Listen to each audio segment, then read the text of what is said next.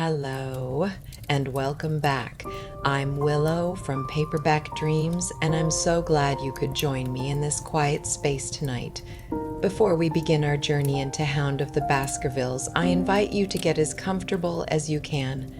Adjust your pillows, pull up your blankets, and just settle in. If you find peace in these readings, I would love to have you join our little community. You can subscribe whenever you feel ready. Tonight we are going to explore the words of Sir Arthur, Chapter 1. Mr. Sherlock Holmes, who was usually very late in the mornings, save upon those not infrequent occasions when he was up all night, was seated at the breakfast table. I stood upon the hearth rug and picked up the stick which our visitor had left behind him the night before. It was a fine, thick piece of wood, bulbous-headed, of the sort which is known as a Penang lawyer. Just under the head was a broad silver band nearly an inch across. To James Mortimer, M.R.C.S., from his friends of the C.C.H., was engraved upon it, with the date 1884. It was just such a stick as the old-fashioned family practitioner used to carry, dignified, solid, and reassuring. "Well, Watson, what do you make of it?" Holmes was sitting with his back to me, and I had given him no sign of my occupation. "How did you know what I was doing? I believe you have eyes in the back of your head." "I have at least a well-polished, silver-plated coffee pot in front of me," said he. "But tell me, Watson, what do you make of our visitor's stick? Since we have been so unfortunate as to miss him and have no notion of his errand, this accidental souvenir becomes of importance. Let me hear you reconstruct the man by an examination of it." "I think," said I, following as far as I could the methods of my companion, "that Dr. Mortimer is a successful elderly medical man, well esteemed, since those who know him give him this mark of their appreciation." "Good," said Holmes. "Excellent. I think also that the probability is in favor of his being a country practitioner who does a great deal of his visiting on foot." "Why so?" "Because this stick, though originally a very handsome one, has been so knocked about that I can hardly imagine a town practitioner carrying it. The thick iron ferrule is worn down, so it is evident that he has done a great amount of walking with it." "Perfectly sound," said Holmes. "And then again, there is the Friends of the C.C.H. I should guess that to be the something hunt, the local hunt to whose members he has possibly given some surgical assistance, and which has made him a small presentation in return." "Really, Watson, you excel yourself," said Holmes, pushing back his chair and lighting a cigarette. "I am bound to say that in all the accounts which you have been so good as to give of my own small achievements, you have habitually underrated your own abilities. It may be that you are not yourself luminous, but you are a conductor of light. Some people without possessing genius have a remarkable power of stimulating it. I confess, my dear fellow, that I am very much in your debt." He had never said as much before, and I must admit that his words gave me keen pleasure, for I had often been piqued by his indifference to my admiration and to the attempts which I had made to give publicity to his methods. I was proud, too, to think that I had so far mastered his system as to apply it in a well way which earned his approval. He now took the stick from my hands and examined it for a few minutes with his naked eyes. Then, with an expression of interest, he laid down his cigarette, and carrying the cane to the window, he looked over it again with a convex lens. "Interesting, though elementary," said he, as he returned to his favorite corner of the settee. "There are certainly one or two indications upon the stick. It gives us the basis for several deductions." "Has anything escaped me?" I asked with some self-importance. "I trust that there is nothing of consequence which I have overlooked. I am afraid, my dear Watson, that most of your conclusions were erroneous. When I said that you stimulated me, I meant, to be frank, that in noting your fallacies, I was occasionally guided towards the truth. Not that you are entirely wrong in this instance. The man is certainly a country practitioner, and he walks a good deal. Then I was right, to that extent, but that was all. No, my dear Watson, not all, by no means all. I would suggest, for example, that a presentation to a doctor is more likely to come from a hospital than from a hunt, and that when the initials CC are placed before that hospital, the words Charing Cross very naturally suggest themselves. You may be right. The probability lies in that direction. And if we take this as a working hypothesis, we have a fresh basis from which to start our construction of this unknown visitor. Well then, supposing that CCH does stand for Charing Cross Hospital, what further inferences may we draw? Do none suggest themselves? You know my methods. Apply them. I can only think of the obvious conclusion that the man has practiced in town before going to the country. I think that we might venture a little farther than this. Look at it in this light. On what occasion would it be most probable that such a presentation would be made? When would his friends unite to give him a pledge of their goodwill?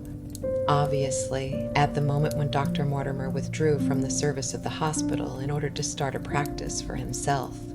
We know there has been a presentation. We believe there has been a change from a town hospital to a country practice. Is it then stretching our inference too far to say that the presentation was on the occasion of the change? It certainly seems probable. Now, you will observe that he could not have been on the staff of the hospital, since only a man well established in a London practice could hold such a position, and such a one would not drift into the country. What was he then? If he was in the hospital and yet not on the staff, he could only have been a house surgeon or a house physician, little more than a senior student. And he left 5 years ago. The date is on the stick. So your grave, middle-aged family practitioner vanishes into thin air, my dear Watson, and there emerges a young fellow under 30, amiable, unambitious, absent-minded, and the possessor of a favorite dog, which I should describe roughly as being larger than a terrier and smaller than a mastiff. I laughed incredulously as Sherlock Holmes leaned back in his settee and blew little wavering rings of smoke up to the ceiling. As to the latter part, I have no means of checking you, said I, but at least it is not difficult to find out a few particulars about the man's age and professional career. From my small medical shelf, I took down the medical directory and turned up the name. There were several Mortimers, but only one who could be our visitor. I read his record aloud.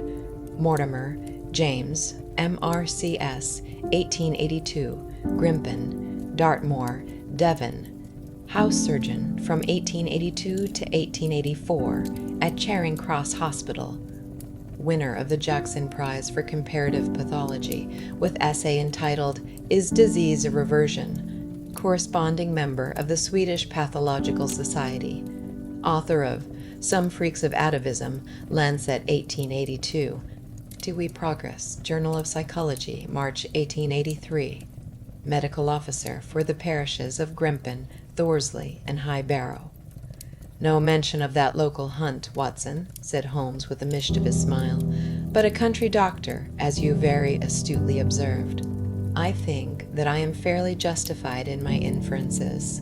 As to the adjectives, I said, if I remember right, amiable, unambitious, and absent-minded. It is my experience that it is only an amiable man in this world who receives testimonials, only an unambitious one who abandons a London career for the country, and only an absent-minded one who leaves his stick and not his visiting card after waiting an hour in your room. And the dog has been in the habit of carrying this stick behind his master. Being a heavy stick, the dog has held it tightly by the middle, and the marks of his teeth are very plainly visible. The dog's jaw, as shown in the space between these marks, is too broad, in my opinion, for a terrier, and not broad enough for a mastiff. It may have been, yes, by Jove, it is a curly-haired spaniel. He had risen and paced the room as he spoke. Now he halted in the recess of the window. There was such a ring of conviction in his voice that I glanced up in surprise. My dear fellow, how can you possibly be as sure of that? For the very simple reason that I see the dog himself on our very doorstep, and there is the ring of its owner. Don't move, I beg you, Watson. He is a professional brother of yours, and your presence may be of assistance to me. Now is the dramatic moment of fate, Watson, when you hear a step upon the stair which is walking into your life, and you know not whether for good or ill. What does Dr. James Mortimer, the man of science, ask of Sherlock Holmes, the specialist in crime? Come in. The appearance of our visitor was a surprise to me, since I had expected a typical country practitioner. He was a very tall, thin man with a long nose like a beak, which jutted out between two keen gray eyes set closely together and sparkling brightly from behind a pair of gold-rimmed glasses. He was clad in a professional but rather slovenly fashion, for his frock coat was dingy and his trousers frayed. Though young, his long back was already bowed, and he walked with a forward thrust of his head and a general air of peering benevolence. As he entered, his eyes fell upon the stick in Holmes's hand, and he ran towards it with an exclamation of joy. "I am so very glad," said he. "I was not sure whether I had left it here or in the shipping office. I would not lose that stick for the world." "A presentation, I see," said Holmes. "Yes, sir. From Charing Cross Hospital. From one or two friends there on the occasion of my marriage." "Dear, dear, that's bad, huh?" said Holmes, shaking his head. Dr. Mortimer blinked through his glasses in mild astonishment. "Why was it bad?" "Only that you have disarranged our little deductions. Your marriage, you say?" "Yes, sir. I married and so left the hospital, and with it all hopes of a consulting practice. It was necessary to make a home of my own." Come, we are not so far wrong after all," said Holmes.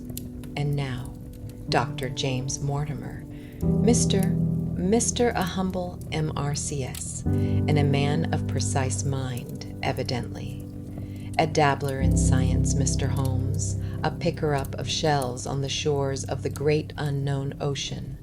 I presume that it is Mr. Sherlock Holmes whom I am addressing, and not— No, this is my friend Dr. Watson. Glad to meet you, sir. I have heard your name mentioned in connection with that of your friend. You interest me very much, Mr. Holmes. I had hardly expected so deliciosophilic a skull or such well-marked supraorbital development. Would you have any objection to my running my finger along your parietal fissure? A cast of your skull, sir, until the original is available, would be an ornament to any anthropological museum. It is not my intention to be fulsome, but I confess that I covet your skull." Sherlock Holmes waved our strange visitor into a chair. "You are an enthusiast in your line of thought, I perceive, sir, as I am in mine," said he. "I observe from your forefinger that you make your own cigarettes, have no hesitation in lighting one." The man drew out paper and tobacco and twirled the one up in the other with surprising dexterity. He had long, quivering fingers, as agile and restless as the antennae of an insect. Holmes was silent, but his little darting glances showed me the interest which he took in our curious companion. "I presume, sir," said he at last, "that it was not merely for the purpose of examining my skull that you have done me the honor to call here last night and again today?" "No, sir, no, though I am happy to have had the opportunity of doing that as well. I came to you, Mr. Holmes, because I recognize that I am myself an unpractical man, and because I am suddenly confronted with a most serious and extraordinary problem. Recognizing, as I do, that you are the second highest expert in Europe. Indeed, sir, may I inquire who has the honor to be the first?" asked Holmes with some asperity. To the man of precisely scientific mind, the work of Monsieur Bertillon must always appeal strongly. "Then had you not better consult him?" I said, "sir, to the precisely scientific mind. But as a practical man of affairs, it is acknowledged that you stand alone. I trust, sir, that I have not inadvertently, just a little," said Holmes. "I think, Dr. Mortimer, you would do wisely if without more ado you would kindly tell me plainly what the exact nature of the problem is in which you demand my assistance." Chapter 2. The Curse of the Baskervilles. "I have in my pocket a manuscript," said Dr. James Mortimer. "I observed it as you entered the room," said Holmes. It is an old manuscript, early 18th century, unless it is a forgery. How can you say that, sir? You have presented an inch or two of it to my examination all the time that you have been talking. It would be a poor expert who could not give the date of a document within a decade or so. You may possibly have read my little monograph upon the subject. I put that at 1730. The exact date is 1742. Dr. Mortimer drew it from his breast pocket. This family paper was committed to my care by Sir Charles Baskerville, whose sudden and tragic death some 3 months ago created so much excitement in Devonshire. I may say that I was his personal friend as well as his medical attendant. He was a strong-minded man, sir, shrewd, practical, and as unimaginative as I am myself. Yet he took this document very seriously, and his mind was prepared for just such an end as did eventually overtake him. Holmes stretched out his hand for the manuscript and flattened it upon his knee. You will observe, Watson, the alternative use of the long S and the short. It is one of several indications which enabled me to fix the date. I looked over his shoulder at the yellow paper and the faded script. At the head was written Baskerville Hall, and below in large, scrawling figures, 1742. It appears to be a statement of some sort.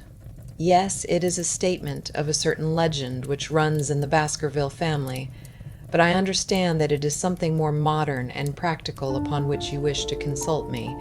Most modern. A most practical, pressing matter, which must be decided within 24 hours.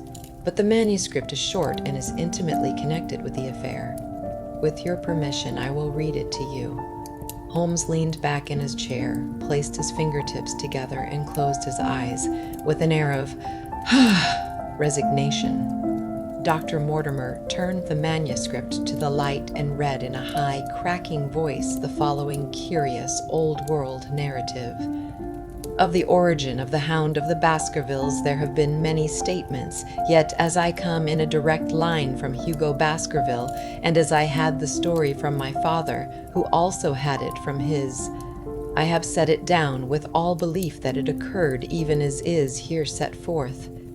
And I would have you believe, my sons, that the same justice which punishes sin may also most graciously forgive it, and that no ban is so heavy, but that by prayer and repentance it may be removed. Learn then from this story not to fear the fruits of the past, but rather to be circumspect in the future, that those foul passions whereby our family has suffered so grievously may not again be loosed to our undoing. Know then that in the time of the great rebellion, the history of which by the learned Lord Clarendon I most earnestly commend to your attention, this manor of Baskerville was held by Hugo of that name, nor can it be gainsaid that he was a most wild, profane, and godless man. This, in truth, his neighbors might have pardoned, seeing that saints have never flourished in those parts. But there was in him a certain wanton and cruel humor which made his name a byword through the West. It chanced that this Hugo came to love, if indeed so dark a passion may be known under so bright a name, the daughter of a yeoman who held lands near the Baskerville estate. But the young maiden, being discreet and of good repute, would ever avoid him, for she feared his evil name. So it came to pass that one Michaelmas, this Hugo, with 5 or 6 of his idle and wicked companions, stole down upon the farm and carried off the maiden, her father and brothers being from home, as he well knew. When they had brought her to the hall, the maiden was placed in an upper chamber, while Hugo and his friends sat down to a long carouse, as was their nightly custom. Now the poor lass upstairs was like to have her wits turned at the singing and shouting and terrible oaths which came up to her from below, for they say that the words used by Hugo Baskerville when he was in wine were such as might blast the man who said them. At last, in the stress of her fear, she did that which might have daunted the bravest or most active man, for by the aid of the growth of ivy which covered, and still covers, the south wall, she came down from under the eaves, and so homenward across the moor, there being 3 leagues betwixt the hall and her father's farm. it chanced that some little time later Hugo left his guests to carry food and drink with other worse things perchance to his captive, and so found the cage empty, and the bird escaped. Then, as it would seem, he became as one that hath a devil, for, rushing down the stairs into the dining hall, he sprang upon the great table, flagons and trenchers flying before him, and he cried aloud before all the company that he would that very night render his body and soul to the powers of evil, if he might but overtake the wench. And while the revellers stood aghast at the fury of the man, one more wicked, or, it may be, more drunken than the rest, cried out that they should put the hounds upon her. Whereat Hugo ran from the house, crying to his grooms that they should saddle his mare and unkennel the pack, and giving the hounds a kerchief of the maid's, he swung them to the line, and so off full cry in the moonlight over the moor. Now, for some space the revellers stood agape, unable to understand all that had been done in such haste. But anon their bemused wits awoke to the nature of the deed which was like to be done upon the moorlands. Everything was now in an uproar, some calling for their pistols, some for their horses, and some for another flask of wine. But at length some sense came back to their crazed minds, and the whole of them, 13 in number, took horse and started in pursuit. The moon shone clear above them, and they rode swiftly abreast, taking that course which the maid must needs have taken if she were to reach her own home. They had gone a mile or two when they passed one of the night shepherds upon the moorlands, and they cried to him to know if he had seen the hunt. And the man, as the story goes, was so crazed with fear that he could scarce speak, but at last he said that he had indeed seen the unhappy maiden with the hounds upon her track. But I have seen more than that, said he, for Hugo Baskerville passed me upon his black mare, and there ran mute behind him such a hound of hell as God forbid should ever be at my heels. So the drunken squires cursed the shepherd and rode onward. But soon their skins turned cold, for there came a galloping across the moor, and the black mare, dabbable with white froth, went past with trailing bridle and empty saddle.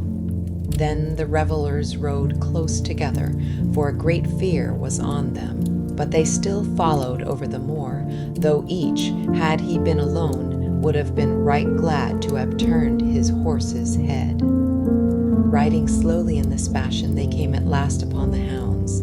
These, though known for their valor and their breed, were whimpering in a cluster at the head of a deep dip, or goyle, as we call it, upon the moor, some slinking away, and some, with starting hackles and staring eyes, gazing down the narrow valley before them. The company had come to a halt, more sober men, as you may guess, than when they started. The most of them would by no means advance, but 3 of them, the boldest, or it may be the most drunken, rode forward down the goyle. Now it opened into a broad space in him which stood 2 of those great stones, still to be seen there, which were set by certain forgotten peoples in the days of old. The moon was shining bright upon the clearing, and there in the center lay the unhappy maid where she had fallen, dead of fear and of fatigue. But it was not the sight of her body, nor yet was it that of the body of Hugo Baskerville lying near her, which raised the hair upon the heads of these 3 daredevil roisterers. But it was that, standing over Hugo and plucking at his throat, there stood a foul thing, a great black beast, shaped like a hound, yet larger than any hound that ever mortal eye has rested upon. And even as they looked, the thing tore the throat out of Hugo Baskerville, on which, as it turned its blazing eyes and dripping jaws upon them, the 3 shrieked with fear and rode for dear life, still screaming, across the moor.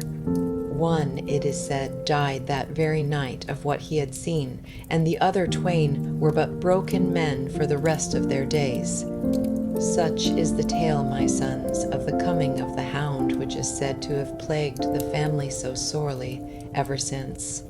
If I have set it down, it is because that which is clearly known hath less terror than that which is but hinted at and guessed. Nor can it be denied that many of the family have been unhappy in their deaths, which have been sudden, bloody, and mysterious. Yet may we shelter ourselves in the infinite goodness of Providence, which would not forever punish the innocent beyond that third or fourth generation which is threatened in Holy Writ. To that Providence, my enough, I hereby commend you, and I counsel you by way of caution to forbear from crossing the moor in those dark hours when the powers of evil are exalted. This from Hugo Baskerville to his sons Roger and John, with instructions that they say nothing thereof to their sister Elizabeth. When Dr. Mortimer had finished reading this singular narrative, he pushed his spectacles up on his forehead and stared across at Mr. Sherlock Holmes. The latter yawned and tossed the end of his cigarette into the fire. "Well," said he, "do you not find it interesting?" To a collector of fairy tales. Dr. Mortimer drew a folded newspaper out of his pocket. "Now, Mr. Holmes, we will give you something a little more recent. This is the Devon County Chronicle of May 14th of this year. It is a short account of the facts elicited at the death of Sir Charles Baskerville, which occurred a few days before that date." My friend leaned a little forward and his expression became intent. Our visitor readjusted his glasses and began. "The recent sudden death of Sir Charles Baskerville, whose name has been mentioned as the probable Liberal candidate for Mid-Devon at the next election, has cast a gloom over the county. Though Sir Charles had resided at Baskerville Hall for a comparatively short period, his amiability of character and extreme generosity had won the affection and respect of all who had been brought into contact with him.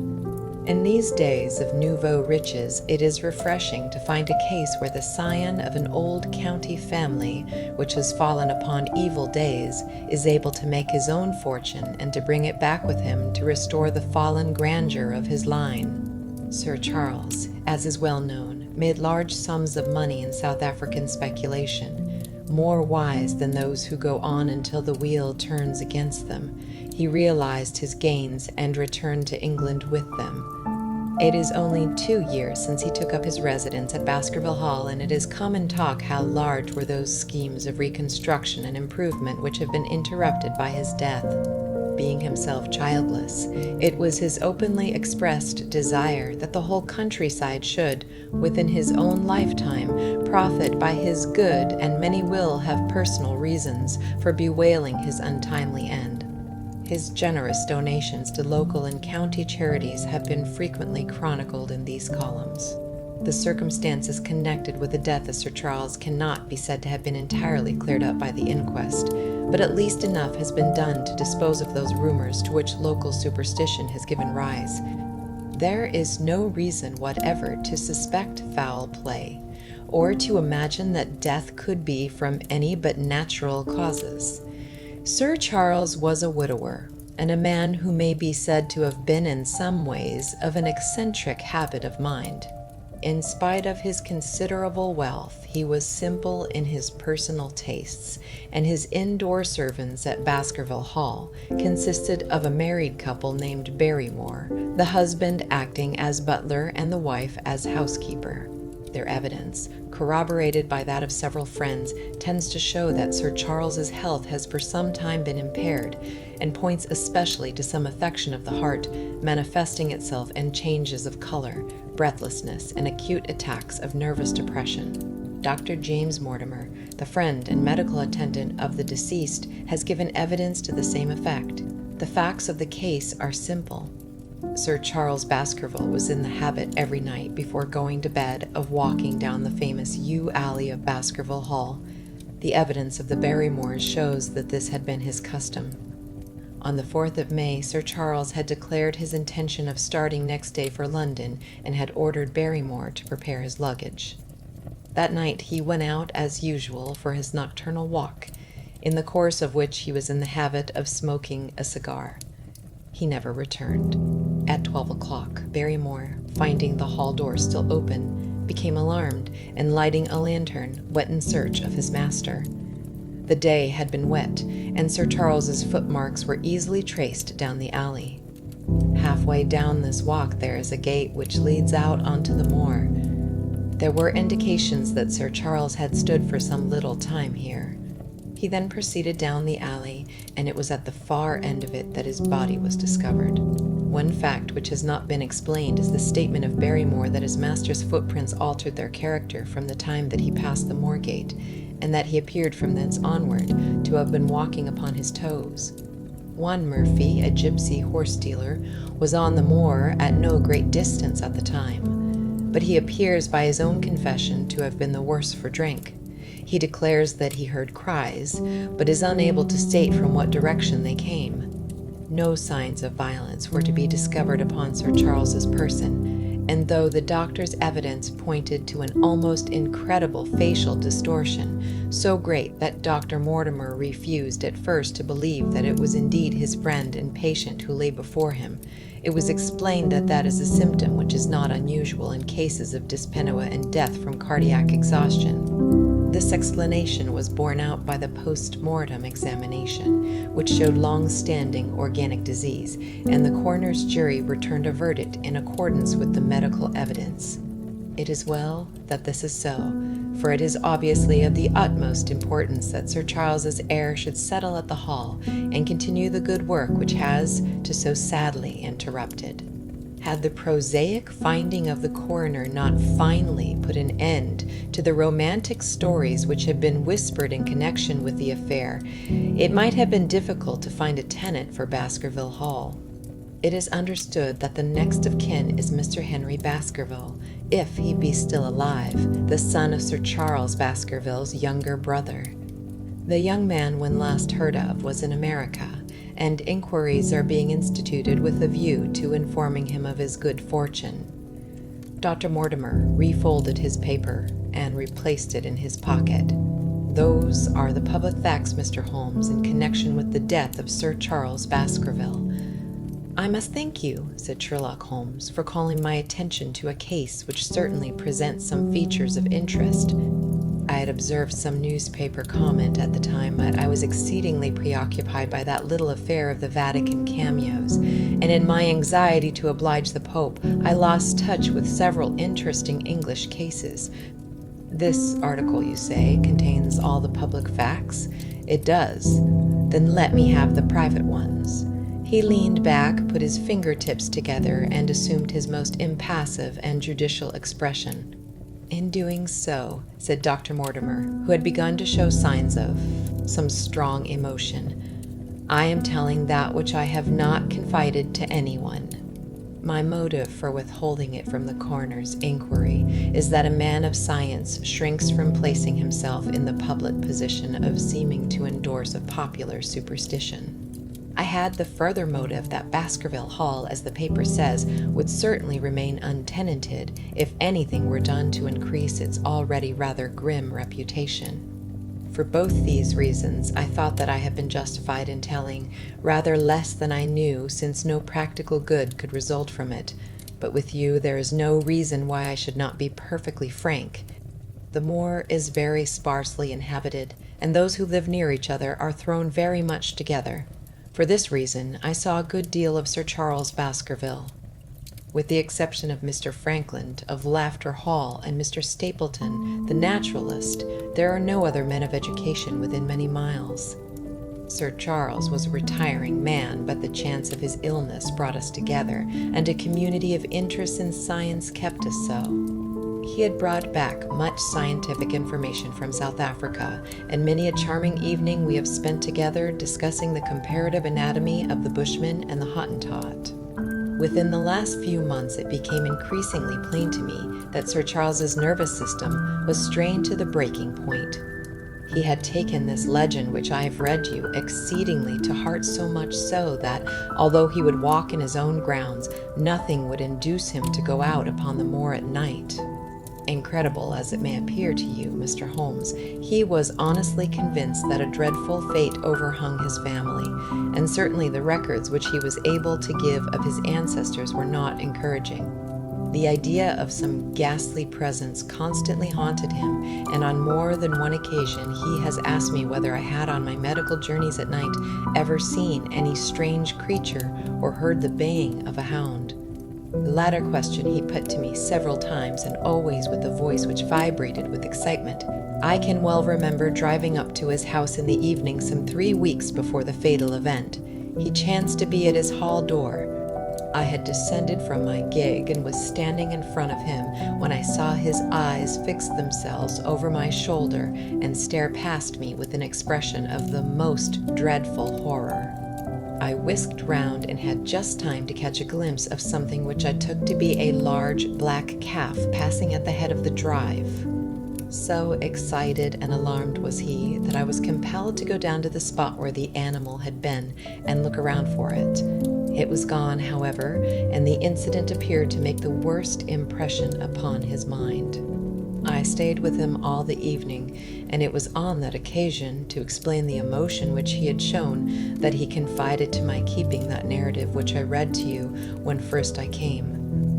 I mention this small episode because it assumes some importance in view of the tragedy which followed, but I was convinced at the time that the matter was entirely trivial and that his excitement had no justification. It was at my advice that Sir Charles was about to go to London. His heart was, I knew, affected, and the constant anxiety in which he lived, however chimerical the cause of it might be, was evidently having a serious effect upon his health. I thought that a few months among the distractions of town would send him back a new man. Mr. Stapleton, a mutual friend who was much concerned at his state of health, was of the same opinion. At the last instant came this terrible catastrophe. On the night of Sir Charles's death, Barrymore the butler, who made the discovery, sent Perkins the groom on horseback to me, and as I was sitting up late, I was enough to reach Baskerville Hall within an hour of the event. I checked and corroborated all the facts which were mentioned at the inquest. I followed the footsteps down the yew alley. I saw the spot at the moor gate where he seemed to have waited. I remarked the change in the shape of the prints after that point. I noted that there were no other footsteps save those of Barrymore on the soft gravel, and finally I carefully examined the body, which had not been touched until my arrival. Sir Charles lay on his face, his arms out, his fingers dug into the ground, and his features convulsed with some strong emotion to such an extent that I could hardly have sworn to his identity. There was certainly no physical injury of any kind, but one false statement was made by Barrymore at the inquest. He said that there were no traces upon the ground round the body. He did not observe any. But I did some little distance off, but fresh and clear. Footprints? Footprints. A man's or a woman's. Dr. Mortimer looked strangely at us for an instant, and his voice sank almost to a whisper as he answered. Mr. Brent. Holmes, they were the footprints of a gigantic hound. Chapter 3. The problem, I confess, at these words, a shudder passed through me. There was a thrill in the doctor's voice which showed that he was himself deeply moved by that which he told us. Holmes leaned forward in his excitement, and his eyes had the hard, dry glitter which shot from them when he was keenly interested. You saw this, as clearly as I see you, and you said nothing? What was the use? How was it that no one else saw it? The marks were some 20 yards from the body, and no one gave them a thought. I don't suppose I should have done so had I not known this legend.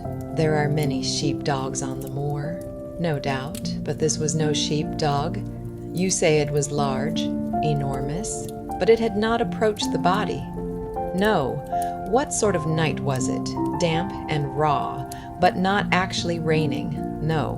What is the alley like? There were 2 lines of old yew hedge, 12 feet high and impenetrable. My diver Audiobook, the spiritual region have Anedi Senate instant mortet for it is the writing more straight, it tweeted the morning hound for mort. Nike, nord. Another point. Was the wicket gate closed? Closed and padlocked. How high was it? About 4 feet high. Then anyone could have got over it. Yes. And what marks did you see by the wicket gate? None in particular. Good heaven. Did no one examine? Yes, I examined myself, and found nothing. It was all very confused. Sir Charles had evidently stood there for 5 or 10 minutes. How do you know that? Because the ash had twice dropped from his cigar. Excellent. This is a colleague, Watson, after our own heart. But the marks? He had left his own marks all over that small patch of gravel. I could discern no others. Sherlock Holmes struck his hand against his knee with an impatient gesture. "If I had only been there," he cried. "It is evidently a case of extraordinary interest, and one which presented immense opportunities to the scientific expert.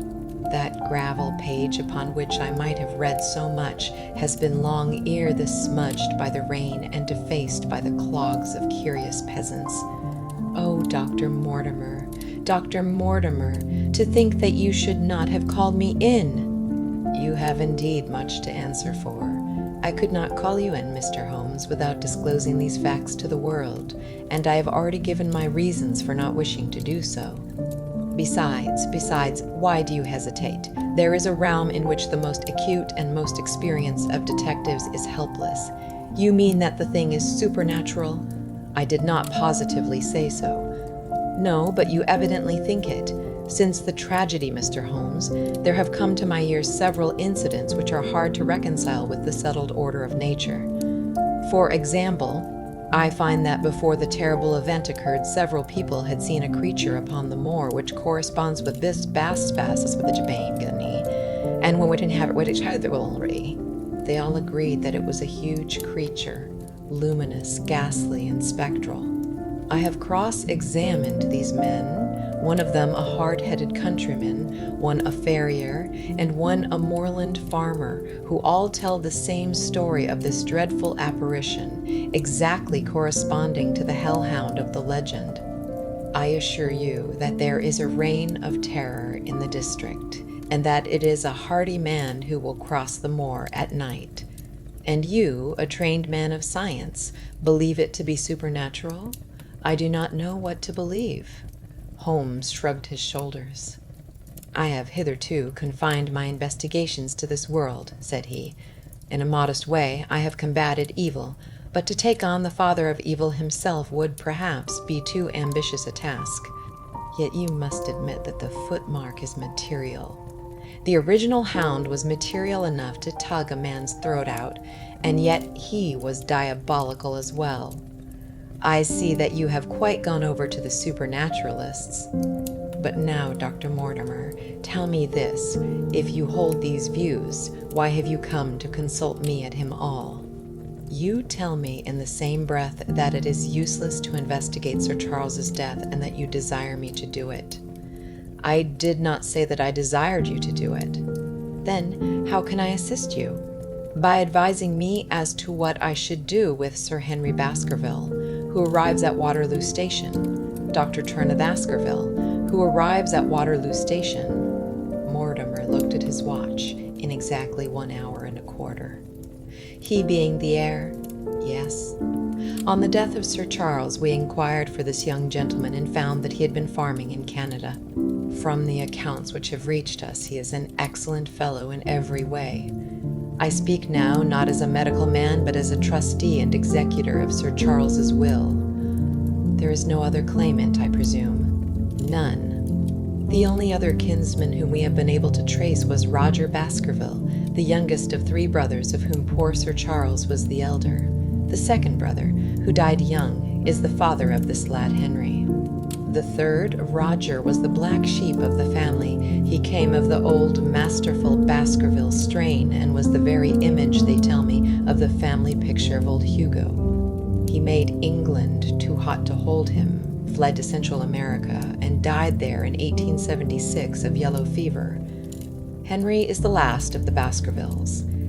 In 1 hour and 5 minutes I meet him at Waterloo Station. I have had a wire that he arrived at Southampton, this 0XA0, this morning. Now, Mr. Holmes, what would you advise me to do with him? Why should he not go to the home of his fathers? It seems natural, does it not? And yet consider that every Baskerville who goes there meets with an evil fate. I feel sure that if Sir Charles could have spoken with me before his death, he would have warned me against bringing this, the last of the old race and the heir to great wealth, to that deadly place. and yet it cannot be denied that the prosperity of the whole poor, bleak countryside depends upon his presence.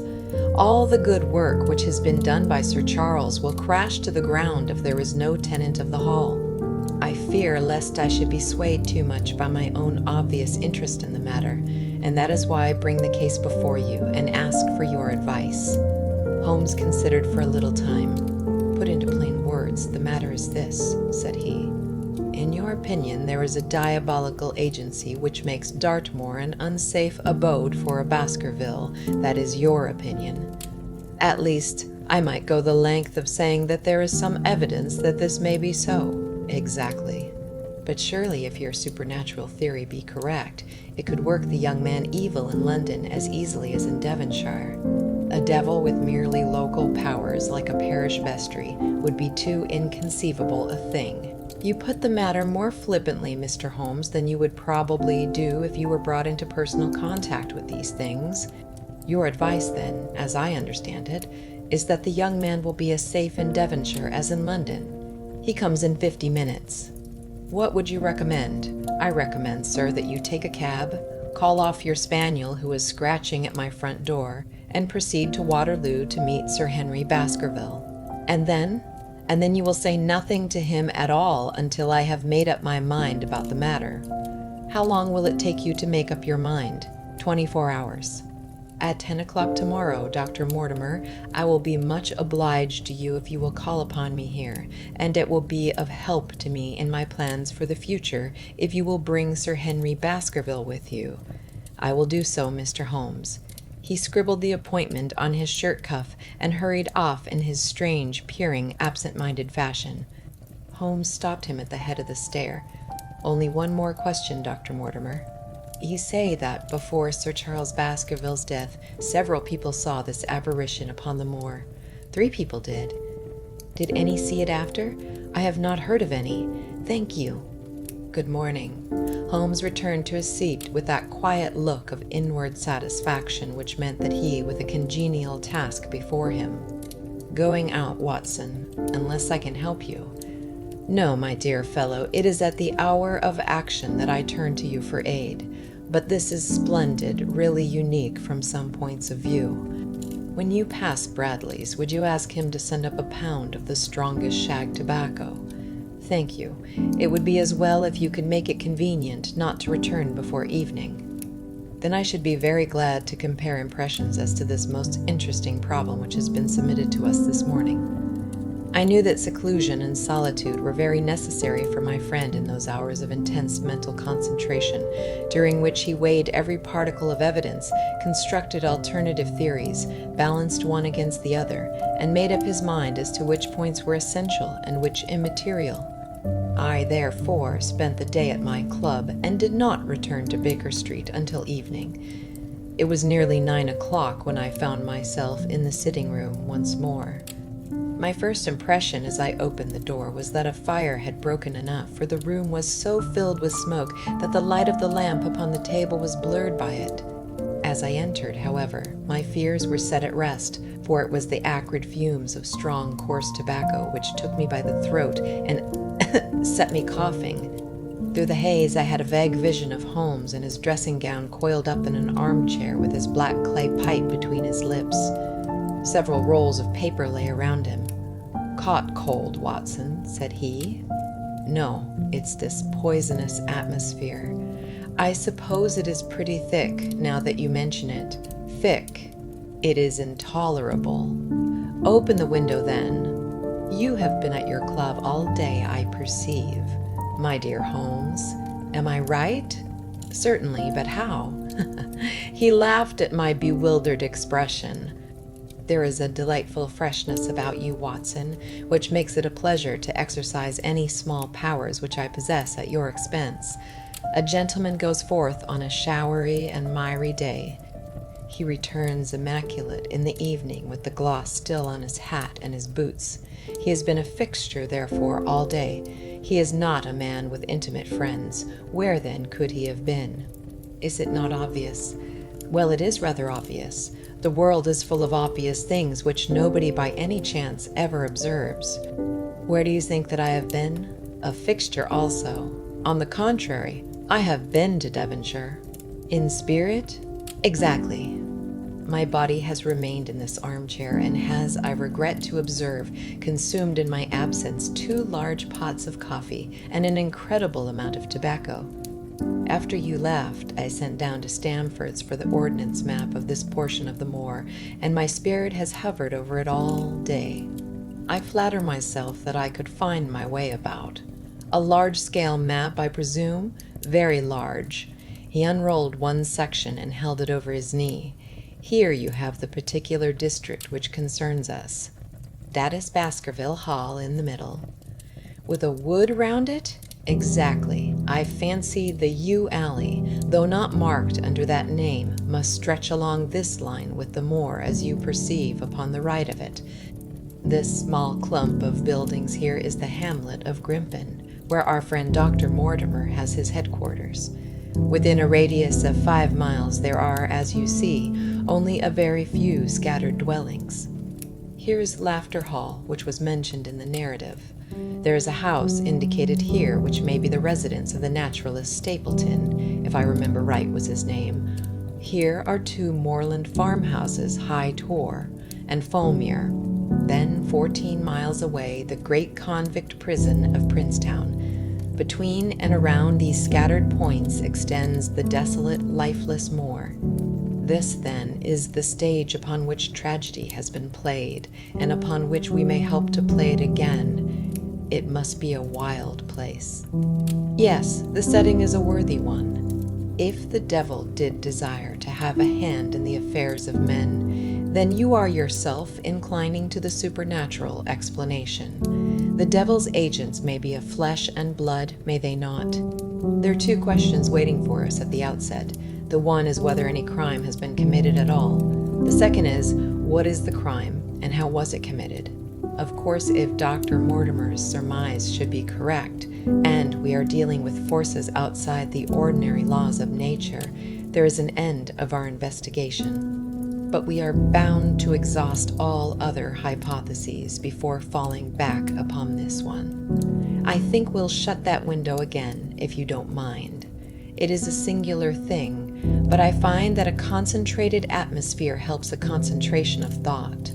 I have not pushed it to the length of getting into a box to think, but that is the logical outcome of my convictions.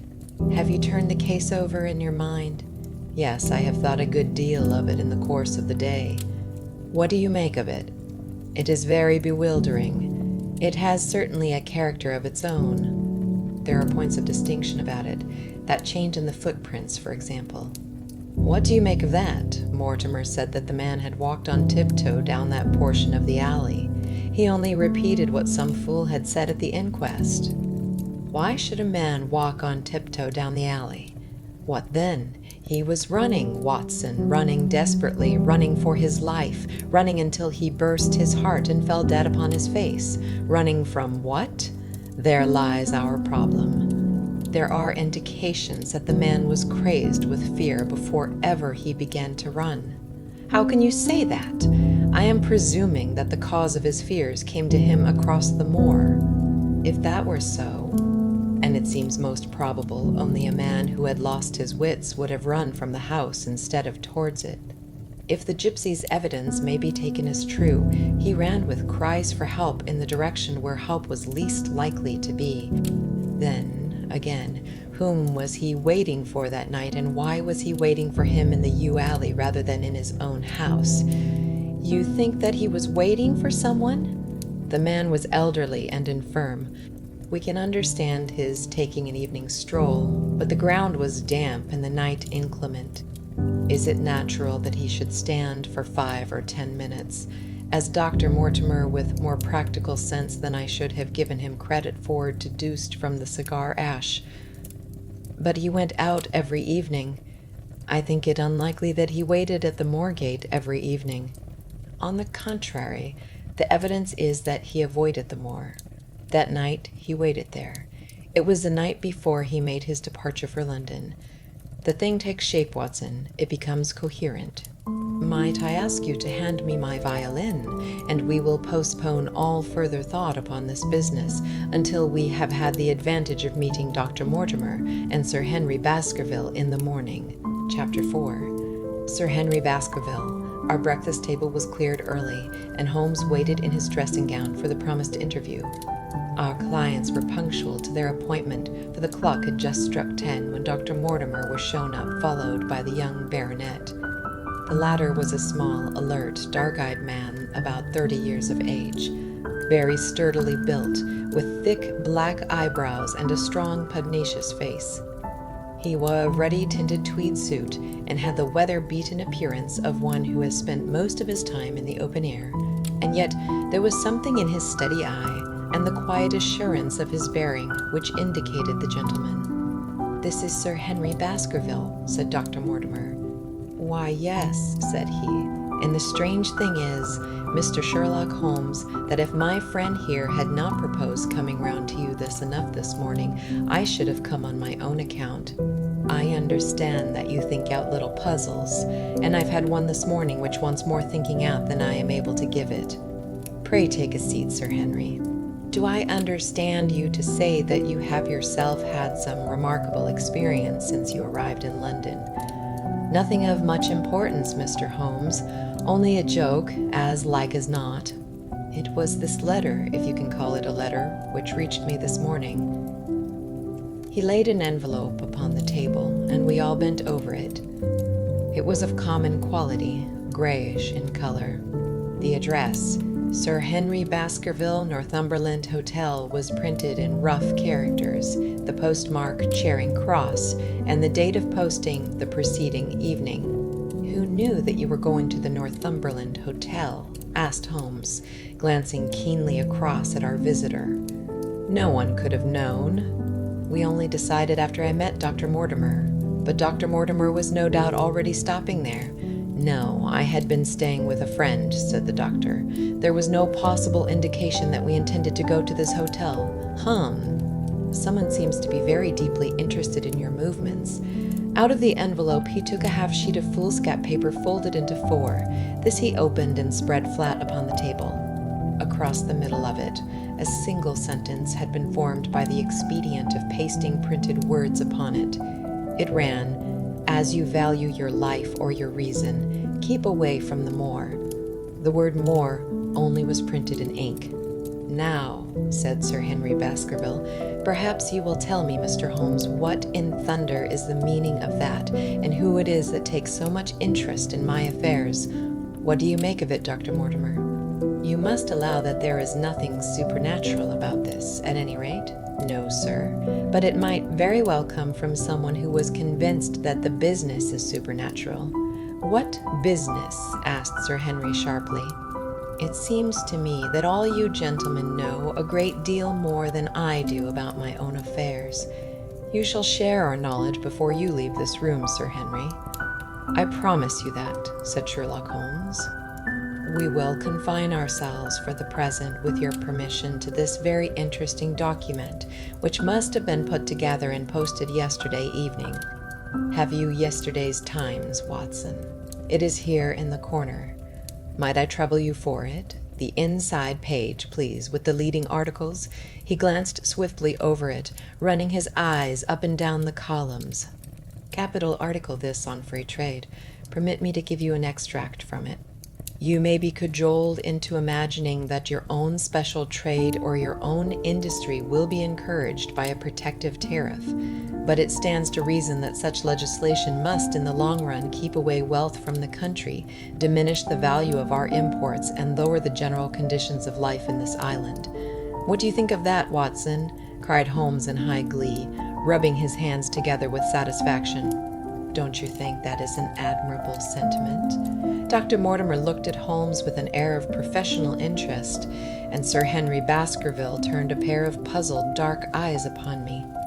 "I don't know much about the tariff and things of that kind," said he, "but it seems to me we've got a bit off the trail so far as that note is concerned."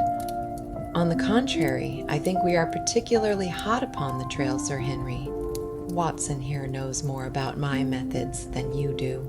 but I fear that even he has not quite grasped the significance of this sentence. No, I confess that I see no connection. And yet, my dear Watson, there is so very close a connection that the one is extracted out of the other. You, your life, reason, value, keep away from the. Don't you see now whence these words have been taken? By thunder, you're right.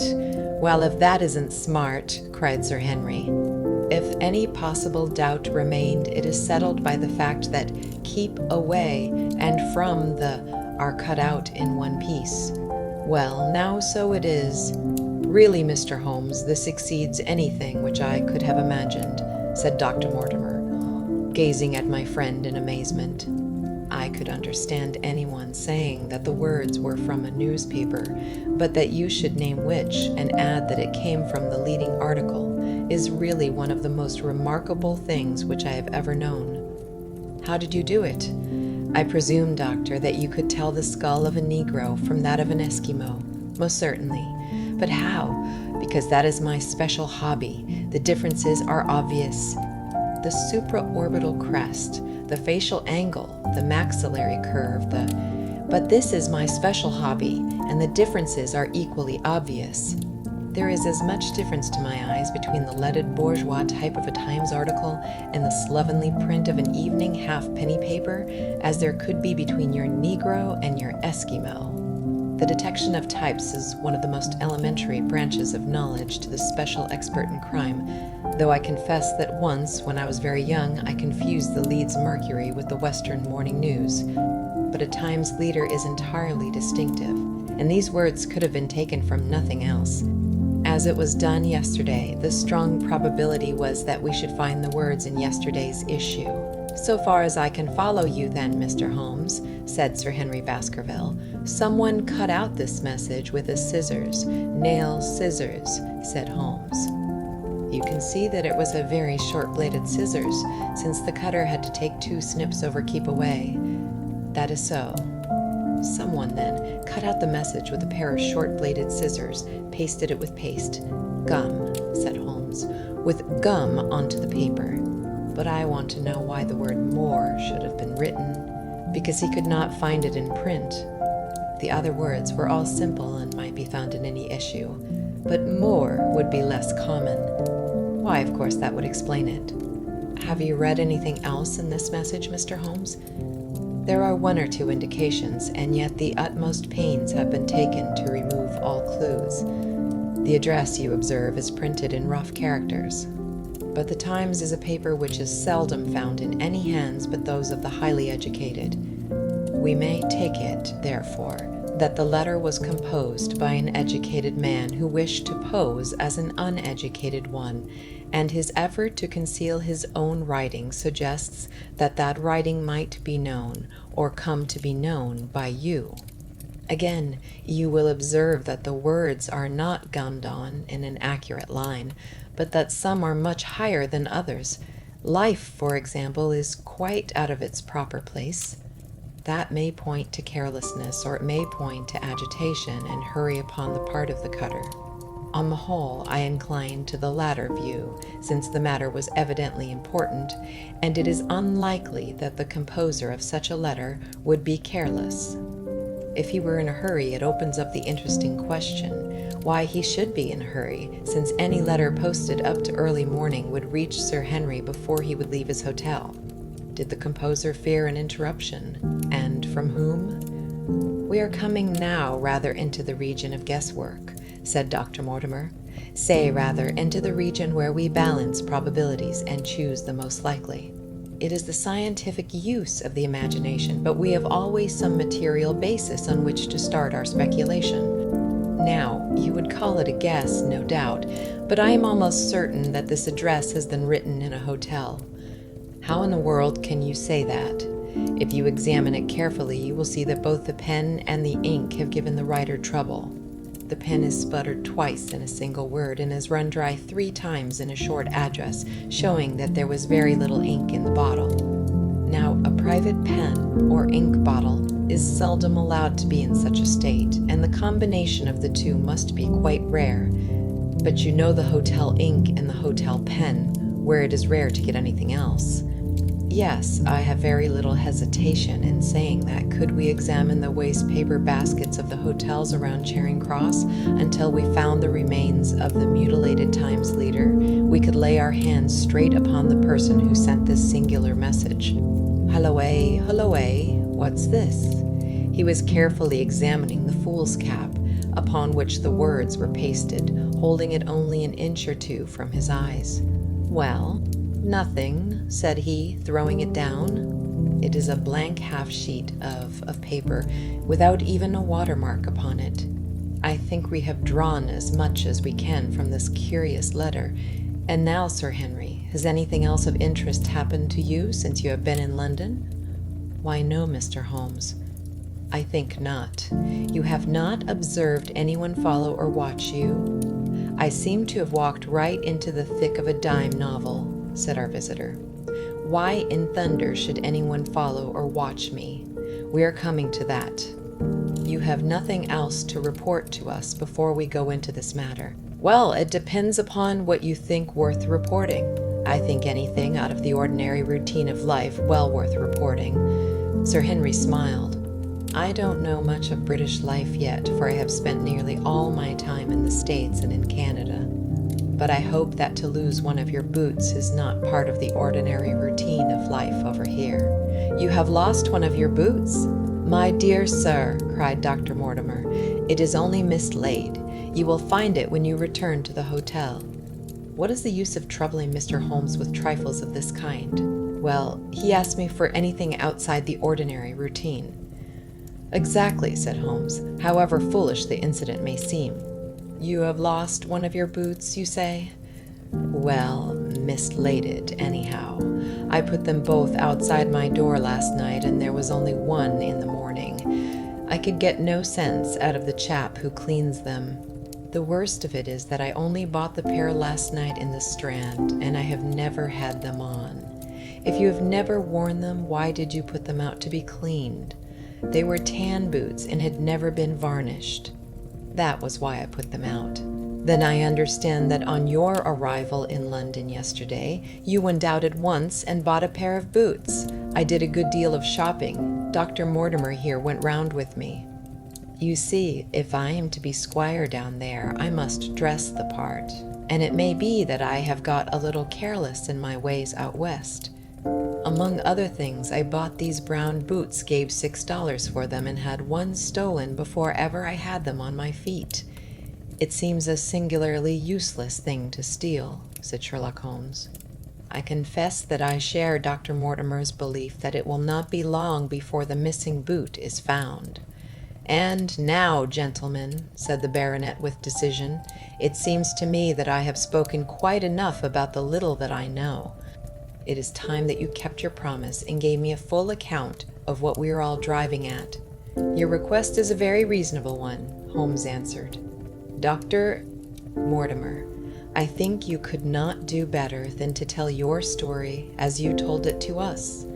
Thus encouraged, our scientific friend drew his papers from his pocket and presented the whole case as he had done upon the morning before.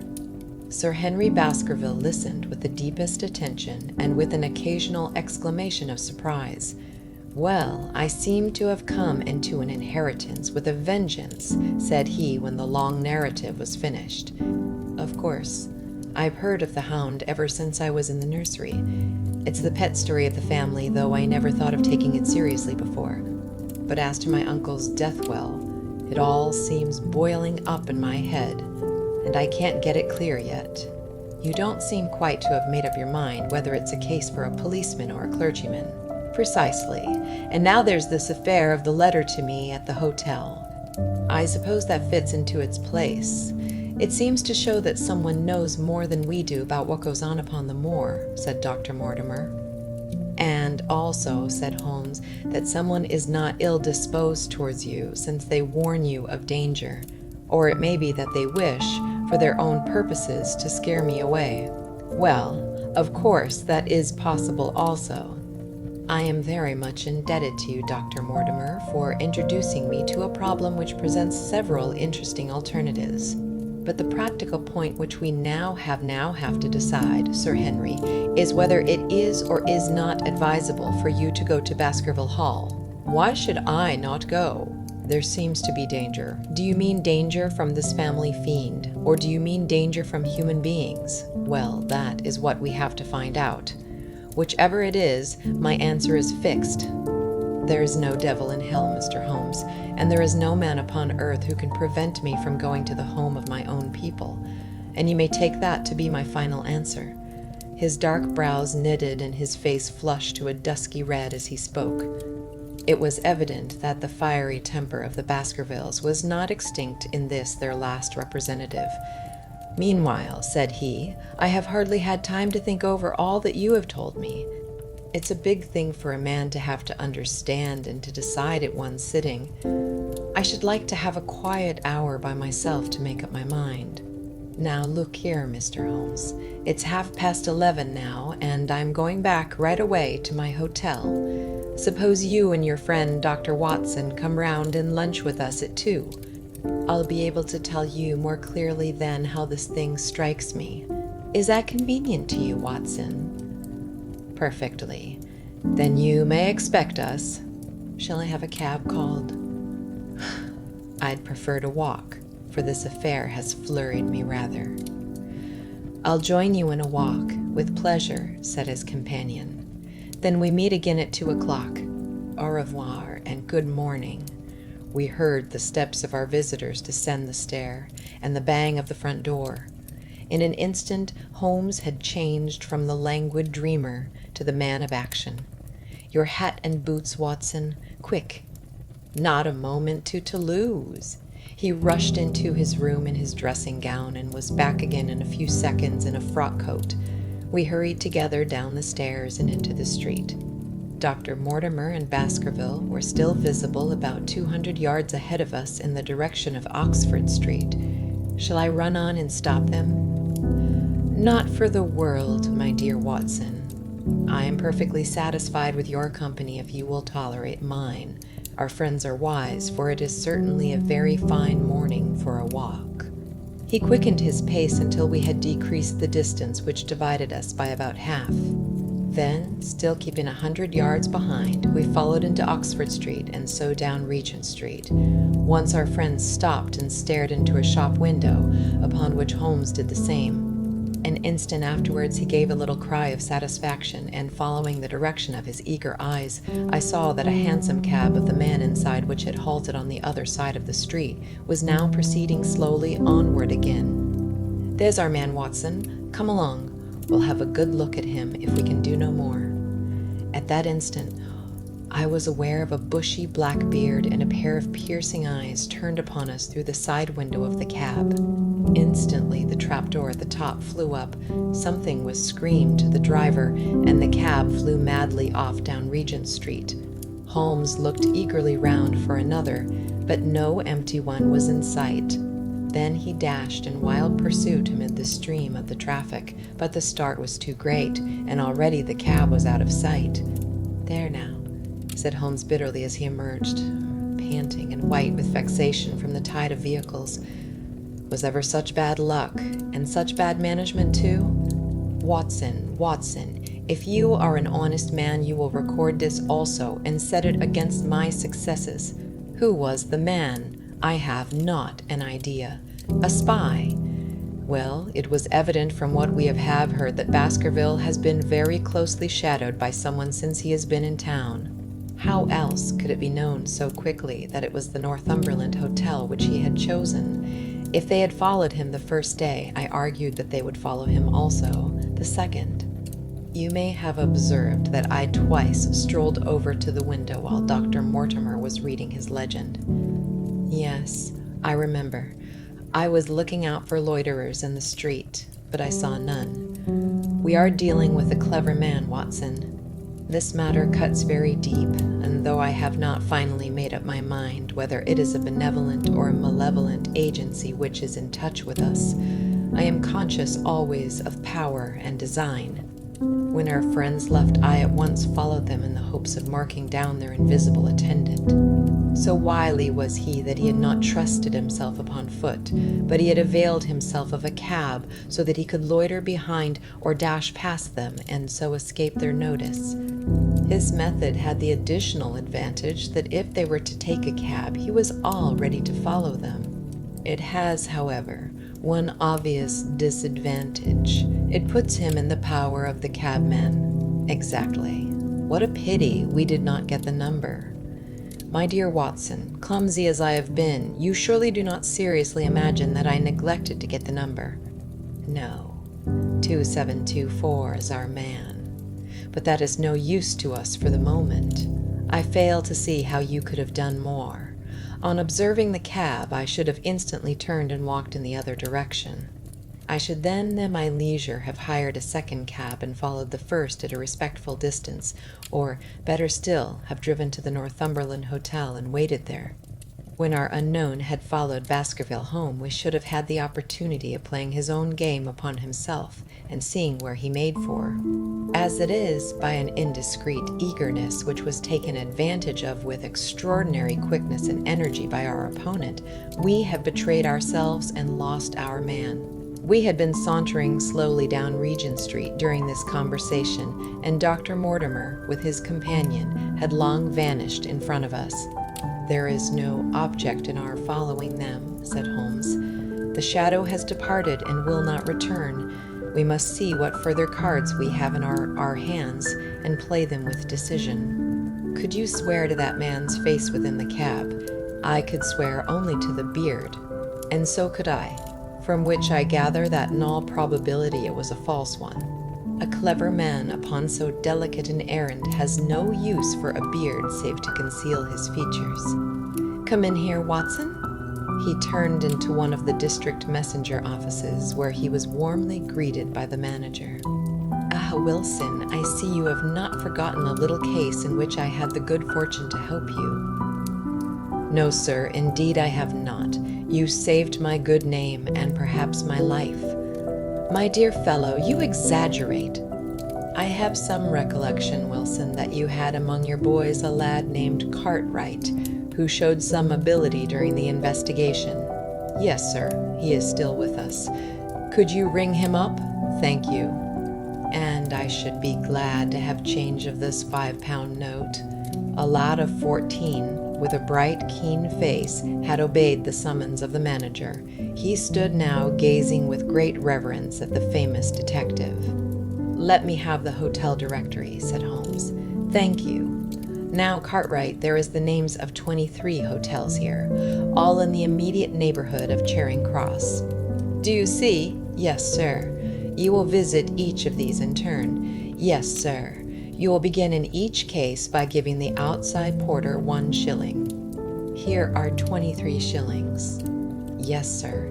"You will tell him that you want to see the waste paper of yesterday. You will say that an important telegram has miscarried and that you are looking for it. You understand?" "Yes, sir.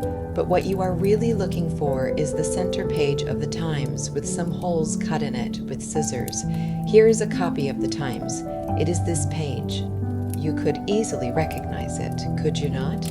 "Yes, sir." "In each case the outside porter will send for the hall porter, to whom also you will give 1 shilling. Here are 23 shillings. You will then learn in possibly 20 cases out of the 23 that the waste of the day before has been burned or removed. In the 3 other cases you will be shown a heap of paper and you will look for this page of the Times among it. The odds are enormously against your finding it.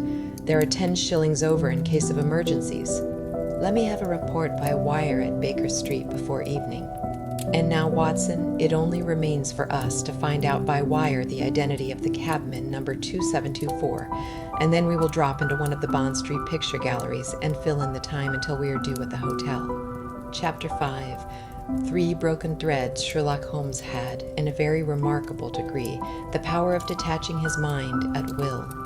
For 2 hours the strange business in which we had been involved appeared to be forgotten, and he was entirely absorbed in the pictures of the modern Belgian masters. He would talk of nothing but art, of which he had the crudest ideas, from our leaving the gallery until we found ourselves at the Northumberland Hotel. "Sir Henry Baskerville is upstairs expecting you," said the clerk. "He asked me to show you up at once when you came." "Have you any objection to my looking at your register?" said Holmes. "Not in the least." The book showed that 2 names had been added after that of Baskerville. One was Theophilus Johnson and family of Newcastle, the other Mrs. Oldmore, maid of High Lodge, Alton. "Surely that must be the same Johnson whom I used to know," said Holmes to the porter. "A lawyer, is he not? Gray-headed and walks with a limp." "No, sir, this is Mr. Johnson, the coal owner, a very active gentleman, not older than yourself." "Surely you are mistaken about his trade." "No, sir. He has used this hotel for many years, and he is very well known to us." "Ah, that settles it. Mrs. Oldmore, too. I seem to remember the name." "Excuse my curiosity, but often in calling upon one friend one finds another. She is an invalid lady, sir. Her husband was once mayor of Gloucester. She always comes to us when she is in town." "Thank you. I am afraid I cannot claim her acquaintance. We have established a most important fact by these questions, Watson," he continued in a low voice as we went upstairs together. "We know now that the people who are so interested in our friend have not settled down in his own hotel. That means that while they are, as we have seen, very anxious to watch him, they are equally anxious that he should not see them. Now this is a most suggestive fact. What does it suggest? It suggests, Halloa, my dear fellow, what on earth is the matter?" As we came round the top of the stairs, we had run up against Sir Henry Baskerville himself. His face was flushed with anger, and he held an old and dusty boot in one of his hands. So furious was he that he was hardly articulate, and when he did speak, it was in a much broader and more western dialect than any which we had heard from him in the morning. "Seems to me they are playing me for a sucker in this hotel," he cried. "They'll find they've started in to monkey with the wrong man unless they are careful. By thunder, if that chap can't find my missing boot, there will be trouble. I can take a joke with the best, Mr. Holmes, but they've got a bit over the mark this time." "Still looking for your boot?" "Yes, sir, and mean to find it, but surely you said that it was a new brown boot?" "So it was, sir, and now it's an old black one." "What? You don't mean to say?" "That's just what I do mean to say. I only had 3 pairs in the world, the new brown, the old black, and the patent leathers, which I am wearing. Last night they took one of my brown ones, and today they have sneaked one of the black." "Well, have you got it? Speak out, man, and don't stand staring." An agitated German waiter had appeared upon the scene. "No, sir. I have made inquiry all over the hotel, but I can hear no word of it." "Well, either that boot comes back before sundown, or I'll see the manager and tell him that I go right straight out of this hotel. It shall be him, sir, I promise you, that if you will have a little patience, it will be found. Mind it is, for it's the last thing of mine that I'll lose in this den of thieves." Well, Mr. Holmes, you'll excuse my troubling you about such a trifle. I think it's well worth troubling about." "Why, you look very serious over it. How do you explain it?" "I just don't attempt to explain it. It seems the very maddest, queerest thing that ever happened to me." "The queerest, perhaps," said Holmes thoughtfully. "What do you make of it yourself?" "Well, I don't profess to understand it yet. This case of yours is very complex, Sir Henry.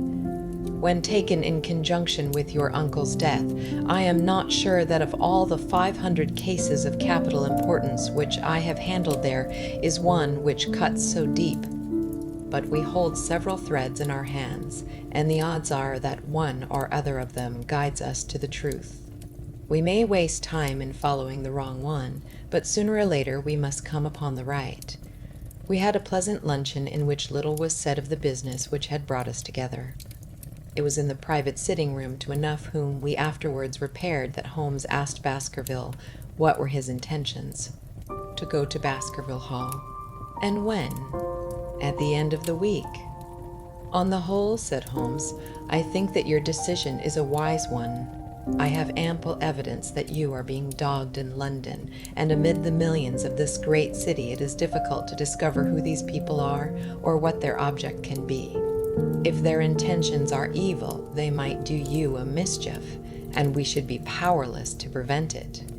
You did not know, Dr. Mortimer, that you were followed this morning from my house?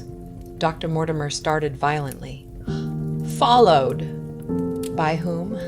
That, unfortunately, is what I cannot tell you. Have you among your neighbors or acquaintances on Dartmoor any man with a black full beard? No, or let me see why, yes. Barrymore, Sir Charles's butler, is a man with a full black beard. Ha! Where is Barrymore? He is in charge of the hall. We had best ascertain if he is really there, or if by any possibility he might be in London. How can you do that? Give me a telegraph form. Is all ready for Sir Henry? That will do. Address to Mr. Barrymore, Baskervilles Hall. What is the nearest telegraph office? Grimpen. Very good. We will send a second wire to the postmaster.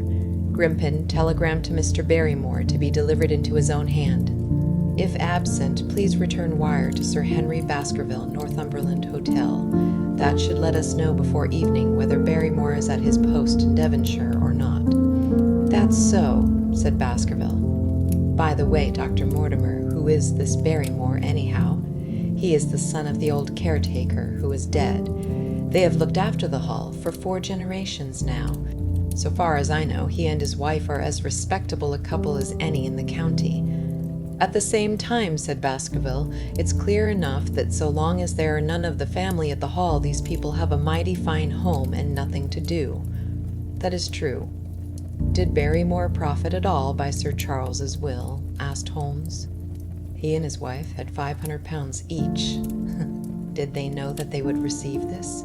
Yes, Sir Charles was very fond of talking about the provisions of his will. That is very interesting. I hope, said Dr. Mortimer, that you do not look with suspicious eyes upon everyone who received a legacy from Sir Charles, for I also had £1,000 left to me. Indeed. And anyone else? There were many insignificant sums to individuals and a large number public charities. The residue all went to Sir Henry. And how much was the residue? £740,000. Holmes raised his eyebrows in surprise. I had no idea that so gigantic a sum was involved, said he. Sir Charles had the reputation of being rich, but we did not know how very rich he was until we came to examine his securities. The total value of the estate was close on to £1 million. Dear me. It is a stake for which a man might well play a desperate game. And one more question, Dr. Mortimer. Supposing that anything happened to our young friend here, you will forgive the unpleasant hypothesis. Who would inherit the estate? Since Roger Baskerville, Sir Charles's younger brother, died unmarried, the estate would descend to the Desmonds, who are distant cousins. James Desmond is an elderly clergyman in Westmoreland. Thank you. These details are all of great interest. Have you met Mr. James Desmond? Yes. He once came down to visit Sir Charles. He is a man of venerable appearance and of saintly life. I remember that he refused to accept any settlement from Sir Charles, though he pressed it upon him. And this man of simple tastes would be the heir to Sir Charles's thousands. He would be the heir to the estate because that is entailed. He would also be the heir to the money unless it were willed otherwise by the present owner, who can, of course, do what he likes with it. And have you made your will, Sir Henry? No, Mr. Holmes, I have not. I've had no time, for it was only yesterday that I learned how matters stood. But in any enough case, I feel that the money should go with the title and estate. That was my poor uncle's idea. How is the owner going to restore the glories of the Baskervilles if he has not money enough to keep up the property? House, land, and dollars must go together. Quite so. Well, Sir Henry, I am of one mind with you as to the advisability of your going down to Devonshire without delay. There is only one provision which I must make. You certainly must not go alone. Dr. Mortimer returns with me, but Dr. Mortimer has his practice to attend to, and his house is miles away from yours. With all the goodwill in the world, he may be unable to help you. No, Sir Henry, you must take with you someone, a trusty man, who will be always by your side. Is it possible that you could come yourself, Mr. Holmes? If matters came to a crisis, I should endeavor to be present in person. But you can understand that with my extensive consulting practice, and with the constant appeals which reach me from many quarters, it is impossible for me to be absent from London for an indefinite time. At the present instant, one of the most revered names in England is being besmirched by a blackmailer, and only I can stop a disastrous scandal. You will see how impossible it is for me to go to Dartmoor. Whom would you recommend, then? Holmes laid his hand upon my arm. If my friend would undertake it, there is no man who is better worth having at your side when you are in a tight place. No one can say so more confidently than I. The proposition took me completely by surprise, but before I had time to answer, Baskerville seized me by the hand and wrung it heartily. "Well, now that is real kind of you, Dr. Watson," said he. "You see how it is with me, and you know just as much about the matter as I do. If you will come down to Baskerville Hall and see me through, I'll never forget it." The promise of adventure had always a fascination for me, and I was complimented by the words of Holmes and by the eagerness with which the baronet hailed me as a companion. "I will come with pleasure," said I. "I do not know how I could employ my time better." "And you will report very carefully to me," said Holmes. "When a crisis comes, as it will do, I will direct how you shall act." "I suppose that by Saturday all might be ready?" "Would that suit Dr. Watson?" "Perfectly."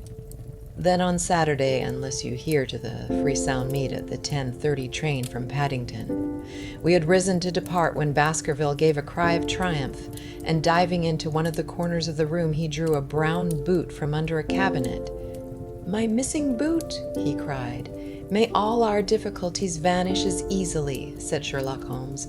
"But it is a very singular thing," Dr. Mortimer remarked. "I searched this room carefully before lunch." "And so did I," said Baskerville. "Every inch of it. There was certainly no boot in it then. In that case, the waiter must have placed it there while we were lunching. The German was sent for, but professed to know nothing of the matter, nor could any inquiry clear it up." Another item had been added to that constant and apparently purposeless series of small mysteries which had succeeded each other so rapidly. Setting aside the whole grim story of Sir Charles's death, we had a line of inexplicable incidents all within the limits of 2 days, which included the receipt of the printed letter, the black-bearded spy in the hansom, the loss of the new brown boot, the loss of the old black boot, and now the return of the new brown boot. Holmes sat in silence in the cab as we drove back to Baker Street, and I knew from his drawn brows and keen face that his mind, like my own, was busy in endeavoring to frame some scheme into which all these strange and apparently disconnected episodes could be quite fitted. All afternoon and late into the evening he sat lost in tobacco and thought. Just before dinner, 2 telegrams were handed in. The first ran, "Have just heard that Barrymore is at the Hall. Baskerville." The second, "Visited 23 hotels as directed, but sorry to report unable to trace cut sheet of times. Cartwort. There go 2 of my threads, Watson. There is nothing more stimulating than a case where everything goes against you. We must cast around for another scent. We have still the cabman who drove the spy." "Exactly. I have wired to get his name and address from the official registry." I should not be surprised if this were an answer to my question. The ring at the bell proved to be something even more satisfactory than an answer, however, for the door opened and a rough-looking fellow entered who was evidently the man himself. "I got a message from the head office that a gent at this address had been inquiring for number 2724, said he. "I've driven my cab this 7 years and never a word of complaint. I came here straight from the yard to ask you to your face what you had against me. "I have nothing in the world against you, my good man," said Holmes. "On the contrary, I have half a sovereign for you, if you will give me a clear answer to my questions." "Well, I've had a good day, and no mistake," said the cabman with a grin. "What was it you wanted to ask, sir? First of all, your name and address, in case I want you again." "John Clayton, 3 Turby Street, the Borough. My cab is out of Shipley's Yard near Waterloo Station." Sherlock Holmes made a note of it. "Now, Clayton, tell me all about the fare who came and watched this house at 10 o'clock this morning, and afterwards followed the 2 gentlemen down Regent Street." The man looked surprised and a little embarrassed. "Why, there's no good my telling you things, for you seem to know as much as I do already," said he. "The truth is that the gentleman told me that he was a detective, and that I was to say nothing about him to anyone. My good fellow, this is a very serious business, and you may find yourself in a pretty bad position if you try to hide anything from me. You say that your fare told you that he was a detective?" "Yes, he did." "When did he say this?" "When he left me." "Did he say anything more?" "He mentioned his name." Holmes cast a swift glance of triumph at me. "Oh, he mentioned his name, did he? That was imprudent. What was the name that he mentioned?" "His name," said the cabman, "was Mr. Sherlock Holmes." Never have I seen my friend more completely taken aback than by the cabman's reply. For an instant he sat in silent amazement. Then he burst into a hearty laugh. "A touch, Watson, an undeniable touch," said he. "I feel a foil as quick and supple as my own. He got home upon me very prettily that time." "So his name was Sherlock Holmes, was it?" "Yes, sir, that was the gentleman's name." "Excellent. Tell me where you picked him up and all that occurred." "He hailed me at 9:30 in Trafalgar Square. He said that he as a detective, and he offered me 2 guineas if I would do exactly what he wanted all day and ask no questions. I was glad enough to agree. First we drove down to the Northumberland Hotel and waited there until 2 gentlemen came out and took a cab from the rank. We followed their cab until it pulled up somewhere near here." "This very door," said Holmes. "Oh, well, I couldn't be sure of that, but I dare say my fare knew all about it.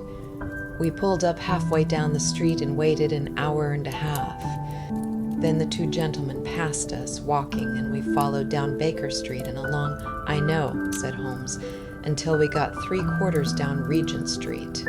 Then my gentleman threw up the trap, and he cried that I should drive right away to Waterloo Station as hard as I could go.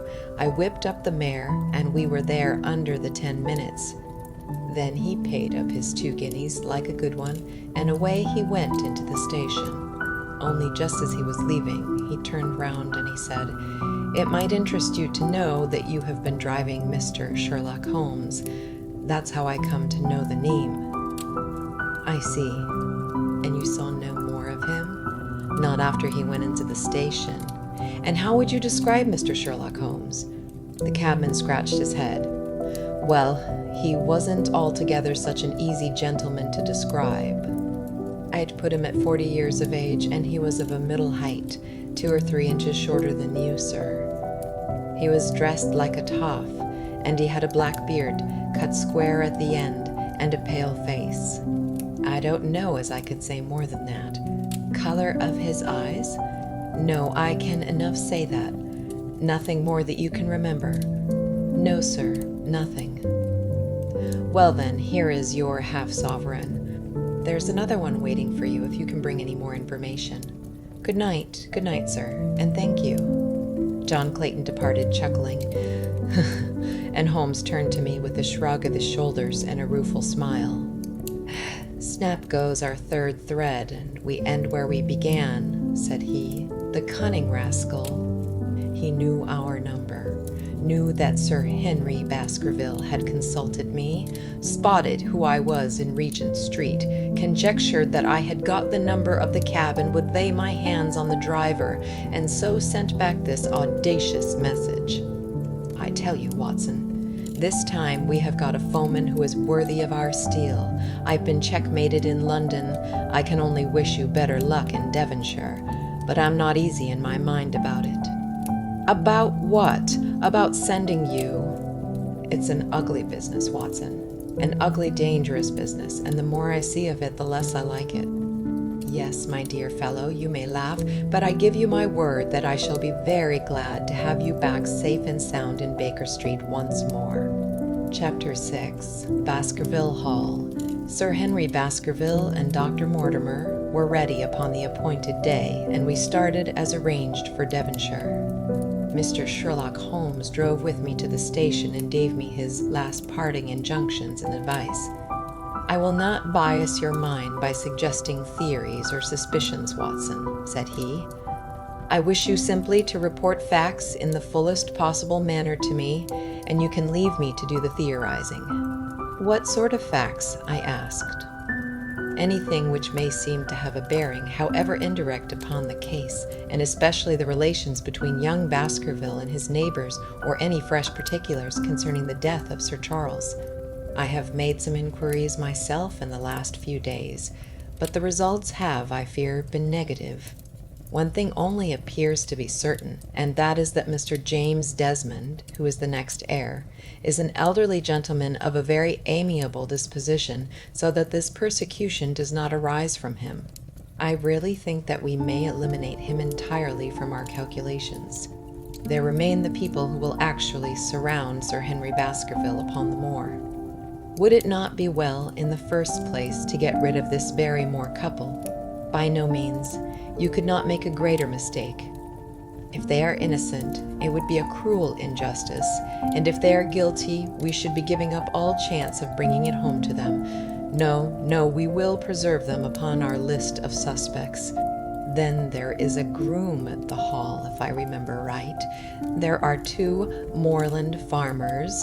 There is our friend Dr. Mortimer, whom I believe to be entirely honest, and there is his wife, of whom we know nothing.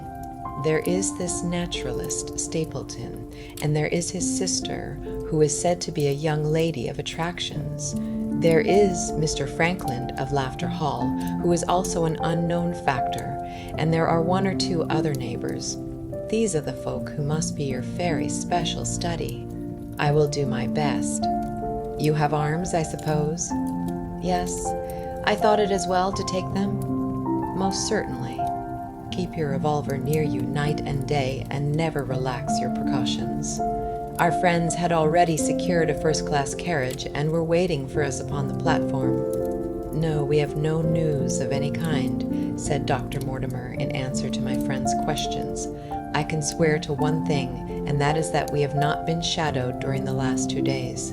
We have never gone out without keeping a sharp watch, and no one could have escaped our notice.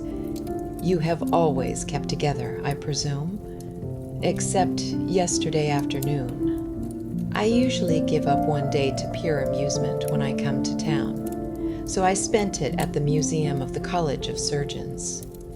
And I went to look at the folk in the park, said Baskerville. But we had no trouble of any of kind. It was imprudent all the same, said Holmes, shaking his head and looking very grave. I beg, Sir Henry, that you will not go about alone. Some great misfortune will befall you if you do. Did you get your other boot? No, sir, it is gone forever. Indeed, that is very interesting.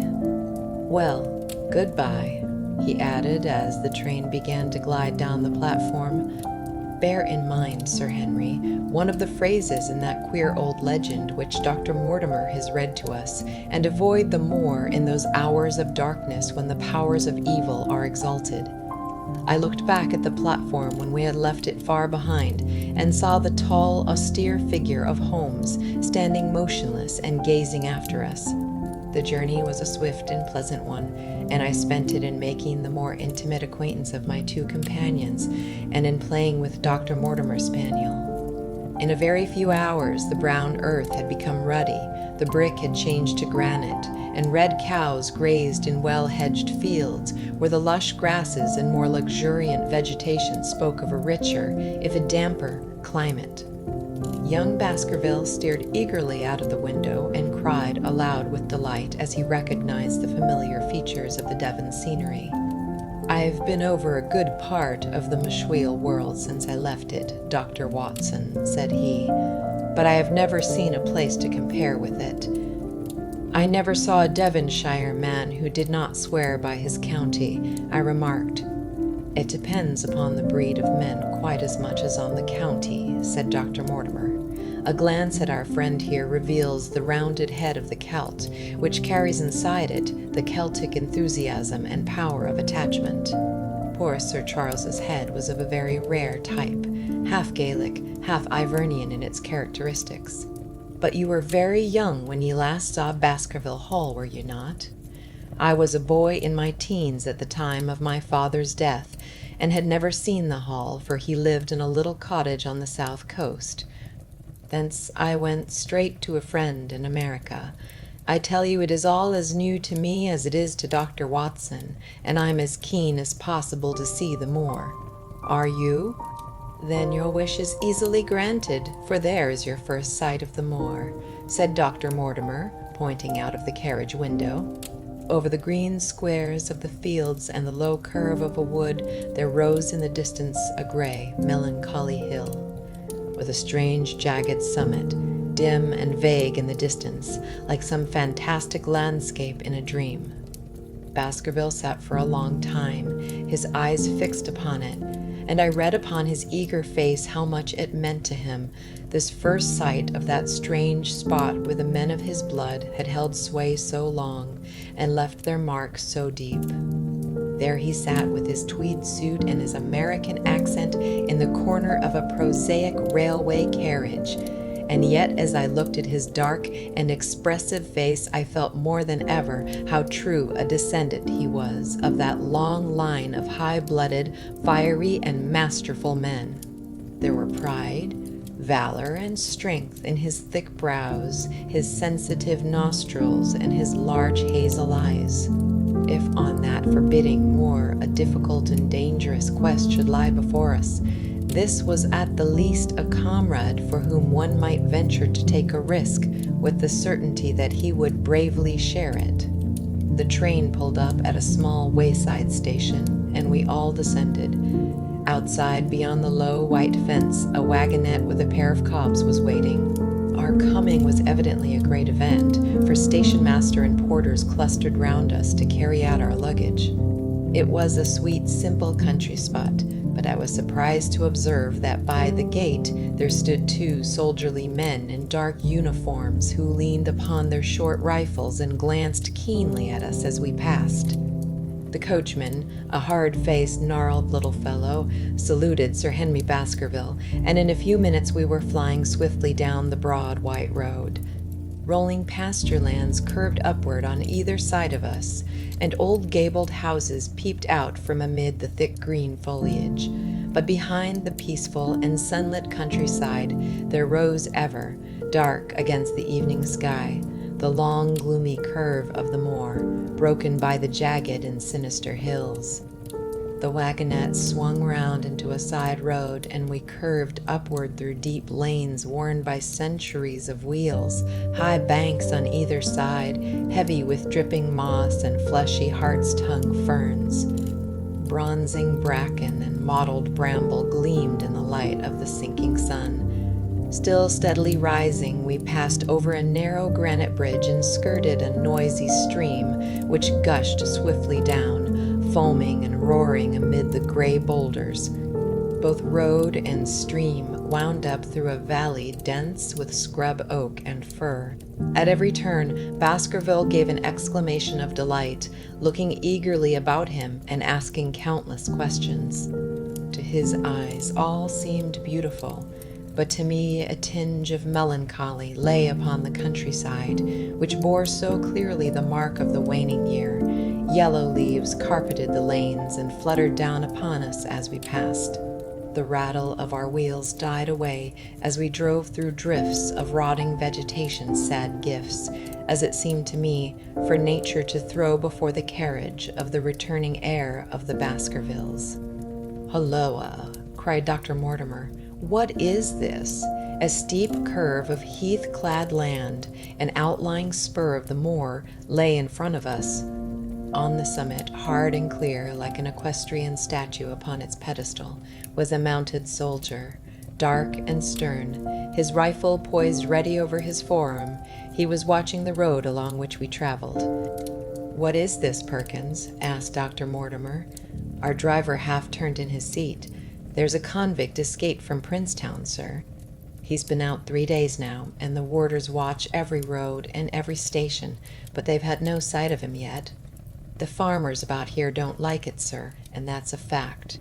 "Well, I understand that they get £5 if they can give information." "Yes, sir, but the chance of £5 is but a poor thing compared to the chance of having your throat cut. You see, it isn't like any ordinary convict. This is a man that would stick at nothing." "Who is he, then?" "It is Selden, the Notting Hill murderer." I remembered the case well, for it was one in which Holmes had taken an interest on account of the peculiar ferocity of the crime and the wanton brutality which had marked all the actions of the assassin. The commutation of his death sentence had been due to some doubts as to his complete sanity, so atrocious was his conduct. Our wagonette had topped a rise, and in front of us rose the huge expanse of the moor, mottled with gnarled and craggy cairns and tors. A cold wind swept down from it and set us shivering. Somewhere there, on that desolate plain, was lurking this fiendish man, hiding in a deburrow like a wild beast, his heart full of malignancy against the whole race which had cast him out. It needed but this to complete the grim suggestiveness of the barren waste, the chilling wind, and the darkling sky. Even Baskerville fell silent and pulled his overcoat more closely around him. We had left the fertile country behind and beneath us. We looked back on it now, the slanting rays of a low sun turning the streams to threads of gold and glowing on the red earth, new-turned by the plow and the broad tangle of the woodlands. The road in front of us grew bleaker and wilder over huge russet and olive slopes, sprinkled with giant boulders. Now and then we passed a moorland cottage, walled and roofed with stone, with no creeper to break its harsh outline. Suddenly, we looked down into a cup-like depression, patched with stunted oaks and firs which had been twisted and bent by the fury of years of storm. Two high, narrow towers rose over the trees. The driver pointed with his whip. "Baskerville Hall," said he. Its master had risen and was staring with flushed cheeks and shining eyes. A few minutes later, we had reached the lodge gates, a maze of fantastic tracery and wrought iron, with weather-bitten pillars on either side, blotched with lichens and surmounted by the boars' heads of the Baskervilles. The lodge was a ruin of black granite and bared ribs of rafters, but facing it was a new building, half-constructed, the first fruit of Sir Charles's South African gold. Through the gateway we passed into the avenue, where the wheels were again hushed amid the leaves, and the old trees shot their branches in a somber tunnel over our heads. Baskerville shuddered as he looked up the long, dark drive to where the house glimmered like a ghost at the farther end. "Was it here?" he asked in a low voice. No, the yew alley is on the other side." The young heir glanced round with a gloomy face. "It's no wonder my uncle felt as if trouble were coming on him in such a place as this," said he. "It's enough to scare any man. I'll have a row of electric lamps up here inside of 6 months, and you won't know it again, with 1,000 candle-power Swan and Edison right here in front of the hall door." The avenue opened into a broad expanse of turf, and the house lay before us. In the fading light, I could see that the center was a heavy block of building from which a porch projected. The whole front was draped in ivy, with a patch clipped bare here and there, where a window or a coat of arms broke through the dark veil. From this central block rose the twin towers, ancient, crenellated, and pierced with many loopholes. To right and left of the turrets were more modern wings of black granite. A dull light shone through heavy mullioned windows, and from the high chimneys which rose from the steep, high-angled roof there sprang a single black column of smoke. "Welcome, Sir Henry. Welcome to Baskerville Hall." A tall man had stepped from the shadow of the porch to open the door of the wagonette. The figure of a woman was silhouetted against the yellow light of the hall. She came out and helped the man to hand down our bags. "You don't mind my driving straight home, Sir Henry," said Dr. Mortimer. "My wife is expecting me. Surely you will stay and have some dinner?" "No, I must go. I shall probably find some work awaiting me. I would stay to show you over the house, but Barrymore will be a better guide than I. Goodbye, and never hesitate night or day to send for me if I can be of service." The wheels died away down the drive while Sir Henry and I turned into the hall, and the door clanged heavily behind us. It was a fine apartment in which we found ourselves, large, lofty, and heavily raftered with huge balks of age-blackened oak. In the great old-fashioned fireplace behind the high iron dogs, a log fire crackled and snapped. Sir Henry and I held out our hands to it, for we were numb from our long drive. Then we gazed round us at the high, thin window of old stained glass, the oak paneling, the stags' heads, the coats of arms upon the walls, all dim and somber in the subdued light of the central lamp. "It's just as I imagined it," said Sir Henry. "Is it not the very picture of an old family home? To think that this should be the same hall in which for 500 years my people have lived. It strikes me solemn to think of it." I saw his dark face lit up with a boyish enthusiasm as he gazed about him.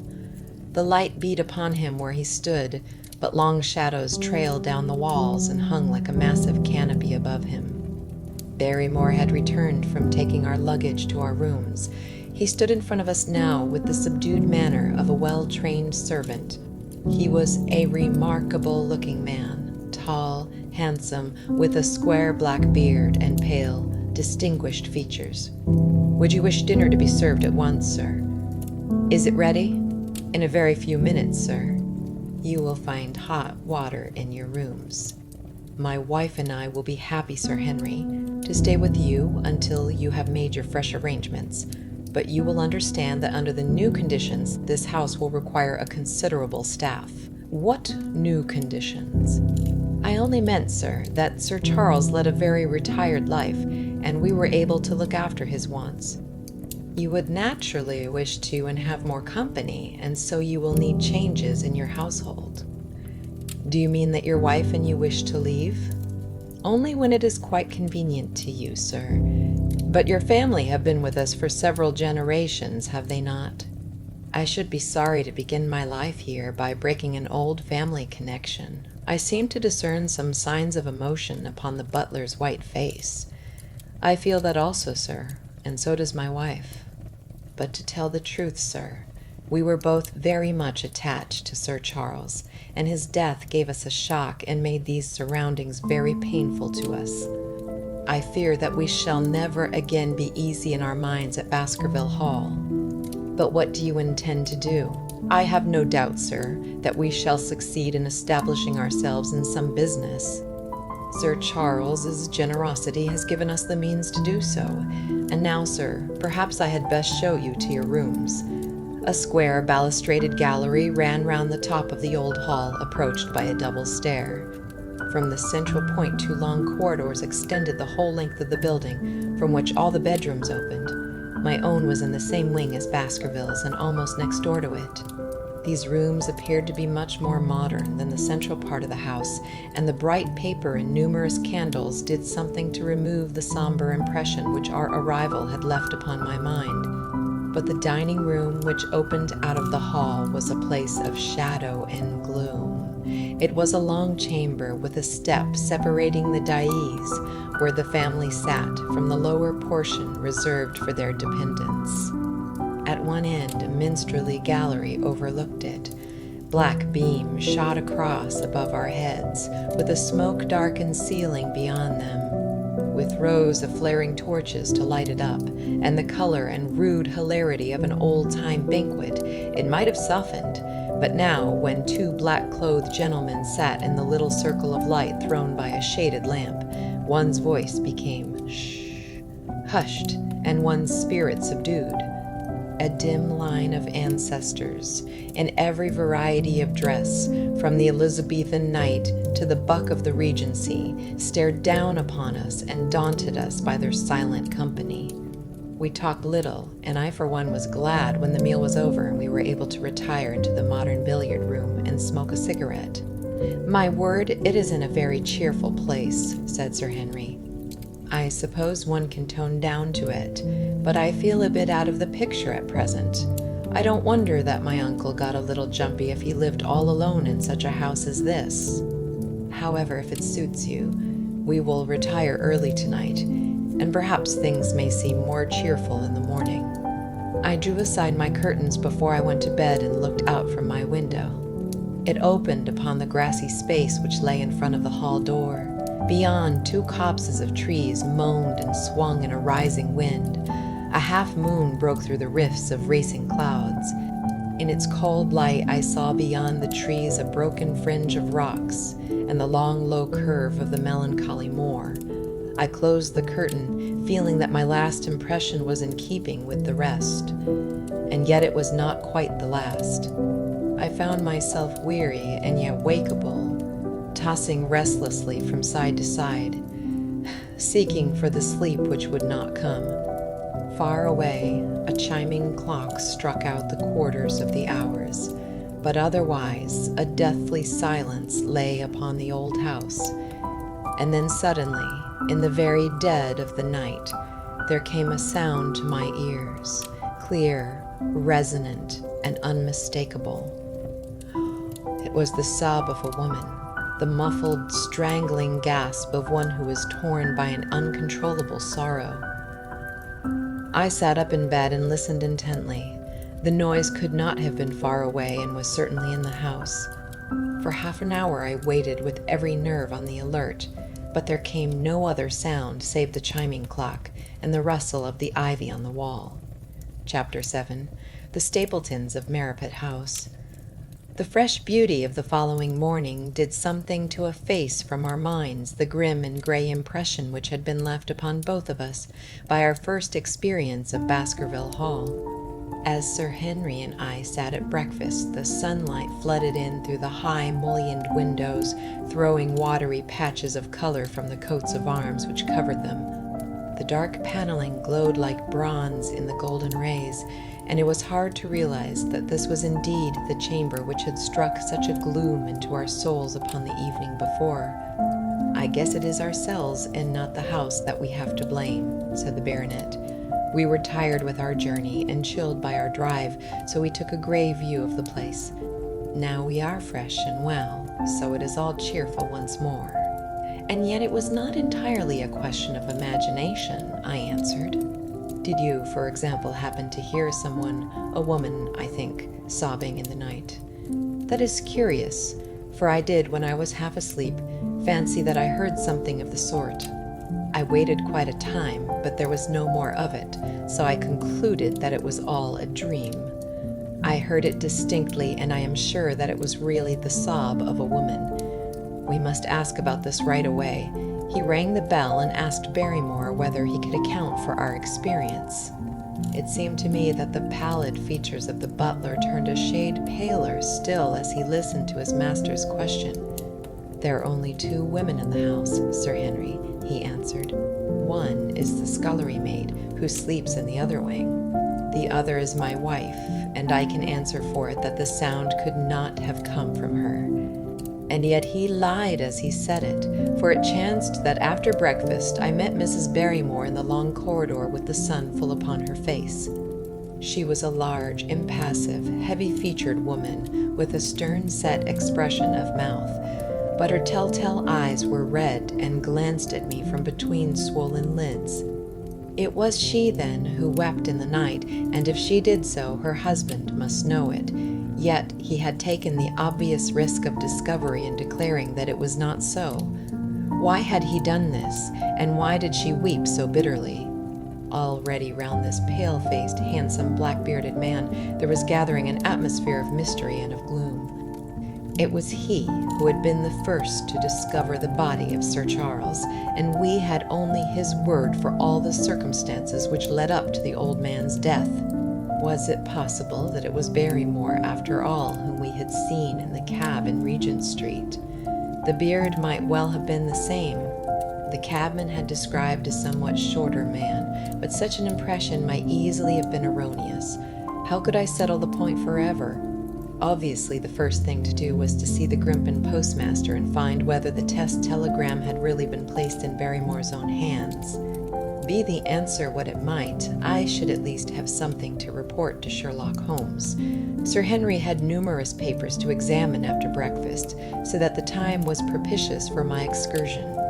It was a pleasant walk of 4 miles along the edge of the moor, leading me at last to a small gray hamlet in which 2 larger buildings, which proved to be the inn and the house of Dr. Mortimer, stood high above the rest. The postmaster, who was also the village grocer, had a clear recollection of the telegram. "Certainly, sir," said he. "I had the telegram delivered to Mr. Barrymore, exactly as directed." "Who delivered it?" "My boy here." "James, you delivered that telegram to Mr. Barrymore at the hall last week, did you not?" "Yes, father, I delivered it." "Into his own hands?" I asked. "Well, he was up in the loft at the time, so that I could not put it into his own hands, but I gave it into Mrs. Barrymore's hands, and she promised to deliver it at once." "Did you see Mr. Barrymore?" "No, sir. I tell you he was in the loft. If you didn't see him, how do you know he was in the loft? If you didn't see him, how do you know he was in the loft? Well, surely his own wife ought to know where he is," said the postmaster testily. "Didn't he get the telegram?" "If there is any mistake, it is for Mr. Barrymore himself to complain." It seemed hopeless to pursue the inquiry any farther, but it was clear that in spite of Holmes's ruse, we had no proof that Barrymore had not been in London all the time. Suppose that it were so, suppose that the same man had been the last who had seen Sir Charles alive, and the first to dog the new heir when he returned to England. What then? Was he the agent of others, or had he some sinister design of his own? What interest could he have in persecuting the Baskerville family? I thought of the strange warning clipped out of the leading article of the Times. Was that his work, or was it possibly the doing of someone who was bent upon counteracting his schemes? The only conceivable motive was that which had been suggested by Sir Henry, that if the family could be scared away, a comfortable and permanent home would be secured for the Barrymores. But surely such an explanation as that would be quite inadequate to account for the deep and subtle scheming which seemed to be weaving an invisible net round the young baronet. Holmes himself had said that no more complex case had come to him in all the long series of his sensational investigations. I prayed as I walked back along the gray, lonely road that my friend might soon be freed from his preoccupations and able to come down to take this heavy burden of responsibility from my shoulders. Suddenly, my thoughts were interrupted by the sound of running feet behind me and by a voice which called me by name. I turned, expecting to see Dr. Mortimer, but to my surprise it was a stranger who was pursuing me. He was a small, slim, clean-shaven, prim-faced man, flaxen-haired and lean-jawed, between 30 and 40 years of age, dressed in a gray suit and wearing a straw hat. A tin box for botanical specimens hung over his shoulder, and he carried a green butterfly net in one of his hands. "You will, I am sure, excuse my presumption, Dr. Watson," said he as he came panting up to where I stood. "Here on the moor we are homely folk, and do not wait for formal introductions. You may possibly have heard my name from our mutual friend Mortimer. I am Stapleton of Merripit House. Your net and box would have told me as much," said I, for I knew that Mr. Stapleton was a naturalist. "But how did you know me?" I have been calling on Mortimer, and he pointed you out to me from the window of his surgery as you passed. As our road lay the same way, I thought that I would overtake you and introduce myself. I trust that Sir Henry is none the worse for his journey. He's very well, thank you. We were all rather afraid that after the sad death of Sir Charles, the new baronet might refuse to live here. It is asking much of a wealthy man to come down and bury himself in a place of this kind, but I need not tell you that it means a very great deal to the countryside. Sir Henry has, I suppose, no superstitious fears in the matter. I do not think that it is likely. Of course you know the legend of the fiend dog which haunts the family. I have heard it. It is extraordinary how credulous the peasants are about here. Any number of them are ready to swear that they have seen such a creature upon the moor. He spoke with a smile, but I seemed to read in his eyes that he took the matter more seriously. The story took a great hold upon the imagination of Sir Charles, and I have no doubt that it led to his tragic end. But how? His nerves were so worked up that the appearance of any dog might have had a fatal effect upon his diseased heart. I fancy that he really did see something of the kind upon that last night in the yew alley. I feared that some disaster might occur, for I was very fond of the old man, and I knew that his heart was weak. How did you know that? My friend Mortimer told me. You think, then, that some dog pursued Sir Charles, and that he died of fright in consequence. Have you any better explanation? I have not come to any conclusion. Has Mr. Sherlock Holmes? The words took away my breath for an instant, but a glance at the placid face and steadfaced house of Majev Conchampagny. It is useless for us to pretend that we do not know you, Dr. Watson, said he. The records of your detective have reached us here, and you could not celebrate him without being known yourself. When Mortimer told me your name, he could not deny your identity. If you are here, then it follows that Mr. Sherlock Holmes is interesting himself in the matter, and I am naturally curious to know what view he may take. I am afraid that I cannot answer that question. May I ask if he is going to honor us with a visit himself? He cannot leave town at present. He has other cases which engage his attention. What a pity! He might throw some light on that which is so dark to us. But as to your own researches, if there is any possible way in which I can be of service to you, I trust that you will command me. If I had any indication of the nature of your suspicions or how you propose to investigate the case, I might perhaps even now give you some aid or advice. I assure you that I am simply here upon a visit to my friend, Sir Henry, and that I need no help of any kind. Excellent, said Stapleton. You are perfectly right to be wary and discreet. I am justly reproved for what I feel was an unjustifiable intrusion, and I promise you that I will not mention the matter again. We had come to a point where a narrow grassy path struck off from the road and wound away across the moor. A steep, boulder-sprinkled hill lay upon the right, which had in bygone days been cut into a granite quarry. The face which was turned towards us formed a dark cliff with ferns and brambles growing in its niches. From over a distant rise there floated a gray plume of smoke. A moderate walk along this moor path brings us to Merrypit House, said he. Perhaps you will spare an hour that I may have the pleasure of introducing you to my sister. My first thought was that I should be by Sir Henry's side, but then I remembered the pile of papers and bills with which his study table was littered. It was certain that I could not help with those, and Holmes had expressly said that I should study the neighbors upon the moor. I accepted Stapleton's invitation, and we turned together down the path. It is a wonderful place, the moor, said he, looking round over the undulating downs, long green rollers with crests of jagged granite foaming up into fantastic surges. You never tire of the moor.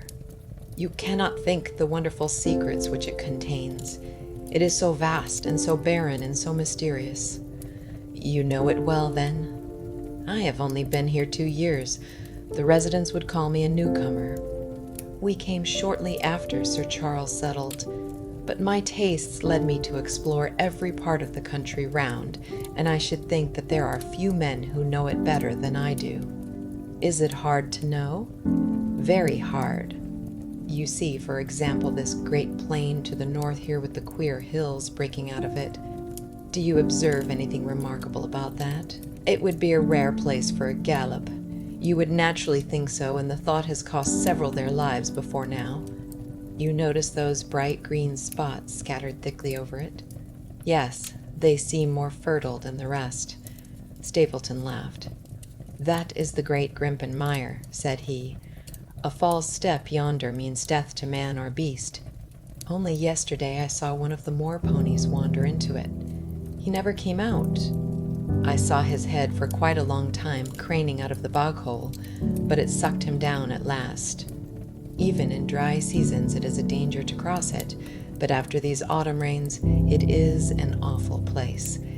And yet I can find my way to the very heart of it and return alive. By George, there's another of those miserable ponies. Something brown was rolling and tossing among the green sedges. Then a long, agonized, writhing neck shot upward, and a dreadful cry echoed over the moor. It turned me cold with horror, but my companion's nerves seemed to be stronger than mine. It's gone, said he. The mire has him.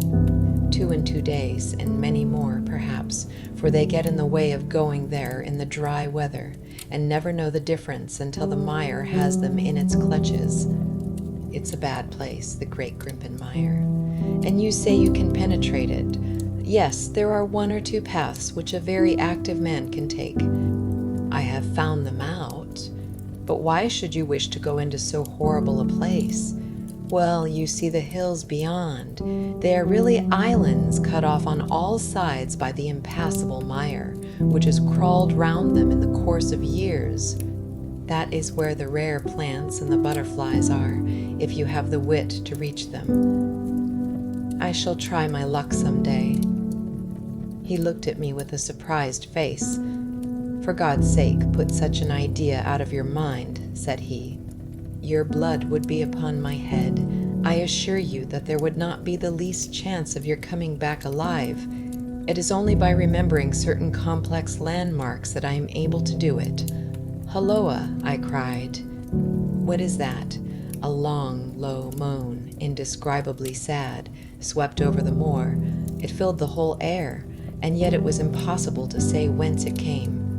From a dull murmur it swelled into a deep roar, and then sank back into a melancholy, throbbing murmur once again. Stapleton looked at me with a curious expression in his face. Queer place, the moor, said he. But what is it? The peasants say it is the hound of the Baskervilles calling for its prey. I've heard it once or twice before, but never quite so loud. I looked round with a chill of fear in my heart at the huge swelling plain, mottled with the green patches of rushes. Nothing stirred over the vast expanse save a pair of ravens, which croaked loudly from a tor behind us. You are an educated man. You don't believe such nonsense as that, said I. What do you think is the cause of so strange a sound? Bogs make queer noises sometimes. It's the mud settling, or the water rising, or something. No, that was a living voice. Well, perhaps it was. Did you ever hear a bittern booming? No, I never did. It's a very rare bird, practically extinct in England now, but all things are possible upon the moor. Yes, I should not be surprised to learn that what we have heard is the cry of the last of the bitterns. It's the weirdest, strangest thing that ever I heard in my life. Yes, it's rather an uncanny place altogether. Look at the hillside yonder. What do you make of those? The whole steep slope was covered with gray circular rings of stone, a score of them at least. What are they? Sheep pens? No, they are the homes of our worthy ancestors. Prehistoric man lived thickly on the moor, and as no one in particular has lived there since, we find all his little arrangements exactly as he left them. These are his wigwams with the roofs off. You can even see his hearth and his couch if you have the curiosity to go inside. But it is quite a town. When was it inhabited? Neolithic man, no date.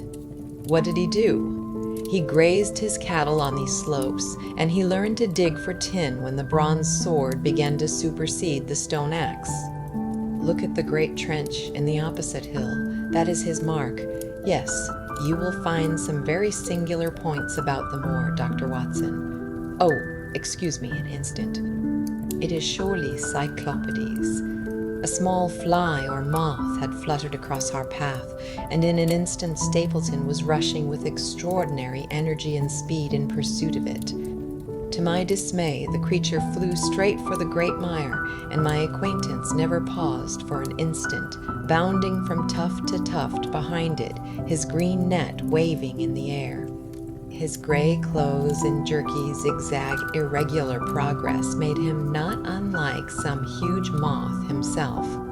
I was standing watching his pursuit with a mixture of admiration for his extraordinary activity and fear lest he should lose his footing in the treacherous mire, when I heard the sound of steps and, turning round, found a woman near me upon the path.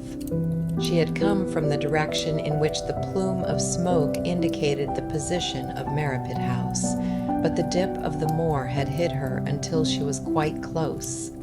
I could not doubt that this was the Miss Stapleton of whom I had been told, since ladies of any sort must be few upon the moor, and I remembered that I had heard someone describe her as being a beauty. The woman who approached me was certainly that, and of a most uncommon type.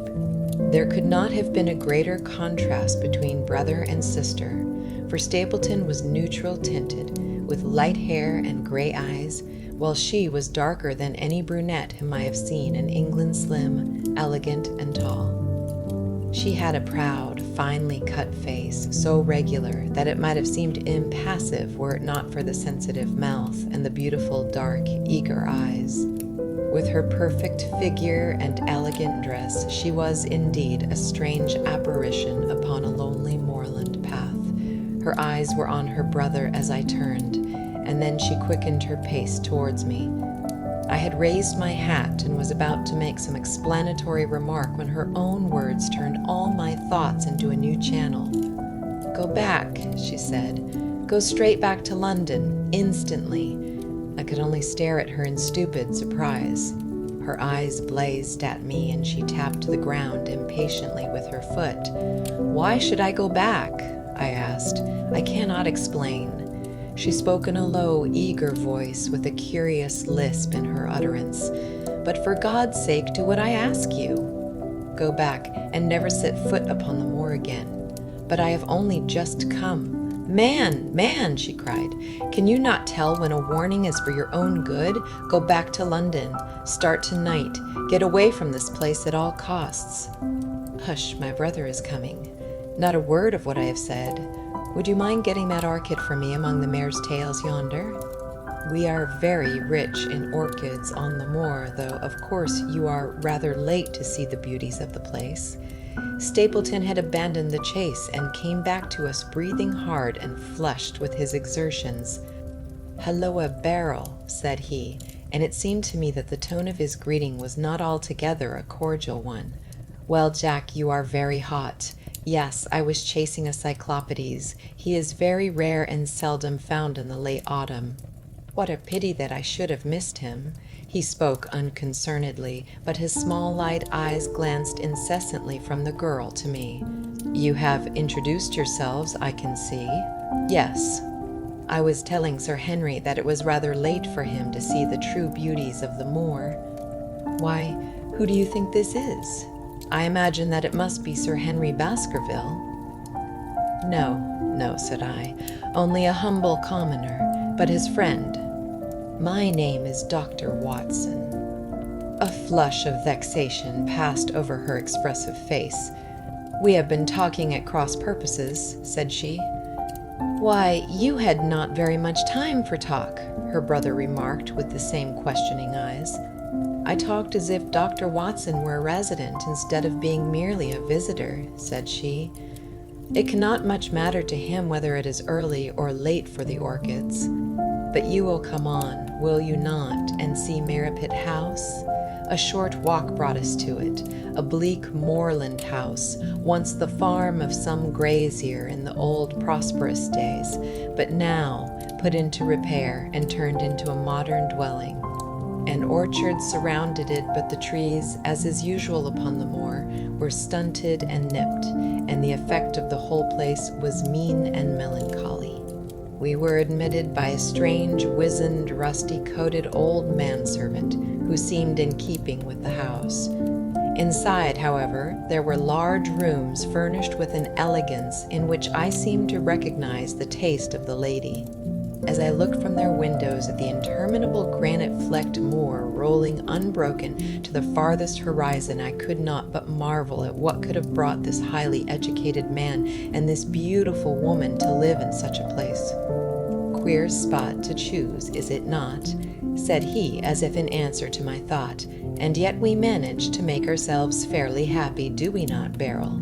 "Quite happy," said she, but there was no ring of conviction in her words.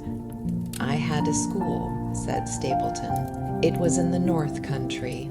The work to a man of my temperament was mechanical and uninteresting, but the privilege of living with youth, of helping to mold those young minds, and of impressing them with one's own character and ideals was very dear to me. However, the fates were against us. A serious epidemic broke out in the school, and 3 of the boys died.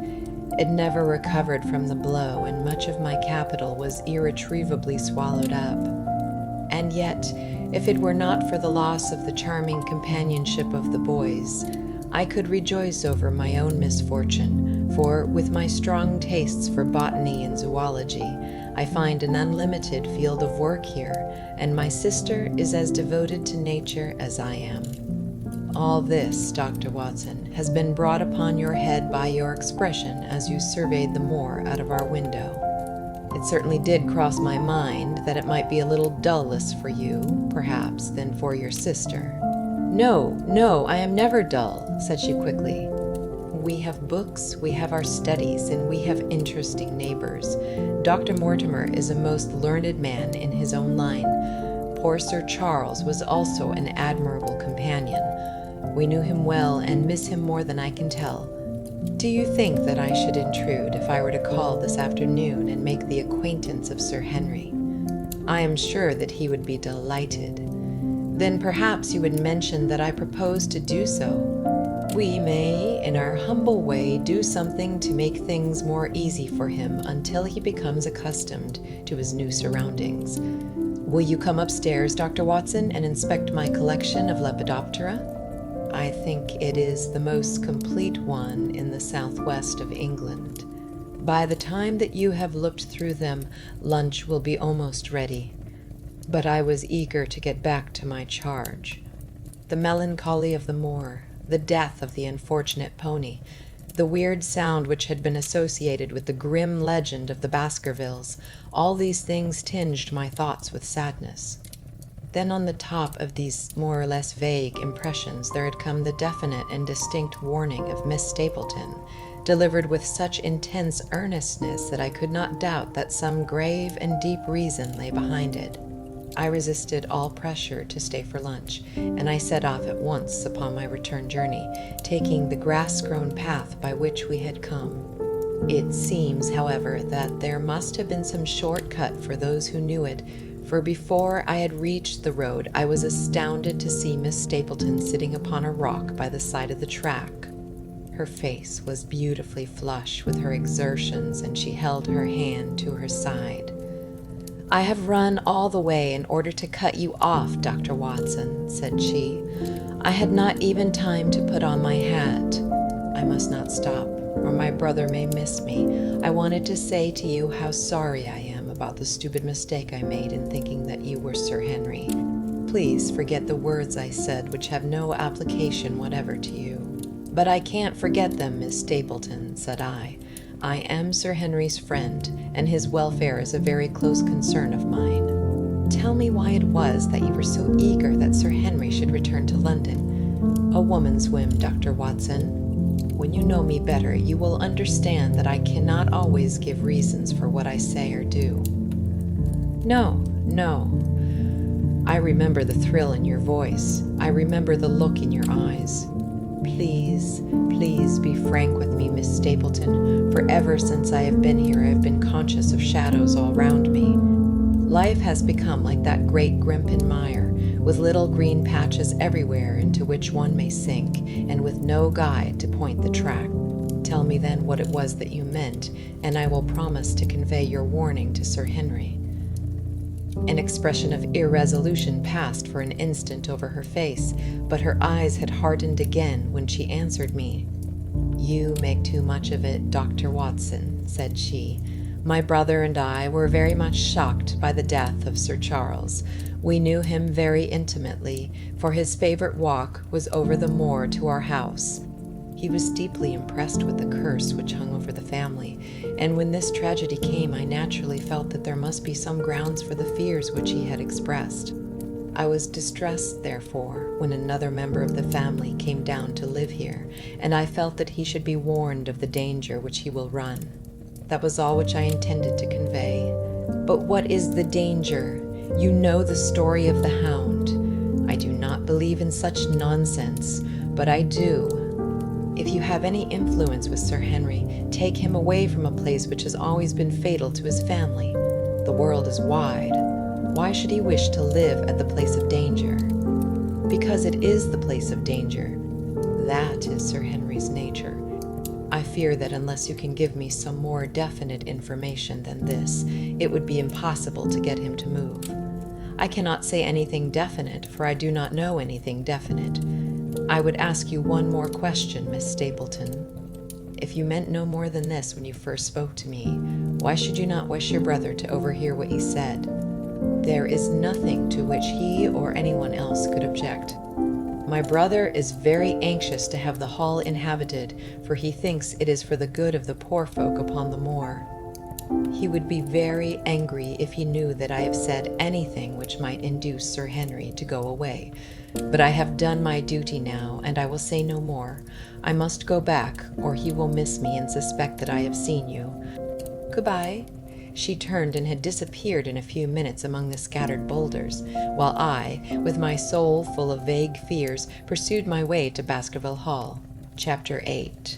First Report of Dr. Watson. From this point onward, I will follow the course of events by transcribing my own letters to Mr. Sherlock Holmes, which lie before me on the table.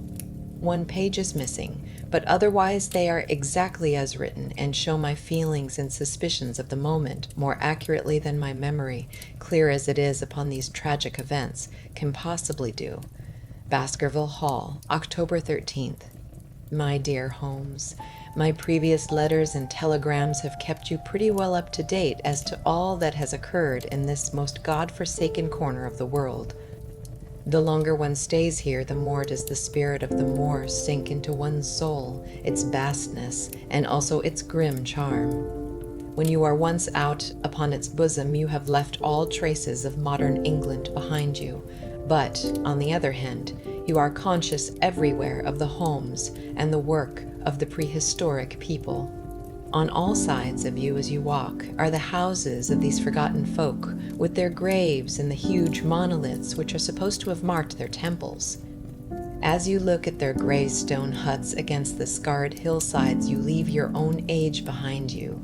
And if you were to see a skin-clad, hairy man crawl out from the low door fitting a flint-tipped arrow onto the string of his bow, you would feel that his presence there was more natural than your own. The strange thing is that they should have lived so thickly on what must always have been most unfruitful soil. I am no antiquarian, but I could imagine that they were some unwarlike and harried race who were forced to accept that which none other would occupy. All this, however, is foreign to the mission on which you sent me, and will probably be very uninteresting to your severely practical mind. I can still remember your complete indifference as to whether the sun moved round the earth or the earth round the sun. Let me, therefore, return to the facts concerning Sir Henry Baskerville. If you have not had any report within the last few days, it is because up to today there was nothing of importance to relate. Then a very surprising circumstance occurred, which I shall tell you in due course. But First of all, I must keep you in touch with some of the other factors in the situation. One of these, concerning which I have said little, is the escaped convict upon the moor. There is strong reason now to believe that he has got right away, which is a considerable relief to the lonely householders of this district. A fortnight has passed since his flight, during which he has not been seen and nothing has been heard of him. It is surely inconceivable that he could have held out upon the moor during all that time. Of course, so far as his concealment goes, there is no difficulty at all. Any one of these stone huts would give him a hiding place, but there is nothing to eat unless he were to catch and slaughter one of the moor sheep. We think, therefore, that he is gone, and the outlying farmers sleep the better in consequence. We are 4 able-bodied men in this household, so that we could take good care of ourselves. But I confess that I have had uneasy moments when I have thought of the Stapletons.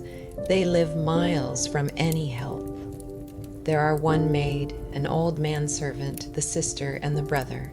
The latter, not a very strong man. They would be helpless in the hands of a desperate fellow like this Notting Hill criminal, if he could once effect an entrance.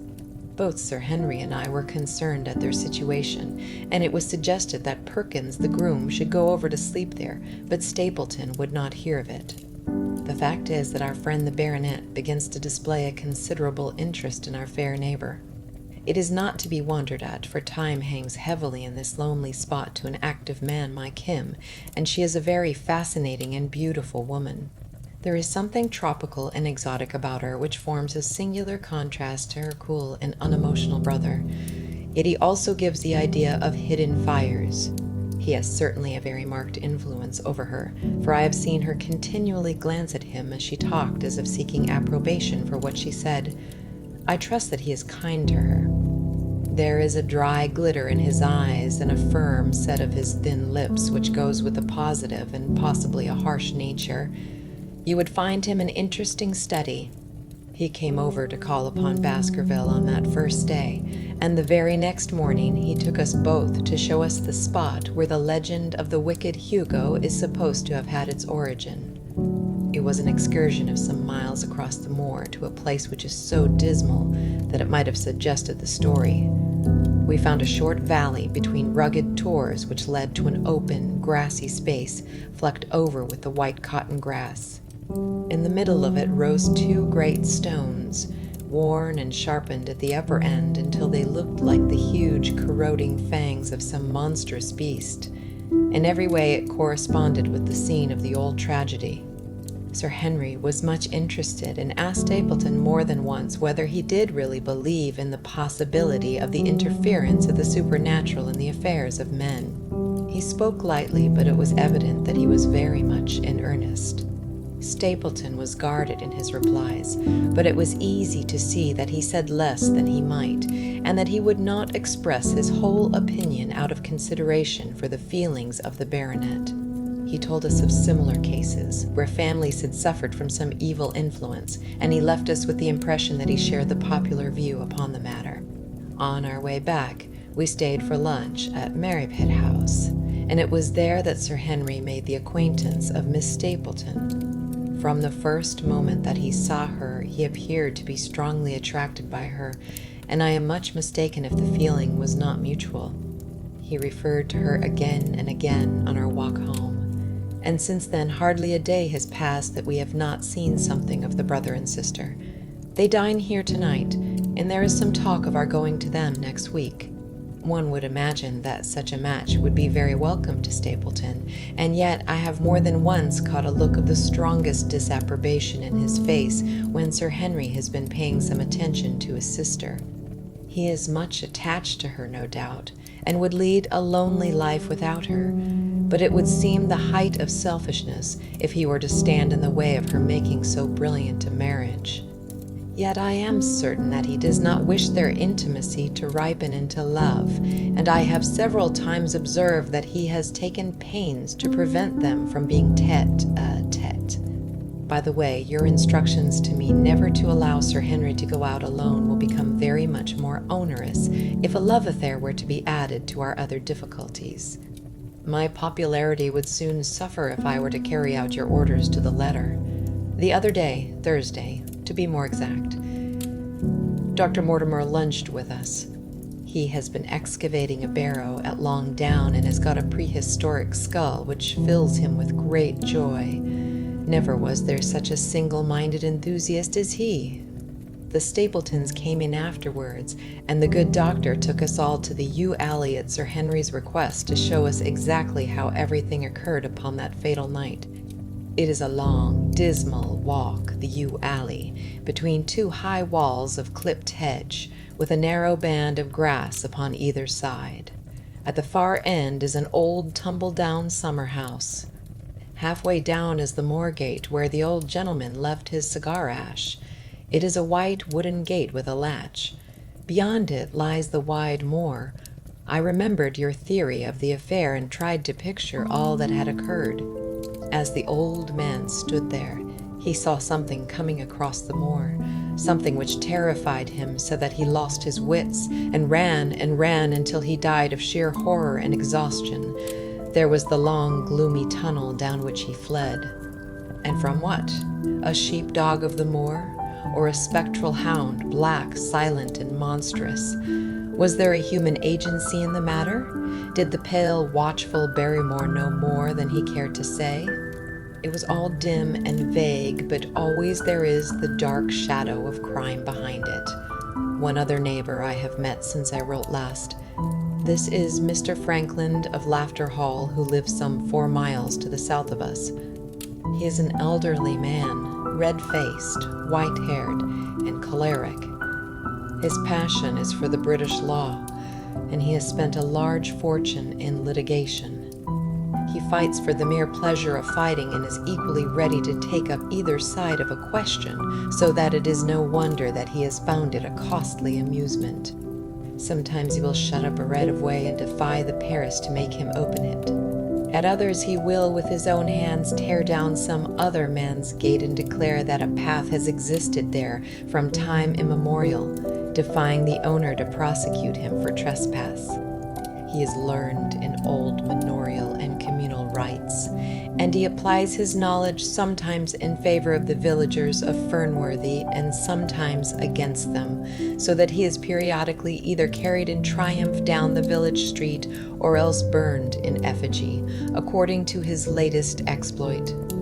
He is said to have about 7 lawsuits upon his hands at present, which will probably swallow up the remainder of his fortune and so draw his sting and leave him harmless for the future. Apart from the law, he seems a kindly, good-natured person, and I only mention him because you were particular that I should send some description of the people who surround us. He is curiously employed at present, for, being an amateur astronomer, he has an excellent telescope with which he lies upon the roof of his own house and sweeps the moor all day in the hope of catching a glimpse of the escaped convict.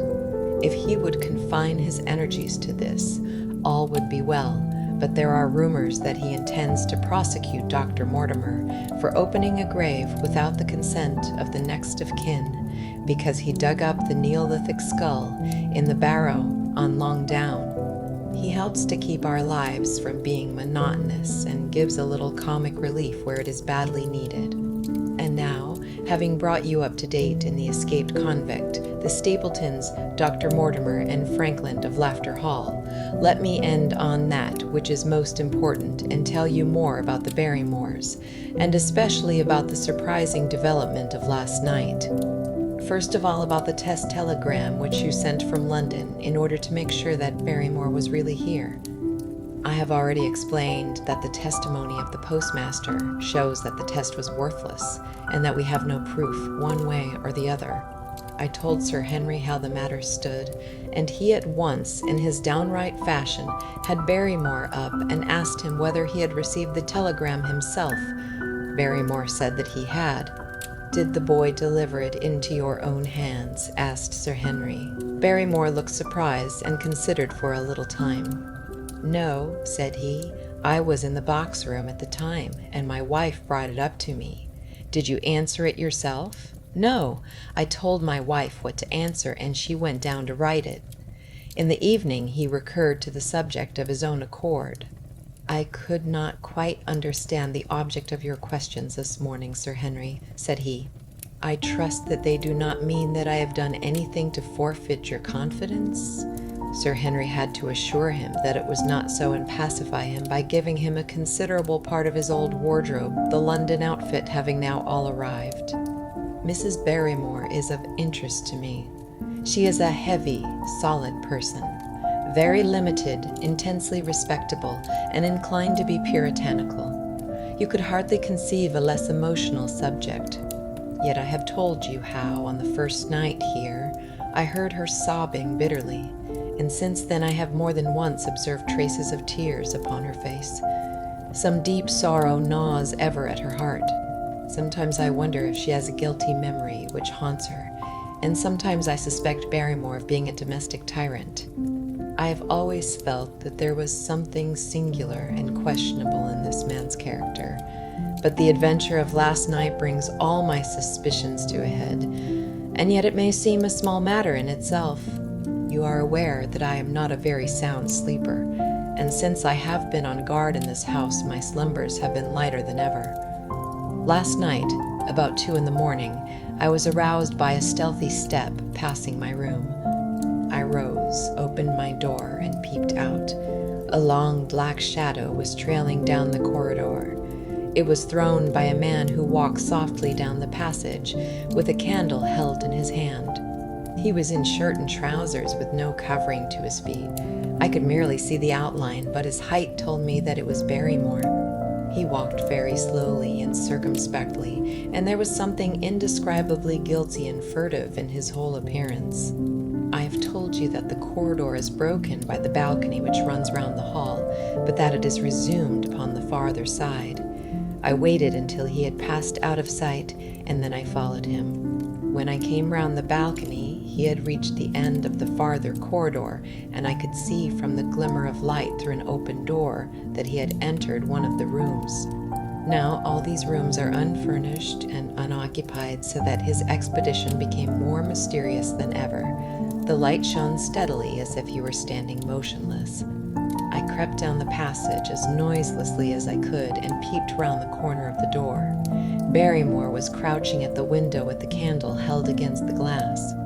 His profile was half turned towards me, and his face seemed to be rigid with expectation as he stared out into the blackness of the moor. For some minutes he stood watching intently. Then he gave a deep groan, and with an impatient gesture he put out the light. Instantly I made my way back to my room, and very shortly came the stealthy steps passing once more upon their return journey. Long afterwards, when I had fallen into a light sleep, I heard a key turn somewhere in a lock, but I could not tell whence the sound came. What it all means I cannot guess, but there is some secret business going on in this house of gloom which sooner or later we shall get to the bottom of. I do not trouble you with my theories, for you asked me to furnish you only with facts. I have had a long talk with Sir Henry this morning, and we have made a plan of campaign founded upon my observations of last night. I will not speak about it just now, but it should make my next report interesting reading. Chapter 9. The Light upon the Moor. Second Report of Dr. Watson. Baskerville Hall, Octard, 15th. My dear Holmes, if I was compelled to leave you without much news during the early days of my mission, you must acknowledge that I am making up for lost time, and that events are now crowding thick and fast upon us. In my last report, I ended upon my top note with Barrymore at the window, and now I have quite a budget already, which will, unless I am much mistaken, considerably surprise you. Things have taken a turn which I could not have anticipated. In some ways they have within the last 48 hours become much clearer, and in some ways they have become more complicated. But I will tell you all, and you shall judge for himself. Before breakfast on the morning following my adventure, I went down the corridor and examined the room in which Barrymore had been on the night before. The western window through which he had stared so intently has, I noticed, one peculiarity above all other windows in the house. It commands the nearest outlook onto the moor. there's an opening between two trees which enables one from this point of view to look right down upon it, while from all the other windows it is only a distant glimpse which can be obtained. It follows, therefore, that Barrymore, since only this window would serve the purpose, must have been looking out for something or somebody upon the moor. The night was very dark, so that I can hardly imagine how he could have hoped to see anyone. It had struck me that it was possible that some love intrigue was on foot. That would have accounted for his stealthy movements, and also for the uneasiness of his wife. The man is a striking-looking fellow, very well equipped to steal the heart of a country girl, so that this theory seemed to have something to support it. That opening of the door, which I had heard after I had returned to my room, might mean that he had gone out to keep some clandestine appointment. So I reasoned with myself in the morning, and I tell you the direction of my suspicions, however much the result may have shown that they were unfounded. But whatever the true explanation of Barrymore's movements might be, I felt that the responsibility of keeping them to myself until I could explain them was more than I could bear. I had an interview with the baronet in his study after breakfast, and I told him all that I had seen. He was less surprised than I had expected. I knew that Barrymore walked about nights, and I had a mind to speak to him about it, said he. 2 or 3 times I have heard his steps in the passage, coming and going just about the hour you name. Perhaps then he pays a visit every night to that particular window I suggested. Perhaps he does. If so, we should be able to shadow him and see what it is that he is after. I wonder what your friend Holmes would do if he were here. I believe that he would do exactly what you now suggest, said I. He would follow Barrymore and see what he did. Then we shall do it together, but surely he would hear us. The man is rather deaf, and in any case we must take our chance of that. We'll sit up in my room tonight and wait until he passes. Sir Henry rubbed his hands with pleasure, and it was evident that he hailed the adventure as a relief to his somewhat quiet life upon the moor. The baronet has been in communication with the architect who prepared the plans for Sir Charles, and with a contractor from London, so that we may expect great changes to begin here soon. There have been decorators and furnishers up from Plymouth, and it is evident that our friend has large ideas and means to spare no pains or expense to restore the grandeur of his family. When the house is renovated and refurnished, all that he will need will be a wife to make it complete. Between ourselves, there are pretty clear signs that this will not be wanting if the lady is willing, for I have seldom seen a man more infatuated with a woman than he is with our beautiful neighbor, Miss Stapleton. And yet the course of true love does not run quite as smoothly as one would under the circumstances expect. Today, for example, its surface was broken by a very unexpected ripple, which has caused our friend considerable perplexity and annoyance. After the conversation which I have quoted about Barrymore, Sir Henry put on his hat and prepared to go out. As a matter of course, I did the same. "What, are you coming, Watson?" he asked, looking at me in a curious way. "That depends on whether you are going on the moor," said I. "Yes, I am." "Well, you know what my instructions are. I am sorry to intrude, but you heard how earnestly Holmes insisted that I should not leave you, and especially that you should not go alone upon the moor." Sir Henry put his hand upon my shoulder with a pleasant smile. "My dear fellow," said he, "Holmes, with all his wisdom, did not foresee some things which have happened since I have been on the moor. You understand me. I am sure that you are the last man in the world who would wish to be a spoil-sport. I must go out alone. It put me in a most awkward position. I was at a loss what to say, what to do, and before I had made up my mind, he picked up his cane and was gone. But when I came to think the matter over, my conscience reproached me bitterly for having on any pretext allowed him to go out of my sight. I imagined what my feelings would be if I had to return to you and to confess that some misfortune had occurred through my disregard for your instructions. I assure you my cheeks flushed at the very thought. It might not even now be too late to overtake him, so I set off at once in the direction of Merripit House. I hurried along the road at the top of my speed without seeing anything of Sir Henry until I came to the point where the moor path branches off. there, fearing that perhaps I had come in the wrong direction after all. I mounted a hill from which I could command a view, the same hill which is cut into the dark quarry. Thence I saw him at once. He was on the moor path about a quarter of a mile off, and a lady was by his side who could only be Miss Stapleton. It was clear that there was already an understanding between them and that they had met by appointment. They were walking slowly along in deep conversation, and I saw her making quick little movements of her hands as if she were very earnest in what she was saying, while he listened intently and once or twice shook his head in strong dissent. I stood among the rocks watching them, very much puzzled as to what I should do next. To follow them and break into their intimate conversation seemed to be an outrage, and yet my clear duty was never for an instant to let him out of my sight. To act the spy upon a friend was a hateful task. Still, I could see no better course than to observe him from the hill, and to clear my conscience by confessing to him afterwards what I had done. It is true that if any sudden danger had threatened him, I was too far away to be of use, and yet I am sure that you will agree with me that the position was very difficult and that there was nothing more which I could do. Our friend Sir Henry and the lady had halted on the path and were standing deeply absorbed in their conversation when I was suddenly aware that I was not the only witness of their interview. A wisp of green floating in the air caught my eye, and another glance showed me that it was carried on a stick by a man who was moving among the broken ground. It was Stapleton with his butterfly net. He was very much closer to the pair than I was, and he appeared to be moving in their direction. At this instant, Sir Henry suddenly drew Miss Stapleton to his side. His arm was round her, but it seemed to me that she was straining away from him with her and face averted. He stooped his head to hers, and she raised one hand as if in protest. Next moment I saw them spring apart and turn hurriedly round. Stapleton was the cause of the interruption. He was running wildly towards them, his absurd net dangling behind him. He gesticulated and almost danced with excitement in front of the lovers.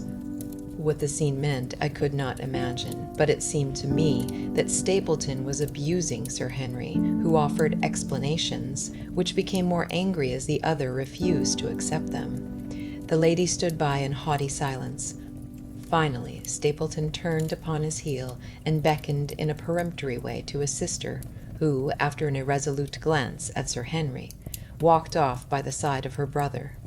The naturalist's angry gestures showed that the lady was included in his displeasure. The baronet stood for a minute looking after them, and then he walked slowly back the way that he had come, his head hanging, the very picture of dejection. What all this meant I could not imagine, but I was deeply ashamed to have witnessed so intimate a scene without my friend's knowledge. I ran down the hill, therefore, and met the baronet at the bottom. His face was flushed with anger, and his brows were wrinkled, like one who is at his wits' ends what to do. "Halloa, Watson, where have you dropped from?" said he. "You don't mean to say that you came after me in spite of all?" I explained everything to him, how I had found it impossible to remain behind, how I had followed him, and how I had witnessed all that had occurred. For an instant his eyes blazed at me, but my frankness disarmed his anger, and he broke at last into a rather rueful "You would have thought the middle of that prairie a fairly safe place for a man to be private," said he. "But, by thunder, the whole countryside seems to have been out to see me do my wooing, and a mighty poor wooing at that. Where had you engaged a seat? I was on that hill. Quite in the back row, eh? But her brother was well up to the front. Did you see him come out on us?" "Yes, I did." "Did he ever strike you as being crazy, this brother of hers?" "I can't say that he ever did." "I dare say not. I always thought him sane enough until today, but you can take it from me that either he or I ought to be in a straitjacket. What's the matter with me, anyhow? You've lived near me for some weeks, Watson. Tell me straight now. Is there anything that would prevent me from making a good husband to a woman that I loved?" "I should say not. He can't object to my worldly position, so it must be myself that he has this down on. What has he against me? I never hurt man or woman in my life that I know of, and yet he would not so much as let me touch the tips of her fingers. Did he say so? That, and a deal more. I tell you, Watson, I've only known her these few weeks, but from the first I just felt that she was made for me, and she too, she was happy when she was with me, and that I'll swear. There's a light in a woman's eyes that speaks louder than words. But he has never let us get together, and it was only today for the first time that I saw a chance of having a few words with her alone. She was glad to meet me, but when she did, it was not love that she would talk about, and she wouldn't have let me talk about it either. She could have stopped it. She kept coming back to it, that this was a place of danger, and that she would never be unhappy until I left it. I told her that since I had seen her, I was in no hurry to leave it, and that if she really wanted me to go, the only way to work it was for her to arrange to go with me. With that, I offered in as many words to marry her. But before she could answer, down came this brother of hers, running at us with a face on him like a madman. He was just white with rage, and those light eyes of his were blazing with fury. What was I doing with the lady? How dared I offer her attentions which were distasteful to her? Did I think that because I was a baronet I could do what I liked? If he had not been her brother, I should have known better how to answer him. As it was, I told him that my feelings towards his sister were such as I was not ashamed of, and that I hoped that she might honor me by becoming my enough wife. That seemed to make the matter no better, so then I lost my temper too, and I answered him rather more hotly than I should perhaps, considering that she was standing by.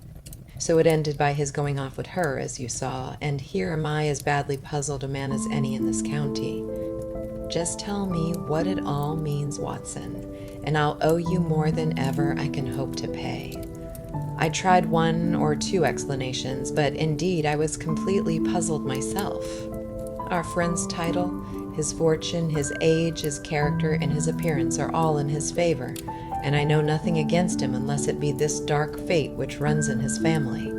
That his advances should be rejected so brusquely, without any reference to the lady's own wishes, and that the lady should accept the situation without protest, is very amazing. However, our conjectures were set at rest by a visit from Stapleton himself that very afternoon. He had come to offer apologies for his rudeness of the morning, and after a long private interview with Sir Henry in his study, the upshot of their conversation was that the breach is quite healed, and that we are to dine at Merripit House next Friday as a sign of it. I don't say now that he isn't a crazy man, said Sir Henry. I can't forget the look in his eyes when he ran at me this morning, but I must allow that no man could make a more handsome apology than he has done. Did he give any explanation of his conduct? His sister is everything in his life, he says. That is natural enough, and I am glad that he should understand her value. They have always been together, and according to his account, he has been a very lonely man with only her as a companion, so that the thought of losing her was really terrible to him. He had not understood, he said, that I was becoming attached to her. But when he saw with his own eyes that it was really so, and that she might be taken away from him, it gave him such a shock that for a time he was not responsible for what he said or did. He was very sorry for all that had passed, and he recognized how foolish and how selfish it was that he should imagine that he could hold a beautiful woman like his sister to himself for her whole life. If she had to leave him, he had rather it was to a neighbor like myself than to anyone else. But in any case, it was a blow to him, and it would take him some time before he could prepare himself to meet it. He would withdraw all opposition upon his part if I would promise for 3 months to let the matter rest, and to be content with cultivating the lady's friendship during that time without claiming her love. This I promised, and so the matter rests. So there is one of our small mysteries cleared up. It is something to have touched bottom anywhere in this bog in which we are floundering. We know now why Stapleton looked with disfavor upon his sister's suitor, even when that suitor was so eligible a one as Sir Henry. And now I pass on to another thread which I have extricated out of the tangled skein, the mystery of the sobs in the night, of the tear-stained face of Mrs. Barrymore, of the secret journey of the butler to the western lattice window. Congratulate me, my dear Holmes, and tell me that I have not disappointed you as an agent, that you do not regret the confidence which you showed in me when you sent me down. All these things have by one night's work been thoroughly cleared. I have said by one night's work, but in truth it was by 2 nights' work, for on the first we drew entirely blank. I sat up with Sir Henry in his rooms until nearly 3 o'clock in the morning, but no sound of any sort did we hear except the chiming clock upon the stairs.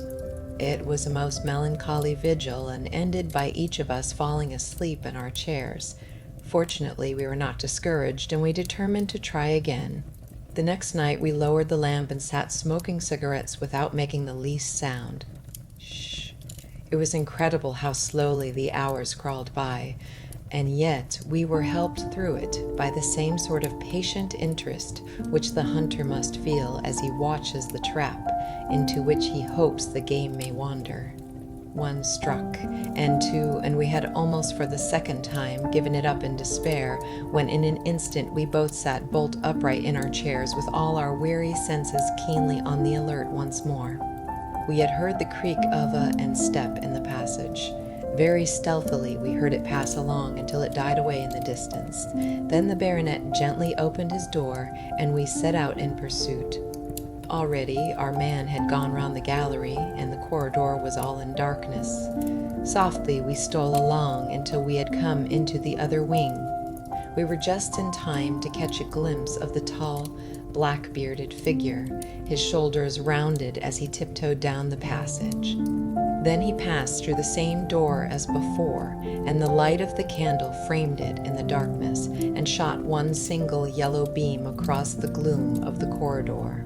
We shuffled cautiously towards it, trying every plank before we dared to put our whole weight upon it. We had taken the precaution of leaving our boots behind us, but even so, the old boards snapped and creaked beneath our tread. Sometimes it seemed impossible that he should fail to hear our approach. However, the man is fortunately rather deaf, and he was entirely preoccupied in that which he was doing. When at last we reached the door and peeped through, we found him crouching at the window, candle in hand, his white, intent face pressed against the pane, exactly as I had seen him 2 nights before. We had arranged no plan of campaign, but the baronet is a man to whom the most direct way is always the most natural. He walked into the room, and as he did so, Barrymore sprang out from the window with a sharp hiss of his breath and stood livid and trembling before us. His dark eyes, glaring out of the white mask of his face, were full of horror and astonishment as he gazed from Sir Henry to me. "What are you doing here, Barrymore?" "Nothing, sir." His agitation was so great that he could hardly speak, and the shadows sprang up and down from the shaking of his candle. "It was the window, sir. I go round at night to see that they are fastened. On the 2nd floor, yes, sir, all the windows. Look here, Barrymore," said Sir Henry sternly. "We have made up our minds to have the truth out of you, so it will save you trouble to tell it sooner rather than later. Come now, no lies. What were you doing at that window?" The fellow looked at us in a hopeless way, and he wrung his hands together like one who is in the last extremity of doubt and misery. "I was doing no harm, sir. I was holding a candle to the window." "And why were you holding a candle to the window?" "Don't ask me, Sir Henry, don't ask me. I give you my word, sir, that it is not my secret, and that I cannot tell it. If it concerned no one but myself, I would not try to keep it from you." A sudden idea occurred to me, and I took the candle from the trembling hand of the butler. "He must have been holding it as a signal," said I. "Let us see if there is any answer." I held it as he had done, and stared out into the darkness of the night. Vaguely I could discern the black bank of the trees and the lighter expanse of the moor, for the moon was behind the clouds. And then I gave a cry of exultation, for a tiny pinpoint of yellow light had suddenly transfixed the dark veil and glowed steadily in the center of the black square framed by the window. "There it is," I cried. "No, no, sir, it is nothing at all," the butler broke in. "I assure you, sir, move your light across the window, Watson," cried the baronet. "See, the other moves also. Now, you rascal, do you deny that it is a signal? Come, speak up.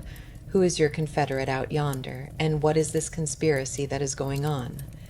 The man's face became openly defiant. "It is my business, and not yours." "I will not tell." "Then you leave my employment right away." "Very good, sir. If I must, I must." "And you go in disgrace. By thunder, you may well be ashamed of yourself. Your family has lived with mine for over 100 years under this roof, and here I find you deep in some dark plot against me." "No, no, sir. No, not against you." It was a woman's voice, and Mrs. Barrymore, paler and more horror-struck than her husband, was standing at the door. Her bulky figure in a shawl and skirt might have been comic were it not for the intensity of feeling upon her face. "We have to go, Eliza. This is the end of it. You can pack our things," said the butler. "Oh, John, John, have I brought you to this?" "It is my doing, Sir Henry, all mine.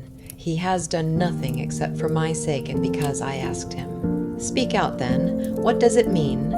"My unhappy brother is starving on the moor. We cannot let him perish at our very gates. The light is a signal to him that food is ready for him, and his light out yonder is to show the spot to which to bring it." "Then your brother is—" "The escaped convict, Sir Selden, the criminal." "That's the truth, sir," said Barrymore.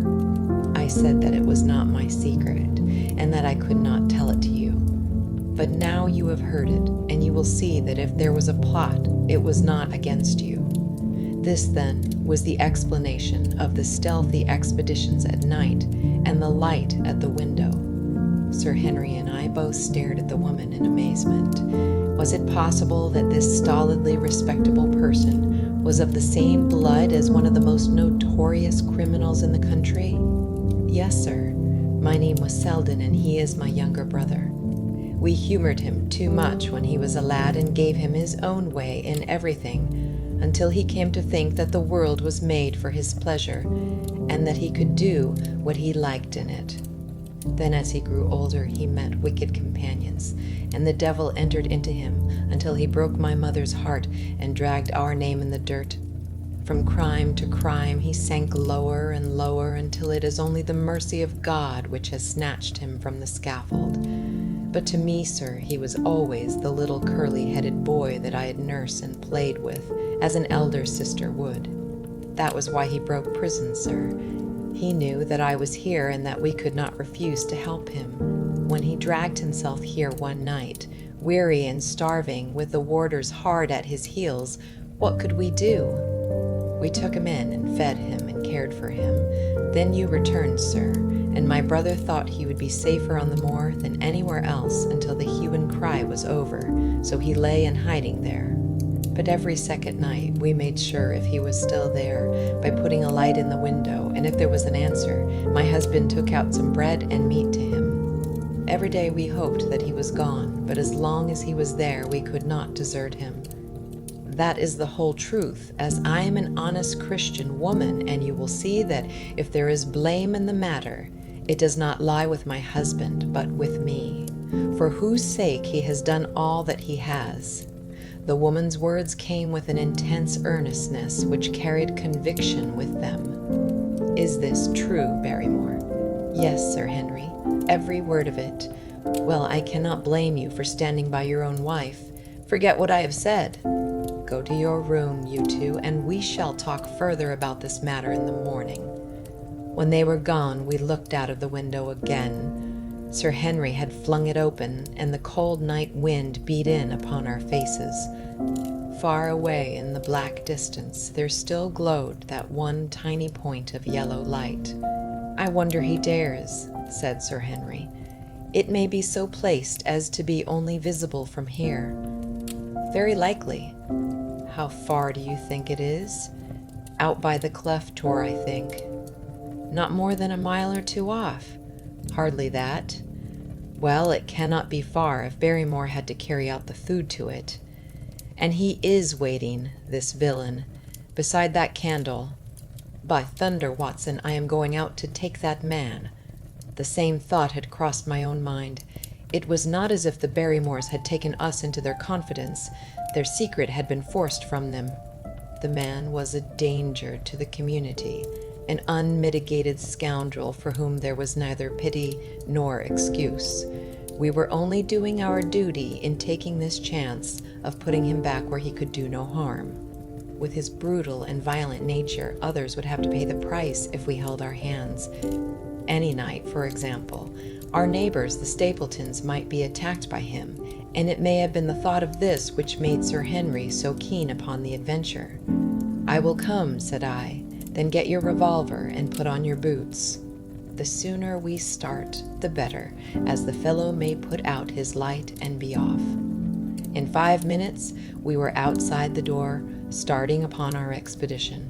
We hurried through the dark shrubbery, amid the dull moaning of the autumn wind and the rustle of the falling leaves. The night air was heavy with the smell of damp and decay. Now and again the moon peeped out for an instant, but clouds were driving over the face of the sky, and just as we came out on the moor, a thin rain began to fall. The light still burned steadily in front. "Are you armed?" I asked. "I have a hunting crop. We must close in on him rapidly, for he is said to be a desperate fellow.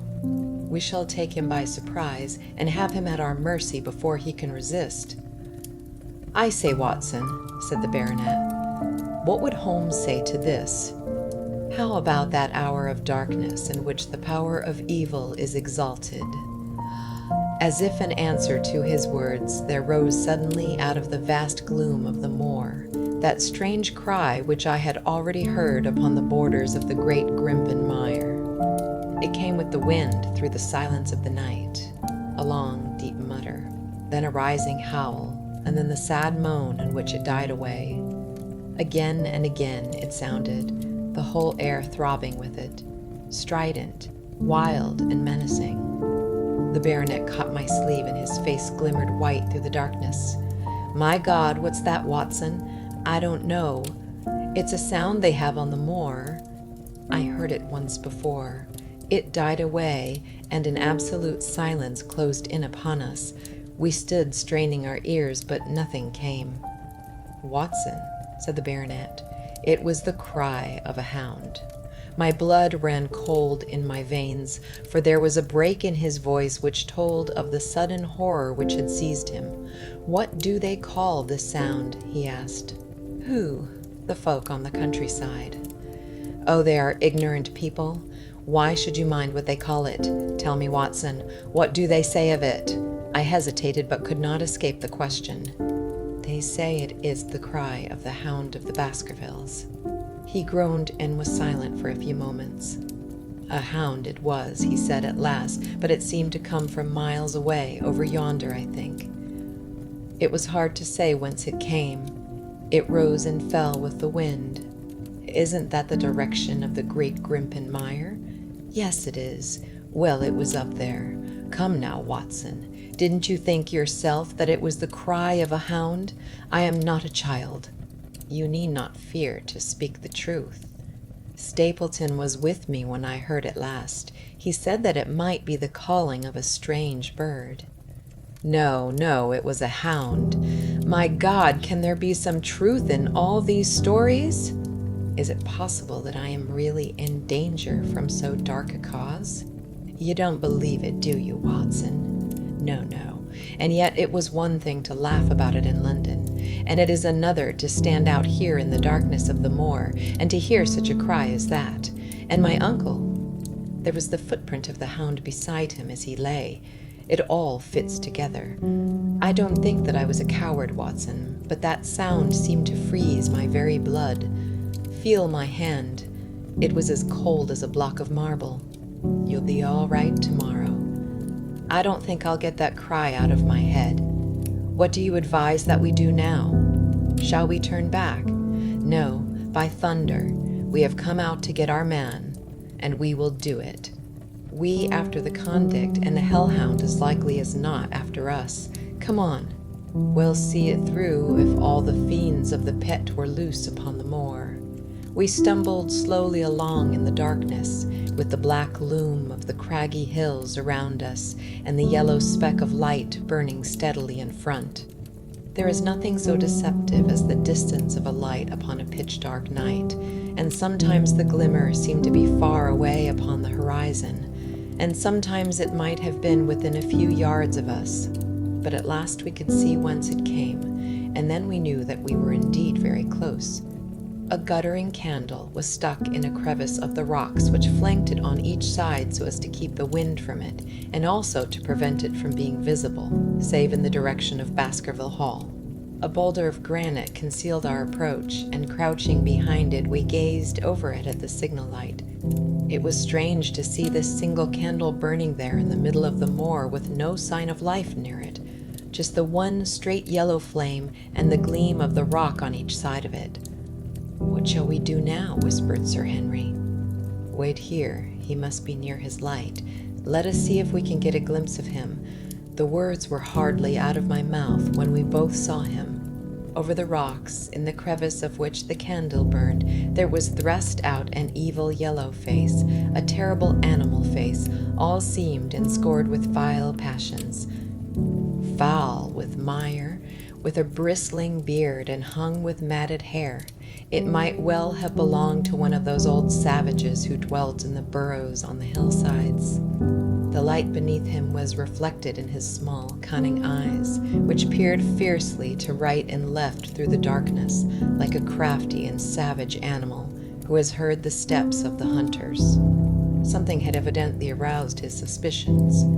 It may have been that Barrymore had some private signal which we had neglected to give, or the fellow may have had some other reason for thinking that all was not well, but I could read his fears upon his wicked face. Any instant he might dash out the light and vanish in the darkness. I sprang forward, therefore, and Sir Henry did the same. At the same moment the convict screamed out a curse at us and hurled a rock which splintered up against the boulder which had sheltered us. I caught one glimpse of his short, squat, strongly built figure as he sprang to his feet and turned to run. At the same moment, by a lucky chance, the moon broke through the clouds. We rushed over the brow of the hill, and there was our man running with great speed down the other side, springing over the stones in his way with the activity of a mountain goat.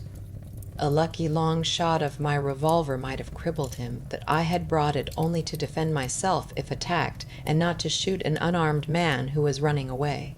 We were both swift runners and in fairly good training, but we soon found that we had no chance of overtaking him. We saw him for a long time in the moonlight, until he was only a small speck moving swiftly among the boulders upon the side of a distant hill.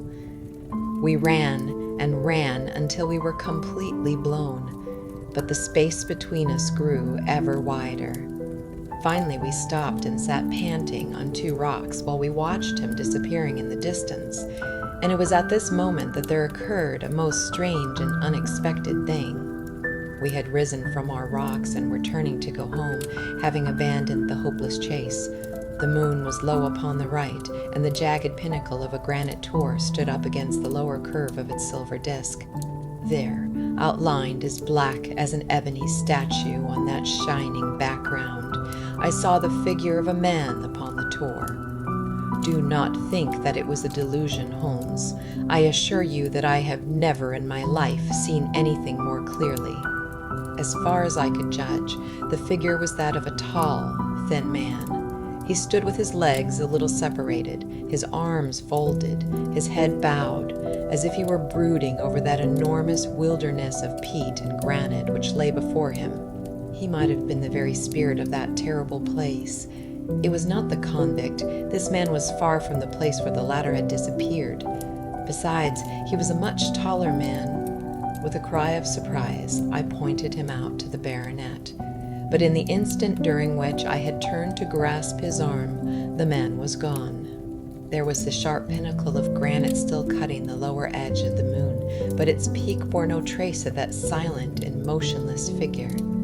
I wished to go in that direction and to search the tor, but it was some distance away.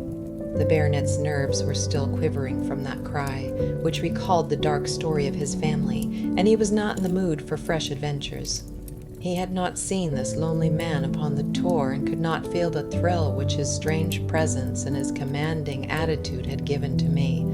"A warder, no doubt," said he. "The moor has been thick with them since his fellow escaped. Well, perhaps his explanation may be the right one, but I should like to have some further proof of it. Today we mean to communicate to the Princetown people where they should look for their missing man. But it is hard lines that we have not actually had the triumph of bringing him back as our own prisoner. Such are the adventures of last night, and you must acknowledge, my dear Holmes, that I have done you very well in the matter of a report. Much of what I tell you is no doubt quite irrelevant, but still I feel that it is best that I should let you have all the facts and leave you to select for yourself those which will be of most service to you in helping you to your conclusions. We are certainly making some progress. So far as the Barrymores go, we have found the motive of their actions, and that has cleared up the situation very much. But the moor with its mysteries and its strange inhabitants remains as inscrutable as ever. Perhaps in my next I may be able to throw some light upon this also. Best of all would it be if you could come down to us. In any case, you will hear from me again in the course of the next few days. Chapter 10. Extract from the Diary of Dr. Watson. So far I have been able to quote from the reports which I have forwarded during these early days to Sherlock Holmes. Now, however, I have arrived at a point in my narrative where I am compelled to abandon this method and to trust once more to my recollections, aided by the diary which I kept at the time. A few extracts from the latter will carry me on to those scenes which are indelibly fixed in every detail upon my memory. I proceed, then, from the morning which followed our abortive chase of the convict and our other strange experiences upon the moor. October 16th, a dull and foggy day with a drizzle of rain. The house is banked in with rolling clouds, which rise now and then to show the dreary curves of the moor, with thin silver veins upon the sides of the hills, and the distant boulders gleaming where the light strikes upon their wet faces. It is melancholy outside and in. The baronet is in a black reaction after the excitements of the night. I am conscious myself of a weight at my heart and a feeling of impending danger, ever-present danger, which is the more terrible because I am unable to define it. And have I not cause for such a feeling? Consider the long sequence of incidents which have all pointed to some sinister influence which is at work around us. There is the death of the last occupant of the hall, fulfilling so exactly the conditions of the family legend, and there are the repeated reports from peasants of the appearance of a strange creature upon the moor. Twice I have, with my own ears, heard the sound which resembled the distant baying of a hound. It is incredible, impossible, that it should really be outside the ordinary laws of nature. A spectral hound which leaves material footmarks and fills the air with its howling is surely not to be thought of. Stapleton may fall in with such a superstition, and Mortimer also, but if I have one quality upon earth it is common sense, and nothing will persuade me to believe in such a thing. To do so would be to descend to the level of these poor peasants, who are not content with a mere fiend-dog, but must needs describe him with hell-fire shooting from his mouth and eyes. Holmes would not listen to such fancies, and I am his agent. But facts are facts, and I have twice heard this crying upon the moor. Suppose that there were really some huge hound loose upon it. That would go far to explain everything. But where could such a hound lie concealed? Where did it get its food? Where did it come from? How was it that no one saw it by day? It must be confessed that the natural explanation offers almost as many difficulties as the other. And always, apart from the hound, there is the fact of the human agency in London, the man in the cab, and the letter which warned Sir Henry against the moor. This at least was real, but it might have been the work of a protecting friend as easily as of an enemy. Where is that friend or enemy now? Has he remained in London, or has he followed us down here? Could he be the stranger whom I saw upon the Tor? It is true that I have had only the one glance at him, and yet there are some things to which I am ready to swear. He is no one whom I have seen down here, and I have now met all the neighbors. The figure was far taller than that of Stapleton, far thinner than that of Frankland. Barrymore it might possibly have been, but we had left him behind us, and I am certain that he could not have followed us. A stranger, then, is still dogging us, just as a stranger dogged us in London. We have never shaken him off. If I could lay my hands upon that man, then at last we might find ourselves at the end of all our difficulties. To this one purpose I must now devote all my energies. My first impulse was to tell Sir Henry all my plans. My second and wisest one is to play my own game and speak as little as possible to anyone. He is silent and distrait. His nerves have been strangely shaken by that sound upon the moor.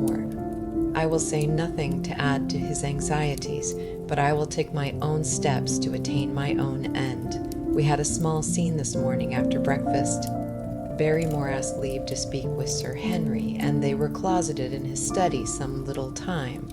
Sitting in the billiard room, I more than once heard the sound of voices raised, and I had a pretty good idea what the point was which was under discussion. After a time, the baronet opened his door and called for me. Barrymore considers that he has a grievance, he said. He thinks that it was unfair on our part to hunt his brother-in-law down when he, of his own free will, had told us the secret. The butler was standing, very pale, but very collected before us. "I may have spoken too warmly, sir," said he, "and if I have, I am sure that I beg your pardon. At the same time, I was very much surprised when I heard you two gentlemen come back this morning and learned that you had been chasing Selden. The poor fellow has enough to fight against without my putting more upon his track. If you had told us of your own free will, it would have been a different thing," said the baronet.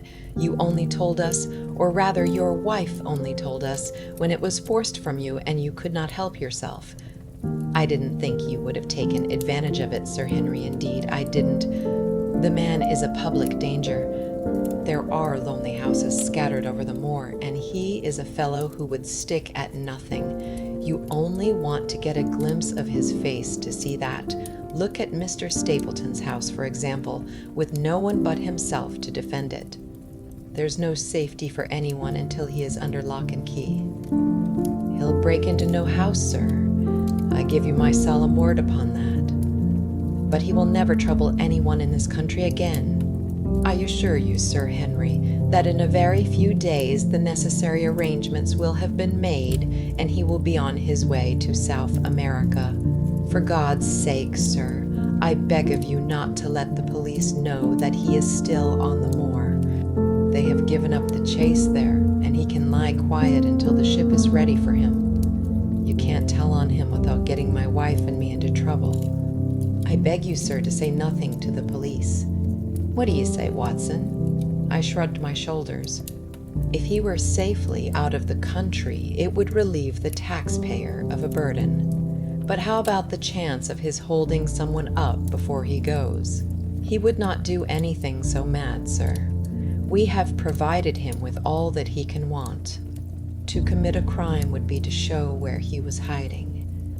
"That is true," said Sir Henry. "Well, Barrymore, God bless you, sir, and thank you from my heart. It would have killed my poor wife had he been taken again. I guess we are aiding and abetting a felony, Watson. But after what we have heard, I don't feel as if I could give the man up, so there is an end of it. All right, Barrymore, you can go." With a few broken words of gratitude, the man turned, but he hesitated and then came back. "You've been so kind to us, sir, that I should like to do the best I can for you in return. I know something, Sir Henry, and perhaps I should have said it before, but it was long after the inquest that I found it out. I've never breathed a word about it yet to mortal man. It's about poor Sir Charles's death." The baronet and I were both upon our feet. "Do you know how he died?" "No, sir, I don't know that." "What then?" "I know why he was at the gate at that hour. It was to meet a woman. To meet a woman, Yes, sir. And the woman's name? I can't give you the name, sir, but I can give you the initials. Her initials were L. L. How do you know this, Barrymore?" "Well, Sir Henry, your uncle had a letter that morning. He had usually a great many letters, for he was a public man and well known for his kind heart, so that everyone who was in trouble was glad to turn to him. That morning, as it chanced, there was only this one letter, so I took the more notice of it. It was from Coombe Tracy, and it was addressed in a woman's hand. Well?" "Oh, sir, I thought no more of the matter, and never would have done had it not been for my wife. Only a few weeks ago she was cleaning out Sir Charles's study. It had never been touched since his death, and she found the ashes of a burned letter in the back of the grate. The greater part of it was charred to pieces, but one little slip, the end of a page, hung together, and the writing could still be read, though it was gray on a black ground. It seemed to us to be a postscript at the end of the letter, and it said, 'Please, please, as you are a gentleman, burn this letter, and be at the gate by 10 o'clock. Beneath it were signed the initials L. L. Have you got that slip?" "No, sir. It crumbled all to bits after we moved it." "Had Sir Charles received any other letters in the same writing?" "Well, sir, I took no particular notice of his letters." "I should not have noticed this one, only it happened to come alone. And you have no idea who L is?" "No, sir, no more than you have. But I expect if we could lay our hands upon that lady, we should know more about Sir Charles's death. I cannot understand, Barrymore, how you came to conceal this important information." "Well, sir, it was immediately after that our own trouble came to us. And then again, sir, we were both of us very fond of Sir Charles, as we well might be considering all that he has done for us. To rake this up couldn't help our poor master, and it's well to go carefully when there's a lady in the case. Even the best of us. You thought it might injure his reputation?" "Well, sir, I thought no good could come of it. But now you have been kind to us, and I feel as if it would be treating you unfairly not to tell you all that I know about the matter." "Very good, Barrymore. You can go." When the butler had left us, Sir Henry turned to me. "Well, Watson, what do you think of this new light? It seems to leave the darkness rather blacker than before. So, I think. But if we can only trace L, it should clear up the whole business. We have gained that much. We know that there is someone who has the facts if we can only find her. What do you think we should do?" "Let Holmes know all about it at once. It will give him the clue for which he has been seeking.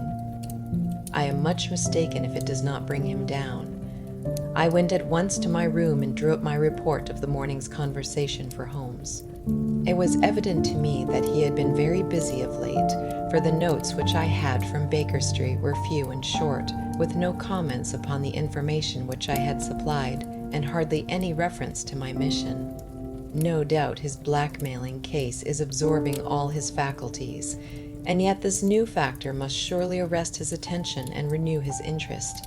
I wish that he were here. October 17th.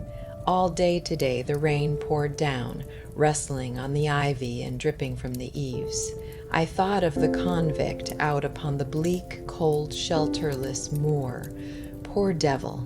Whatever his crimes, he has suffered something to atone for them, And then I thought of that other won the face in the cab, the figure against the moon. Was he also out in that deluge, the unseen watcher, the man of darkness? In the evening I put on my waterproof and I walked far upon the sodden moor, full of dark imaginings, the rain beating upon my face and the wind whistling about my ears. God help those who wander into the great mire now, for even the firm uplands are becoming a morass. I found the black tor upon which I had seen the solitary watcher, and from its craggy summit I looked out myself across the melancholy downs. Rain squalls drifted across the russet face, and the heavy slate-colored clouds hung low over the landscape, trailing in gray wreaths down the sides of the fantastic hills. In the distant hollow on the left, half hidden by the mist, the two thin towers of Baskerville Hall rose above the trees. They were the only signs of human life which I could see, save only those prehistoric huts which lay thickly upon the slopes of the hills. Nowhere was there any trace of that lonely man whom I had seen on the same spot 2 nights before. As I walked back, I was overtaken by Dr. Mortimer, driving in his dog-cart over a rough moorland track which led from the outlying farmhouse of Valmere. He has been very attentive to us, and hardly a day has passed that he has not called at the hall to see how we were getting on. He insisted upon my climbing into his dog-cart, and he gave me a lift homeward. I found him much troubled over the disappearance of his little spaniel. It had wandered on to the moor and had never come back. I gave him such consolation as I might, but I thought of the pony on the Grimpen mire, and I do not fancy that he will see his little dog again. By the way, Mortimer, said I as we jolted along the rough road, I suppose there are few people living within driving distance of this whom you do not know? Hardly any, I think. Can you, then, tell me the name of any woman whose initials are L? L? He thought for a few minutes. No, said he. There are a few gypsies and laboring folk for whom I can't answer, but among the farmers or gentry there is no one whose initials are those. Wait a bit, though, he added after a pause. There is Laura Lyons, her initials are L, but she lives in Coombe Tracy. Who is she? I asked. She is Franklin's daughter. What? Old Franklin's the crank. Exactly. She married an artist named Lyons who came sketching on the moor. He proved to be a blackguard and deserted her. The fault, from what I hear, may not have been entirely on one side. Her father refused to have anything to do with her because she had married without his consent, and perhaps for 1 or 2 other reasons as well. So, between the old sinner and the young one, the girl has had a pretty bad time. How does she live? I fancy old Franklin allows her a pittance, but it cannot be more, for his own affairs are considerably involved. Whatever she may have deserved, one could not allow her to go hopelessly to the bad. Her story got about, and several of the people here did something to enable her to earn an honest living. Stapleton did for one, and Sir Charles for another. I gave a trifle myself. It was to set her up in a typewriting business. He wanted to know the object of my inquiries, but I managed to satisfy his curiosity without telling him too much, for there is no reason why we should take anyone into our confidence.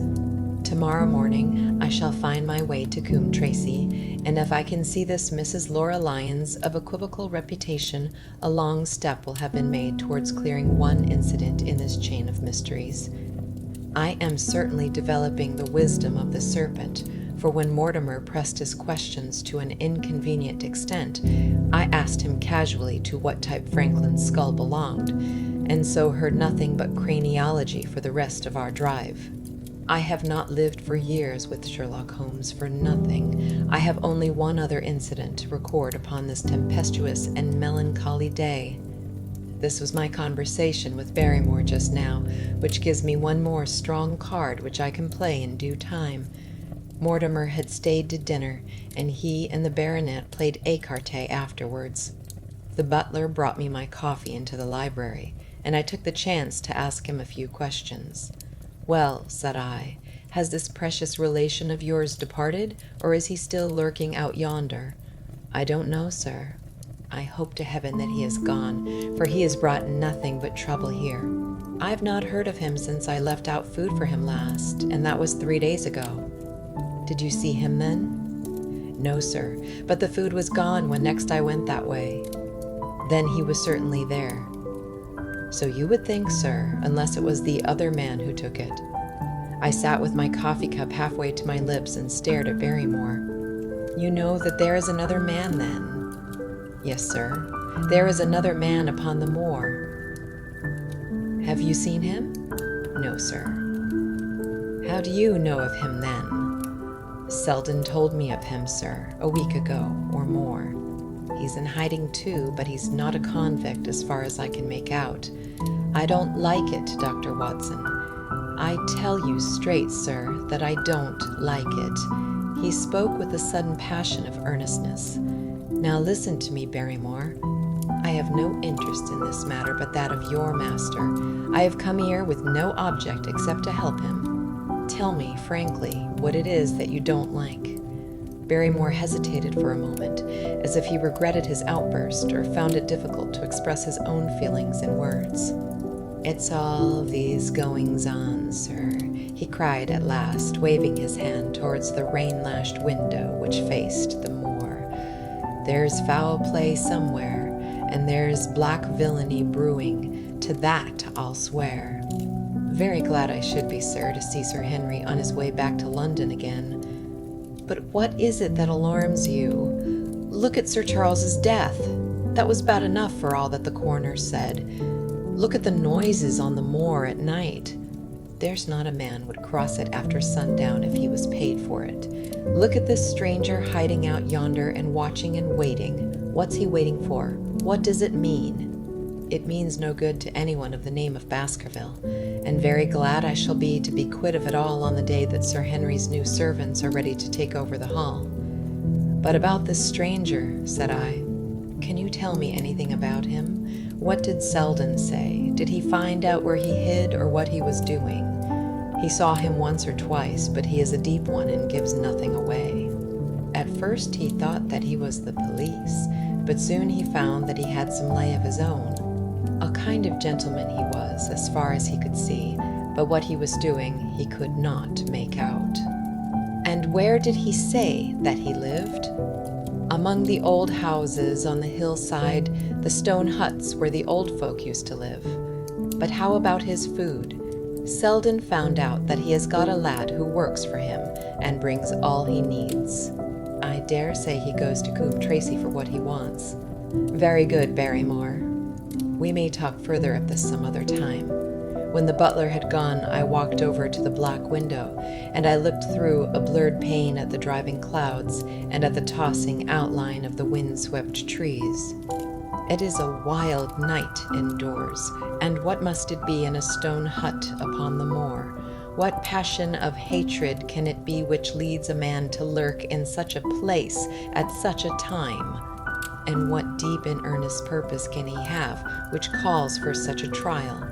There, in that hut upon the moor, seems to lie the very center of that problem which has vexed me so sorely.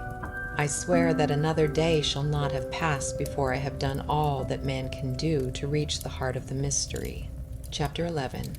The Man on the Tour. The extract from my private diary which forms the last chapter has brought my narrative up to the 18th of October, a time when these strange events began to move swiftly towards their terrible conclusion. The incidents of the next few days are indelibly graven upon my recollection, and I can tell them without reference to the notes made at the time. I start them from the day which succeeded that upon which I had established two facts of great importance. The one that Mrs. Laura Lyons of Coombe Tracy had written to Sir Charles Baskerville and made an appointment with him at the very place and hour that he met his death. The other, that the lurking man upon the moor was to be found among the stone huts upon the hillside. With these two facts in my possession, I felt that either my intelligence or my courage must be deficient if I could not throw some further light upon these dark places. I had no opportunity to tell the baronet what I had learned about Mrs. Lyons upon the evening before, for Dr. Mortimer remained with him at cards until it was very late. At breakfast, however, I informed him about my discovery and asked him whether he would care to accompany me to Coombe Tracy. At first he was very eager to come, but on second thoughts it seemed to both of us that if I went alone the results might be better. The more formal we made the visit, the less information we might obtain. I left Sir Henry behind, therefore, not without some prickings of conscience, and drove off upon my new quest. When I reached Coombe Tracy, I told Perkins to put up the horses, and I made inquiries for the lady whom I had come to interrogate. I had no difficulty in finding her rooms, which were central and well appointed. A maid showed me in without ceremony, and as I entered the sitting room, a lady who was sitting before a Remington typewriter sprang up with a pleasant smile of welcome. Her face fell, however, when she saw that I was a stranger, and she sat down again and asked me the object of my visit. The first impression left by Mrs. Lyons was one of extreme beauty. Her eyes and hair were of the same rich hazel color, and her cheeks, though considerably freckled, were flushed with the exquisite bloom of the brunette, the dainty pink which lurks at the heart of the sulphur rose. Admiration was, I repeat, the first impression, but the second was criticism. There was something subtly wrong with the face, some coarseness of expression, some hardness perhaps of eye, some looseness of lip which marred its perfect beauty. But these, of course, are afterthoughts. At the moment, I was simply conscious that I was in the presence of a very handsome woman, and that she was asking me the reasons for my visit. I had not quite understood until that instant how delicate my mission was. "I have the pleasure," said I, "of knowing your father." It was a clumsy introduction, and the lady made me feel it. "There is nothing in common between my father and me," she said. "I owe him nothing, and his friends are not mine. If it were not for the late Sir Charles Baskerville and some other kind hearts, I might have starved for all that my father cared." "It was about the late Sir Charles Baskerville that I have come here to see you." The freckle started out on the lady's face. "What can I tell you about him?" she asked, and her fingers played nervously over the stops of her typewriter. "You knew him, did you not?" "I have already said that I owe a great deal to his kindness. If I am able to support myself, it is largely due to the interest which he took in my unhappy situation." "Did you correspond with him?" The lady looked quickly up with an angry gleam in her hazel eyes. "What is the object of these questions?" she asked sharply. "The object is to avoid a public scandal. It is better that I should ask them here than that the matter should pass outside our control." She was silent, and her face was still very pale. At last she looked up with something reckless and defiant in her manner. "Well, I'll answer," she said. "What are your questions? Did you correspond with Sir Charles?" "I certainly wrote to him once or twice to acknowledge his delicacy and his generosity." "Have you the dates of those letters?" "No." "Have you ever met him?" "Yes, once or twice when he came into Coombe Tracy." "He was a very retiring man, and he preferred to do good by stealth." "But if you saw him so seldom and wrote so seldom, how did he know enough about your affairs to be able to help you, as you say that he has done?" She met my difficulty with the utmost readiness. There were several gentlemen who knew my sad history and united to help me. One was Mr. Stapleton, a neighbor and intimate friend of Sir Charles's. He was exceedingly kind, and it was through him that Sir Charles learned about my affairs. I knew already that Sir Charles Baskerville had made Stapleton his almoner upon several occasions, so the lady's statement bore the impress of truth upon it. "Did you ever write to Sir Charles asking him to meet you?" I continued. Mrs. Lyons flushed with anger again. "Really, sir, this is a very extraordinary question. I am sorry, madam, but I must repeat it." Then I answered, "Certainly not. Not on the very day of Sir Charles's death." The flush had faded in an instant, and a deathly face was before me. Her dry lips could not speak the no which I saw rather than heard. "Surely your memory deceives you," said I. I could even quote a passage of your letter. It ran, "Please, please, as you are a gentleman, burn this letter and be at the gate by 10 o'clock." I thought that she had fainted, but she recovered herself by a supreme effort. "Is there no such thing as a gentleman?" she gasped. "You do Sir Charles an injustice. He did burn the letter, but sometimes a letter may be legible even when burned. You acknowledge now that you wrote it." "Yes, I did write it," she cried, pouring out her soul in a torrent of words. "I did write it. Why should I deny it? I have no reason to be ashamed of it. I wished him to help me. I believed that if I had an interview, I could gain his help, so I asked him to meet me. But why at such an hour? Because I had only just learned that he was going to London next day and might be away for months. There were reasons why I could not get there earlier. But why a rendezvous in the garden instead of a visit to the house? Do you think a woman could go alone at that hour to a bachelor's house? What would happen when you did get there? I never went. Mrs. Munn. Lions! No, I swear it to you on all I hold sacred. I never went. Something intervened to prevent my going. What was that? That is a private matter. I cannot tell it. You acknowledge then that you made an appointment with Sir Charles at the very hour and place at which he met his death, but you deny that you kept the appointment. That is the truth. Again and again I cross-questioned her, but I could never get past that point. "Mrs. Lyons," said I as I rose from this long and inconclusive interview, "you are taking a very great responsibility and putting yourself in a very false position by not making an absolutely clean breast of all that you know. If I have to call in the aid of the police, you will find how seriously you are compromised. If your position is innocent, why did you in the first instance deny having written to Sir Charles upon that date? Because I feared that some false conclusion might be drawn from it, and that I might find myself involved in a scandal. And why were you so pressing that Sir Charles should destroy your letter? If you have read the letter, you will know. I did not say that I had read all the letter. You quoted some of it. I quoted the postscript. The letter had, as I said, been burned, and it was not all legible. I ask you once again why it was that you are so pressing that Sir Charles should destroy this letter which he received on the day of his death. The matter is a very private one. The more reason why you should avoid a public investigation. I will tell you then. If you have heard anything of my unhappy history, you will know that I made a rash marriage and had reason to regret it. I have heard so much. My life has been one incessant persecution from a husband whom I abhor. The law is upon his side, and every day I am faced by the possibility that he may force me to live with him. At the time that I wrote this letter to Sir Charles, I had learned that there was a prospect of my regaining my freedom if certain expenses could be met.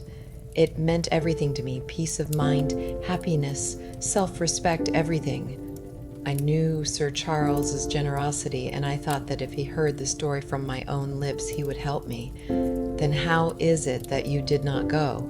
Because I received help in the interval from another source. Why then did you not write to Sir Charles and explain this? So I should have done had I not seen his death in the paper next morning. The woman's story hung coherently together, and all my questions were unable to shake it. I could only check it by finding if she had indeed instituted divorce proceedings against her husband at or about the time of the tragedy.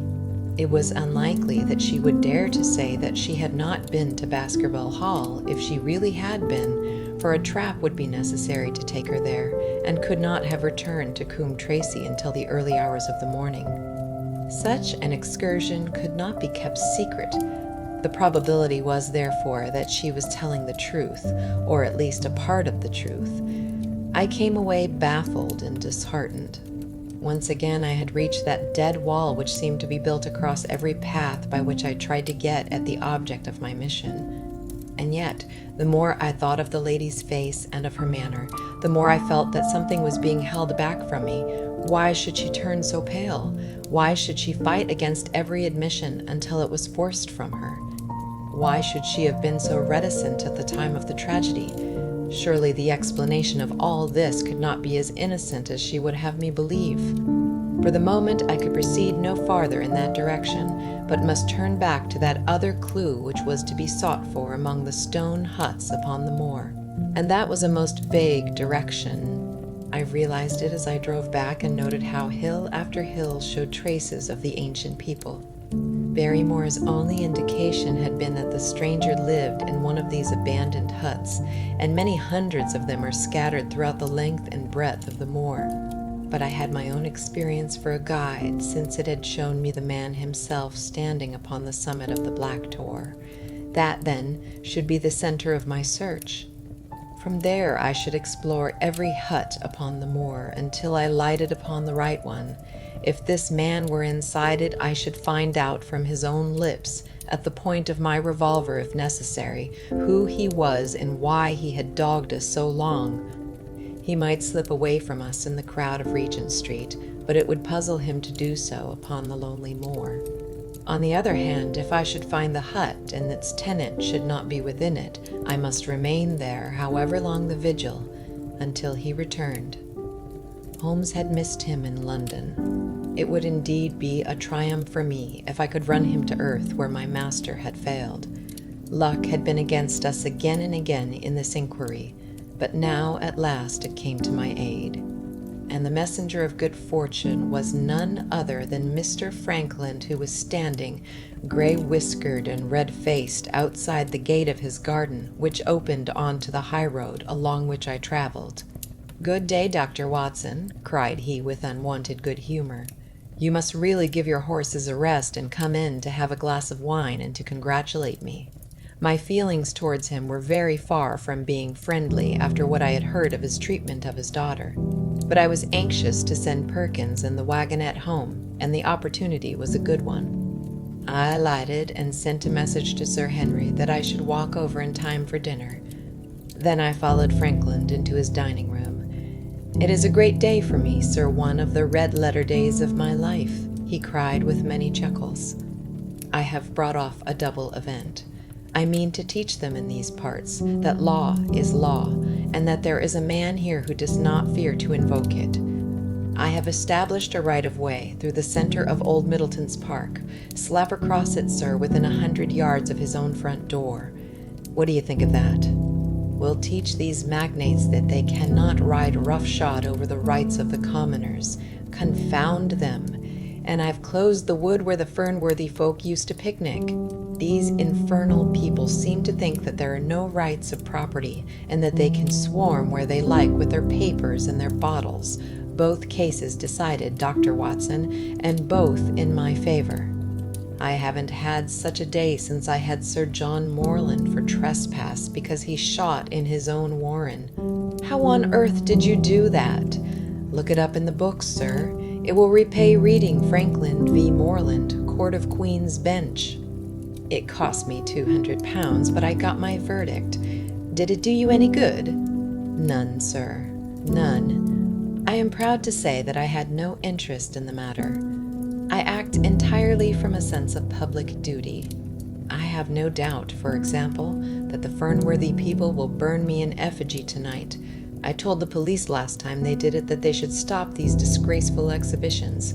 The county constabulary is in a scandalous state, sir, and it has not afforded me the protection to which I am entitled. The case of Frankland v. Regina will bring the matter before the attention of the public.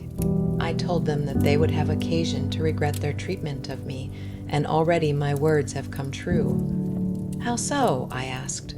The old man put on a very knowing expression. Because I could tell them what they are dying to know, but nothing would induce me to help the rascals in any way. I had been casting round for some excuse by which I could get away from his gossip, but now I began to wish to hear more of it. I had seen enough of the contrary nature of the old sinner to understand that any strong sign of interest would be the surest way to stop his confidences. "Some poaching case, no doubt?" said I with an indifferent manner.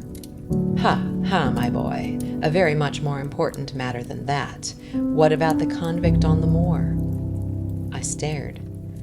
"You don't mean that you know where he is," said I.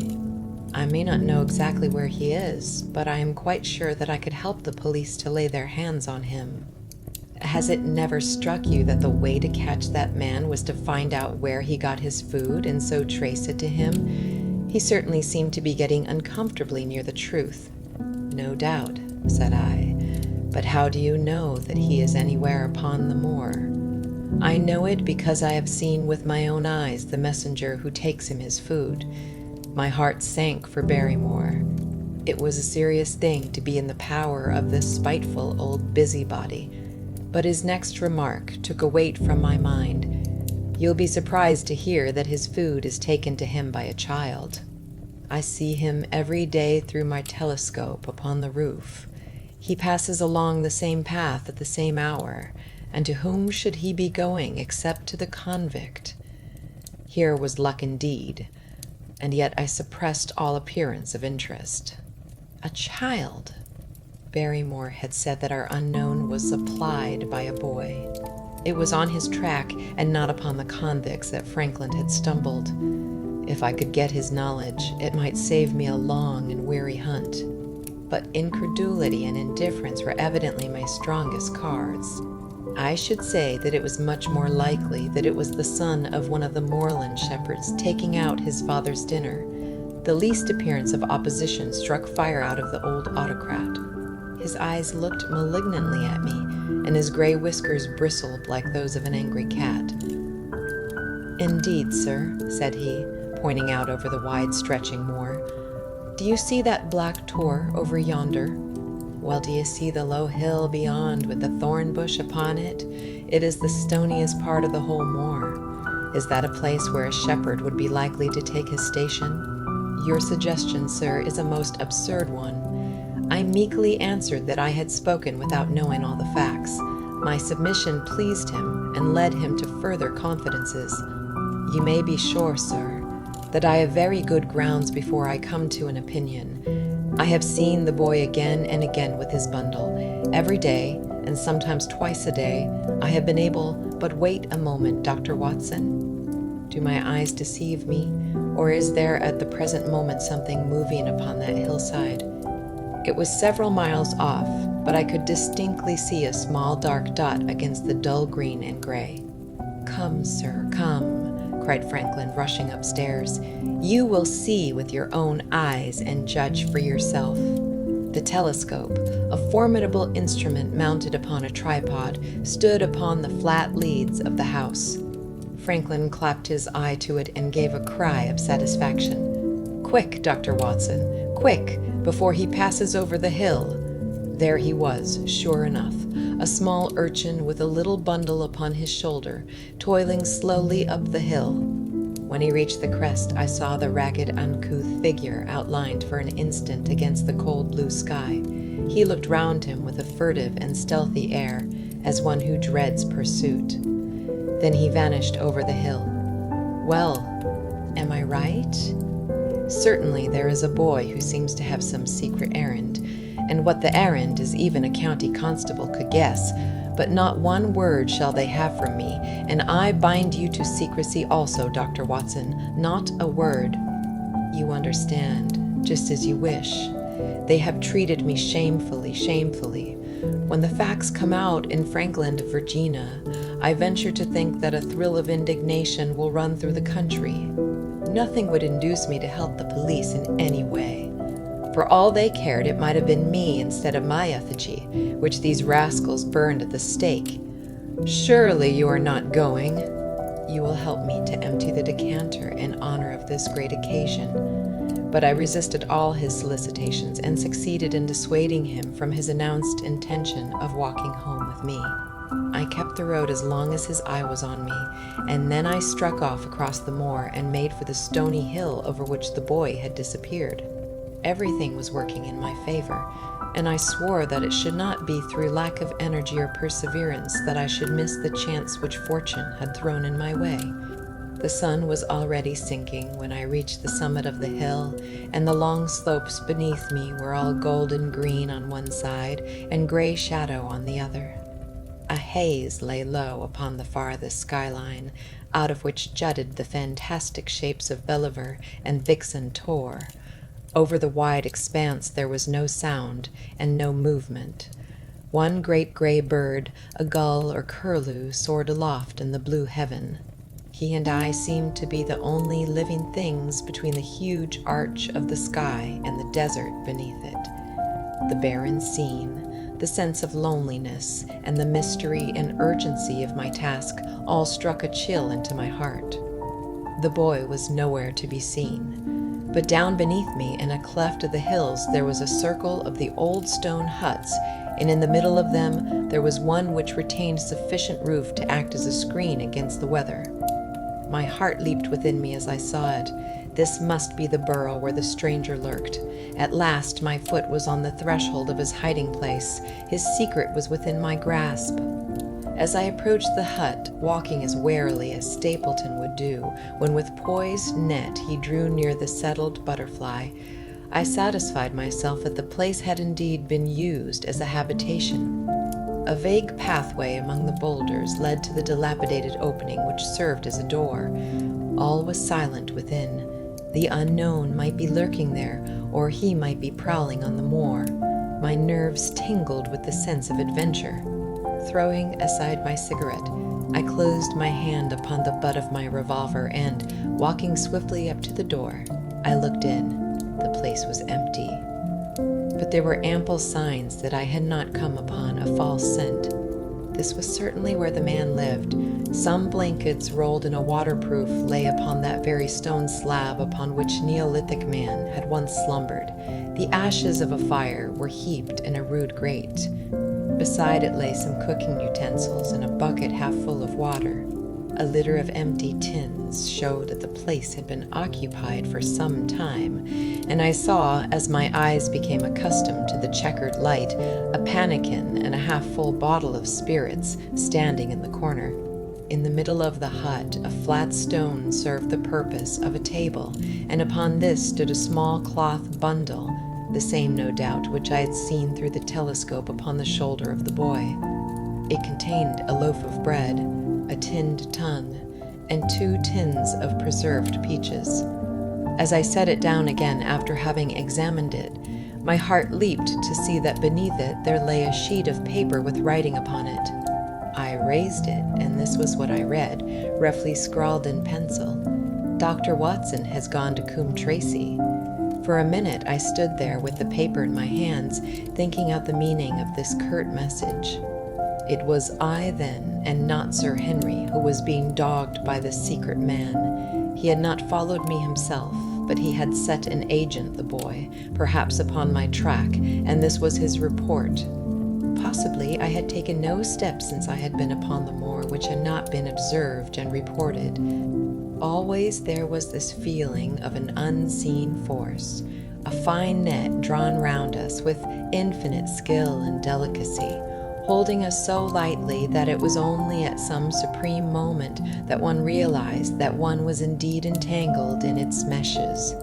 If there was one report, there might be others, so I looked round the hut in search of them. There was no trace, however, of anything of the kind, nor could I discover any sign which might indicate the character or intentions of the man who lived in this singular place, save that he must be of Spartan habits and cared little for the comforts of life. When I thought of the heavy rains and looked at the gaping roof, I understood how strong and immutable must be the purpose which had kept him in that inhospitable abode. Was he our malignant enemy, or was he by chance our guardian angel? I swore that I would not leave the hut until I knew. Outside, the sun was sinking low, and the west was blazing with scarlet and gold. Its reflection was shot back in ruddy patches by the distant pools which lay amid the great Grimpen mire. There were the 2 towers of Baskerville Hall, and there a distant blur of smoke which marked the village of Grimpen. Between the 2, behind the hill, was the house of the Stapletons. All was sweet and mellow and peaceful in the golden evening light, and yet, as I looked at them, my soul shared none of the peace of nature, but quivered at the vagueness and the terror of that interview which every instant was bringing nearer. With tingling nerves but a fixed purpose, I sat in the dark recess of the hut and waited with somber patience for the coming of its tenant. And then at last I heard him. Far away came the sharp clink of a boot striking upon a stone, then another, and yet another, coming nearer and nearer. I shrank back into the darkest corner and cocked the pistol in my pocket, determined not to discover myself until I had an opportunity of seeing something of the stranger. There was a long pause which showed that he had stopped. Then once more the footsteps approached and a shadow fell across the opening of the hut. "It is a lovely evening, my dear Watson," said a well-known voice. "I really think that you will be more comfortable outside than in." Chapter 12. Death on the Moor. For a moment or two I sat breathless, hardly able to believe my ears. Then my senses and my voice came back to me, while a crushing weight of responsibility seemed in an instant to be lifted from my soul. That cold, incisive, ironical voice could belong to but one man in all the world. "Holmes," I cried. "Holmes, come out," said he, "and please be careful with the revolver." I stooped under the rude lintel, and there he sat upon a stone outside, his gray eyes dancing with amusement as they fell upon my astonished features. He was thin and worn, but clear and alert, his keen face bronzed by the sun and roughened by the wind. In his tweed suit and cloth cap he looked like any other tourist upon the moor, and he had contrived with that cat-like love of personal cleanliness which was one of his characteristics, that his chin should be as smooth and his linen as perfect as if he were in Baker Street. "I never was more glad to see anyone in my life," said I as I wrung him by the hand. "Or more astonished, eh?" "Well, I must confess to it. The surprise was not all on one side, I assure you. I had no idea that you had found my occasional retreat, still less that you were inside it, until I was within 20 paces of the door. My footprint, I presume? No, Watson, I fear that I could not undertake to recognize your footprint amid all the footprints of the world. If you seriously desire to deceive me, you must change your tobacconist. For when I see the stub of a cigarette marked Bradley, Oxford Street, I know that my friend Watson is in the neighborhood. You will see it there beside the path. You threw it down, no doubt, at that supreme moment when you charged into the empty hut." "Exactly. I thought as much, and knowing your admirable tenacity, I was convinced that you were sitting in ambush, a weapon within reach, waiting for the tenant to return." "So you actually thought that I was the criminal?" "I did not know who you were, but I was determined to find out." "Excellent, Watson. And how did you localize me?" "You saw me, perhaps, on the night of the convict hunt, when I was so imprudent as to allow the moon to rise behind me?" "Yes, I saw you then, and have no doubt searched all the huts until you came to this one." "No, your boy had been observed, and that gave me a guide where to look." "The old gentleman with the telescope, no doubt." "I could not make it out when first I saw the light flashing upon the lens." He rose and peeped into the hut. "Huh! I see that Cartwright has brought up some supplies. What's this paper? So you have been to Coombe Tracy, have you?" "Yes. To see Mrs. Laura Lyons?" "Exactly. Well done. Our researches have evidently been running on parallel lines, and when we unite our results, I expect we shall have a fairly full knowledge of the case." "Well, I am glad from my heart that you are here, for indeed the responsibility and the mystery were both becoming too much for my nerves." "But how, in the name of wonder, did you come here, and what have you been doing?" "I thought that you were in Baker Street, working out that case of blackmailing. That was what I wished you to think." "Then you use me, and yet do not trust me," I cried with some bitterness. "I think that I have deserved better at your hands, Holmes. My dear fellow, you have been invaluable to me in this as in many other cases, and I beg that you will forgive me if I have seemed to play a trick upon you. In truth, it was partly for your own sake that I did it, and it was my appreciation of the danger which you ran which led me to come down and examine the matter for myself. Had I been with Sir Henry and you, it is confident that my point of view would have been the same as yours, and my presence would have warned our very formidable opponents to be on their guard. As it is, I have been able to get about as I could not possibly have done had I been living in the hall, and I remain an unknown factor in the business, ready to throw in all my weight at a critical moment. But why keep me in the dark? For you to know could not have helped us and might possibly have led to my discovery. You would have wished to tell me something, or in your kindness you would have brought me out some comfort or other, and so an unnecessary risk would be run. I brought Cartwright down with me. You remember the little chap at the express office, and he has seen after my simple wants, a loaf of bread and a clean collar. What does man want more? He has given me an extra pair of eyes upon a very active pair of feet, and both have been invaluable. Then my reports have all been wasted. My voice trembled as I recalled the pains and the pride with which I had composed them. Holmes took a bundle of papers from his pocket. Here are your reports, my dear fellow, and very well thumbed, I assure you. I made excellent arrangements, and they are only delayed 1 day upon their way. I must compliment you exceedingly upon the zeal and the intelligence which you have shown over an extraordinarily difficult case. I was still rather raw over the deception which had been practiced upon me, but the warmth of Holmes's praise drove my anger from my mind. I felt also in my heart that he was right in what he said, and that it was really best for our purpose that I should not have known that he was upon the moor. "That's better," said he, seeing the shadow rise from my face. "And now tell me the result of your visit to Mrs. Laura Lyons. It was not difficult for me to guess that it was to see her that you had gone, for I am already aware that she is the one person in Coombe Tracey who might be of service to us in the matter. In fact, if you had not gone today, it is exceedingly probable that I should have gone tomorrow." The sun had set, and dusk was settling over the moor. The air had turned chill, and we withdrew into the hut for warmth. There, sitting together in the twilight, I told Holmes of my conversation with the lady. So interested was he that I had to repeat some of it twice before he was satisfied. "This is most important," said he when I had concluded. "It fills up a gap which I had been unable to bridge in this most complex affair. You are aware, perhaps, that a close intimacy exists between this lady and the man Stapleton. I did not know of a close intimacy. There can be no doubt about the matter. They meet, they write, there is a complete understanding between them. Now this puts a very powerful weapon into our hands. If I could only use it to detach his wife. I am giving you some information now in return for all that you have given me.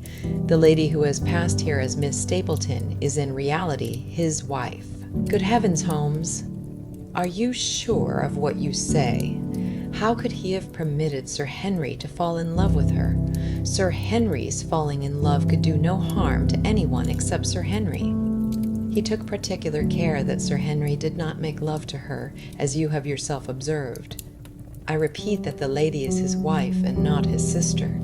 But why this elaborate deception? Because he foresaw that she would be very much more useful to him in the character of a free woman. All my unspoken instincts, my vague suspicions, suddenly took shape and centered upon the naturalist. In that impassive, colorless man, with his straw hat and his butterfly net, I seemed to see something terrible, a creature of infinite patience and craft, with a smiling face and a murderous heart. It is he, then, who is our enemy. It is he who dogged us in London. So I read the riddle. And the warning, it must have come from her. Exactly. The shape of some monstrous villainy, half seen, half guessed, loomed through the darkness which had girt me so long. But are you sure of this, Holmes? How do you know that the woman is his wife? Because he so far forgot himself as to tell you a true piece of autobiography upon the occasion when he first met you, and I dare say he has many a time regretted it since. He was once a schoolmaster in the north of England. Now there is no one more easy to trace than a schoolmaster.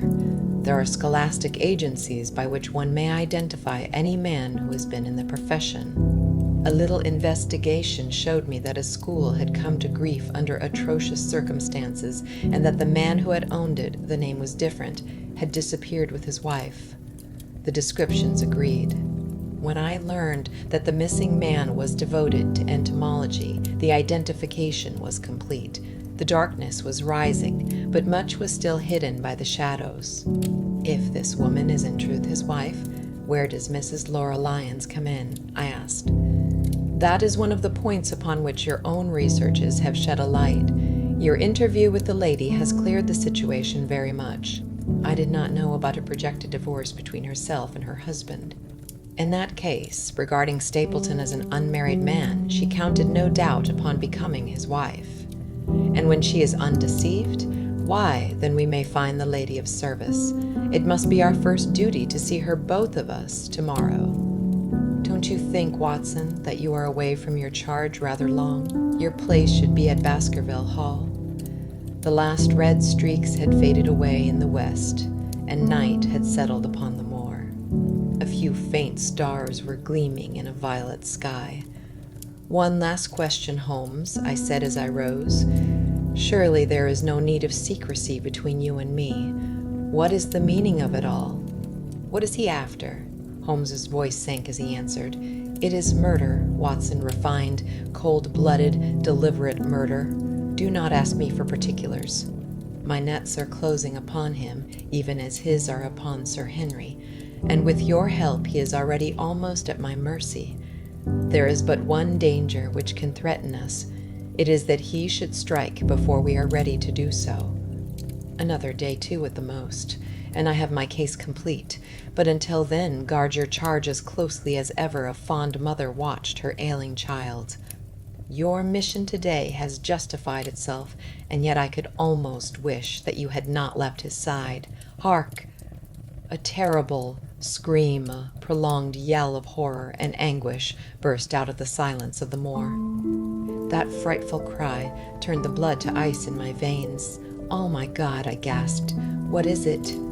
What does it mean? Holmes had sprung to his feet, and I saw his dark, athletic outline at the door of the hut, his shoulders stooping, his head thrust forward, his face peering into the darkness. Hush, he whispered. Hush. The cry had been loud on account of its vehemence, but it had pealed out from somewhere far off on the shadowy plain. Now it burst upon our ears, nearer, louder, more urgent than before. Where is it? Holmes whispered, and I knew from the thrill of his voice that he, the man of iron, was shaken to the soul. Where is it, Watson? There, I think. I pointed into the darkness. No, there. Again the agonized cry swept through the silent night, louder and much nearer than ever, and a new sound mingled with it, a deep, muttered rumble, musical and yet menacing, rising and falling like the low, constant murmur of the sea. "The Hound!" cried Holmes. "Come, Watson, come!" Great heavens, if we are too late! He had started running swiftly over the moor, and I had followed at his heels. But now from somewhere among the broken ground immediately in front of us, there came one last despairing yell, and then a dull, heavy thud. We halted and listened. Not another sound broke the heavy silence of the windless night. I saw Holmes put his hand to his forehead like a man distracted. He stamped his feet upon the ground. He has beaten us, Watson. We are too late. No, no, surely not. Fool that I was to hold my hand. And you, Watson, see what comes of abandoning your charge. But by heaven, if the worst has happened, we'll avenge him. Blindly we ran through the gloom, blundering against boulders, forcing our way through gorse bushes, panting up hills and rushing down slopes, heading always in the direction whence those dreadful sounds had come. At every rise, Holmes looked eagerly round him, but the shadows were thick upon the moor, and nothing moved upon its dreary face. "Can you see anything?" "Nothing. But hark, what is that?" A low moan had fallen our ears. There it was again upon our left. On that side a ridge of rocks ended in a sheer cliff which overlooked a stone-strewn slope. On its jagged face was spread-eagled some dark, irregular object. As we ran towards it, the vague outline hardened to a definite shape. It was a prostrate man, face downward upon the ground, the head doubled under him at a horrible angle, the shoulders rounded and the body hunched together as if in the act of throwing a somersault.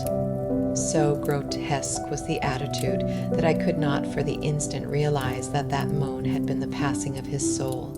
Not a whisper, not a rustle, rose now from the dark figure over which we stooped. Holmes laid his hand upon him and held it up again with an exclamation of horror. The gleam of the match which he struck shone upon his clotted fingers and upon the ghastly pool which widened slowly from the crushed skull of the victim. And it shone upon something else which turned our hearts sick and faint within us, the body of Sir Henry Baskerville. There was no chance of either of us forgetting that peculiar ruddy tweed suit, the very one which he had worn on the first morning that we had seen him in Baker Street. We caught the one clear glimpse of it, and then the match flickered and went out, even as the hope had gone out of our souls. Holmes groaned, and his face glimmered white through the darkness. "The brute! The brute!" I cried with clenched hands. "Oh, Holmes, I shall never forgive myself for having left him to his fate. I am more to blame than you, Watson.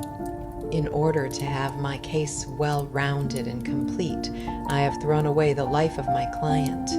It is the greatest blow which has befallen me in my career. But how could I know that he would risk his life alone upon the moor in the face of all my warnings? That we should have heard his screams, my God, those screams, and yet have been unable to save him? Where is this brute of a hound which drove him to his death? It may be lurking among these rocks at this instant. And Stapleton, where is he? He shall answer for this deed. He shall. I will see to that. Uncle and nephew have been murdered, the one frightened to death by the very sight of a beast which he thought to be supernatural, the other driven to his end in his wild flight to escape from it. But now we have to prove the connection between the man and the beast. Save from what we heard, we cannot even swear to the existence of the latter, since Sir Henry has evidently died from the fall.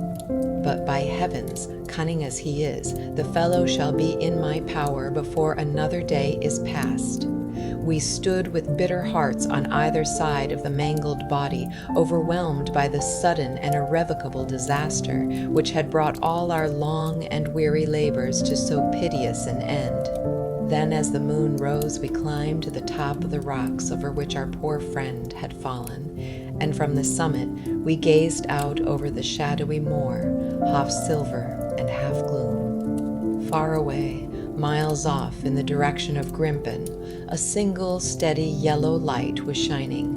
It could only come from the lonely abode of the Stapletons. With a bitter curse, I shook my fist at it as I gazed. Why should we not seize him at once? Our case is not complete. The fellow is wary and cunning to the last degree. It is not what we know, but what we can prove. If we make one false move, the villain may escape us yet. What can we do? There will be plenty for us to do tomorrow. Tonight we can only perform the last offices to our poor friend. Together we made our way down the precipitous slope and approached the body, black and clear against the silvered stones. The agony of those contorted limbs struck me with a spasm of pain and blurred my eyes with tears. We must send for help, Holmes. We cannot carry him all the way to the hall. Good heavens, are you mad? He had uttered a cry and bent over the body. Now he was dancing and laughing and wringing my hand. Could this be my stern, self-contained friend? These were hidden fires, indeed. A beard, a beard. The man has a beard. A beard? It is not the baronet, it is why. It is my neighbor, the convict. With feverish haste we had turned the body over, and that dripping beard was pointing up to the cold, clear moon. There could be no doubt about the beetling forehead, the sunken animal eyes. It was indeed the same face which had glared upon me in the light of the candle from over the rock, the face of Selden, the criminal. Then, in an instant, it was all clear to me. I remembered how the baronet had told me that he had handed his old wardrobe to Barrymore. Barrymore had passed it on in order to help Selden in his escape. Boots, shirt, capot was all Sir Henry's. The tragedy was still black enough, but this man had at least deserved death by the laws of his country. I told Holmes how the matter stood, my heart bubbling over with thankfulness and joy. "Then the clothes have been the poor devil's death," said he. "It is clear enough that the hound has been laid on from some article of Sir Henry's. The boot which was abstracted in the hotel, in all probability, and so ran this man down. There is one very singular thing, however. How came Selden, in the darkness, to know that the hound was on his trail? He heard him. To hear a hound upon the moor would not work a hard man like this convict into such a paroxysm of terror that he would risk recapture by screaming wildly for help. By his cries he must have run a long way after he knew the animal was on his track. How did he know? A greater mystery to me is why this hound, presuming that all our conjectures are correct, I presume nothing. Well then, why this hound should be loose tonight? I suppose that it does not always run loose upon the moor. Stapleton would not let it go unless he had reason to think that Sir Henry would be there. My difficulty is the more formidable of the two, for I think that we shall very shortly get an explanation of yours, while mine may remain forever a mystery. The question now is, what shall we do with this poor wretch's body? We cannot leave it here to the foxes and the ravens. I suggest that we put it in one of the huts until we can communicate with the police. Exactly. I have no doubt that you and I could carry it so far. Halloa, Watson. What's this? It's the man himself, by all that's wonderful and audacious. Not a word to show your suspicions. Not a word, or my plans crumble to the ground.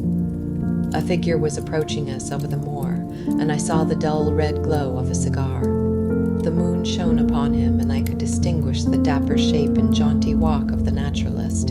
He stopped when he saw us, and then came on again. "Why, Dr. Watson, that's not you, is it?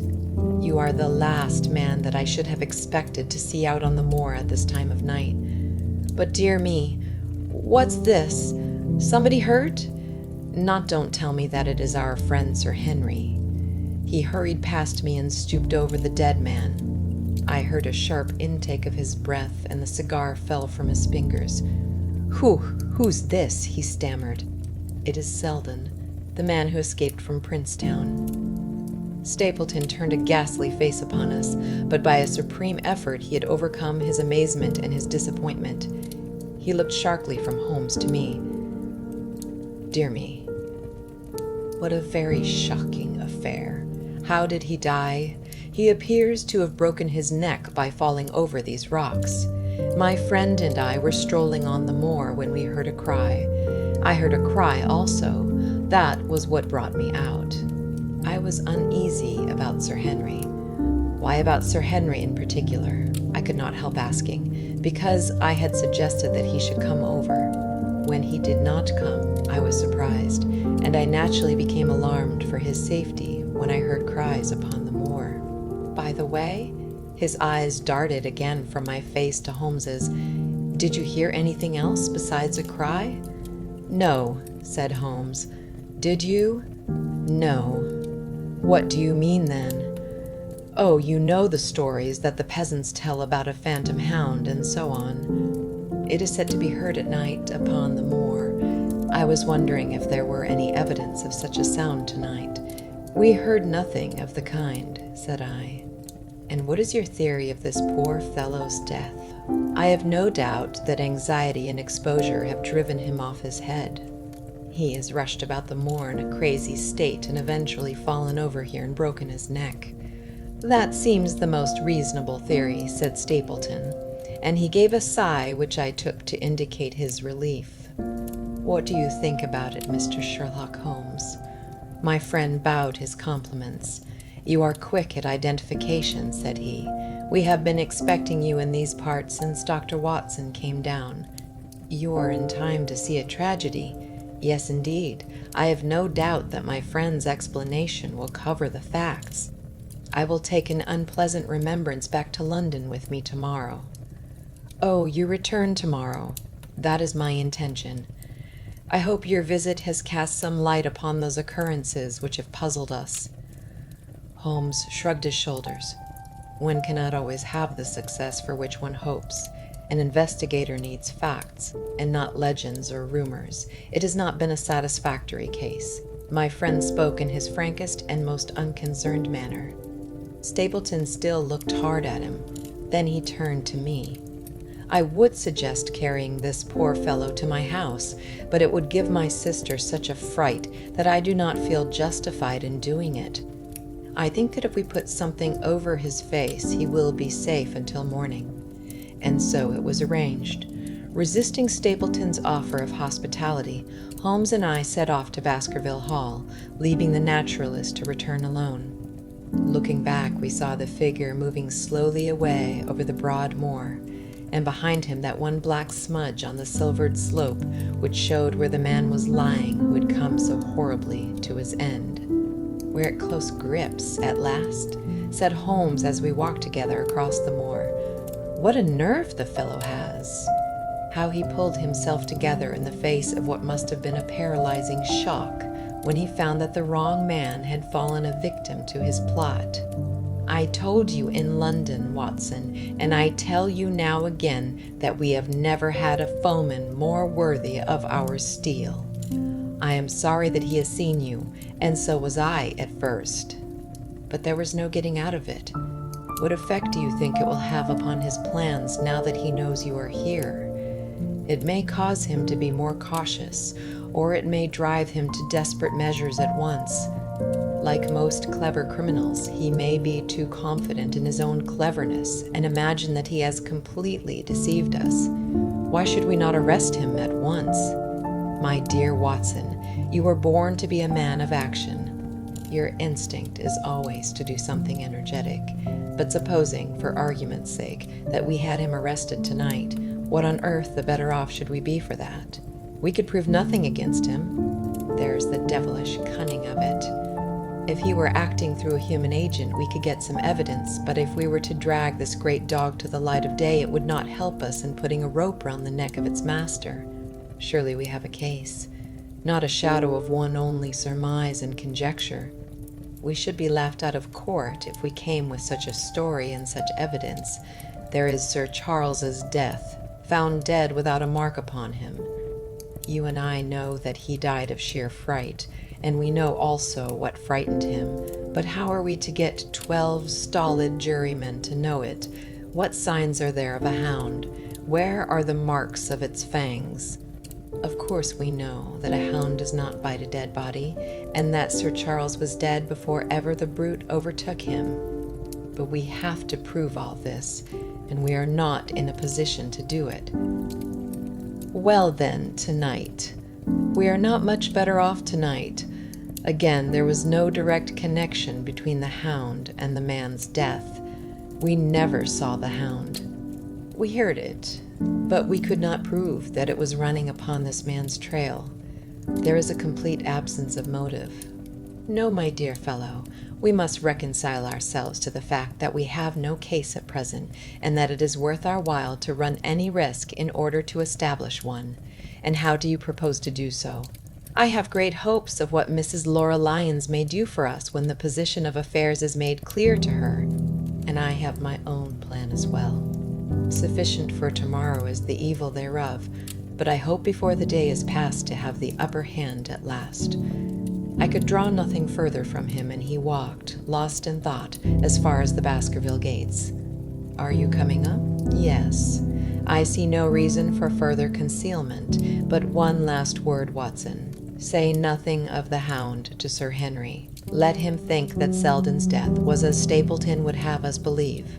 He will have a better nerve for the ordeal which he will have to undergo tomorrow when he is engaged, if I remember your report aright, to dine with these people. And so am I. Then you must excuse yourself, and he must go alone. That will be easily arranged. And now, if we are too late for dinner, I think that we are both ready for our suppers. Chapter 13. Fixing the nets, Sir Henry was more pleased than surprised to see Sherlock Holmes, for he had for some days been expecting that recent events would bring him down from London. He did raise his eyebrows, however, when he found that my friend had neither any luggage nor any explanations for its absence. Between us, we soon supplied his wants, and then over a belated supper we explained to the baronet as much of our experience as it seemed desirable that he should know. But first I had the unpleasant duty of breaking the news to Barrymore and his wife. To him it may have been an unmitigated relief, but she wept bitterly in her apron. To all the world he was the man of violence, half animal and half demon, but to her he always remained the little willful boy of her own girlhood, the child who had clung to her hand. Evil indeed is the man who has not one woman to mourn him. "I've been moping in the house all day since Watson went off in the morning," said the baronet. "I guess I should have some credit, for I have kept my promise. If I hadn't sworn not to go about alone, I might have had a more lively evening, for I had a message from Stapleton asking me over there." "I have no doubt that you would have had a more lively evening," said Holmes dryly. "By the way, I don't suppose you appreciate that we have been mourning over you as having broken your neck." Sir Henry opened his eyes. "How was that?" "This poor wretch was dressed in your clothes. I fear your servant who gave them to him may get into trouble with the police." "That is unlikely. There was no mark on any of them, as far as I know." "That's lucky for him. In fact, it's lucky for all of you, since you are all on the wrong side of the law in this matter. I am not sure that as a conscientious detective my first duty is not to arrest the whole household. Watson's reports are most incriminating documents." "But how about the case?" asked the baronet. "Have you made anything out of the tangle?" "I don't know that Watson and I are much the wiser since we came down. I think that I shall be in a position to make the situation rather more clear to you before long. It has been an exceedingly difficult and most complicated business. There are several points upon which we still want light, but it is coming all the same. We've had one experience, as Watson has no doubt told you. We heard the Hound on the moor, so I can swear that it is not all empty superstition. I had something to do with dogs when I was out west, and I know one when I hear one. If you can muzzle that one and put him on a chain, I'll be ready to swear you are the greatest detective of all time. I think I will muzzle him and chain him all right if you will give me your help. Whatever you tell me to do, I will do." "Very good. And I will ask you also to do it blindly, without always asking the reason, just as you like. If you will do this, I think the chances are that our little problem will soon be solved." "I have no doubt." He stopped suddenly and stared fixedly up over my head into the air.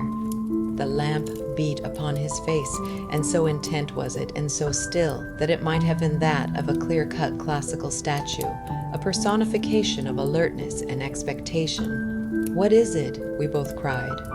I could see as he looked down that he was repressing some internal emotion. His features were still composed, but his eyes shone with amused exultation.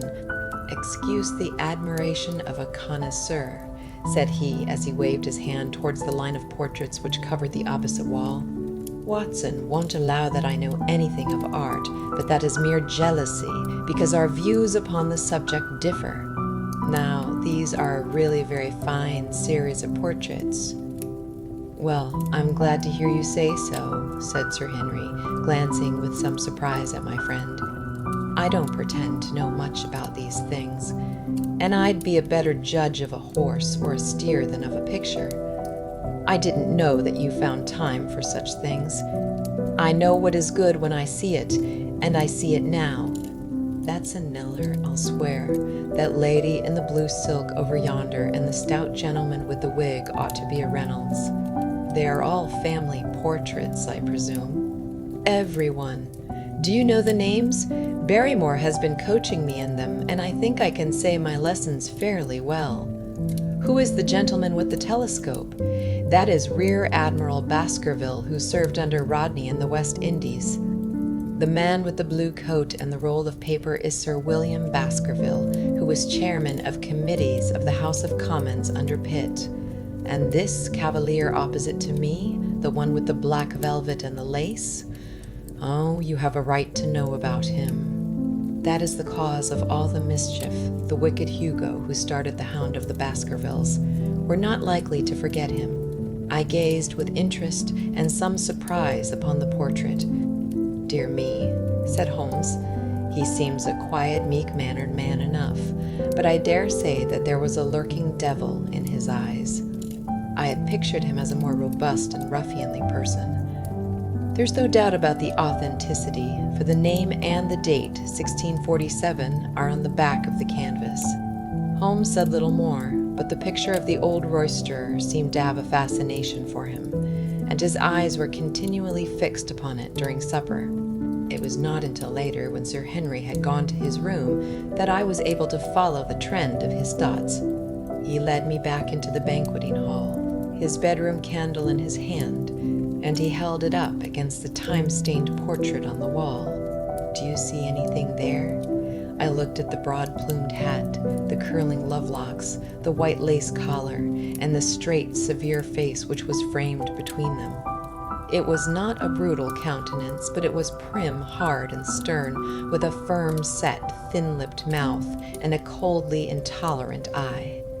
Is it like anyone you know? There is something of Sir Henry about the jaw. Just a suggestion, perhaps. But wait an instant.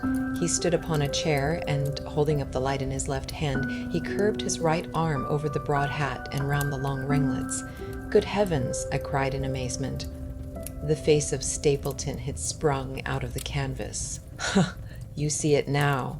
My eyes have been trained to examine faces and not their trimmings. It is the first quality of a criminal investigator that he should see through a disguise. But this is marvelous. It might be his portrait.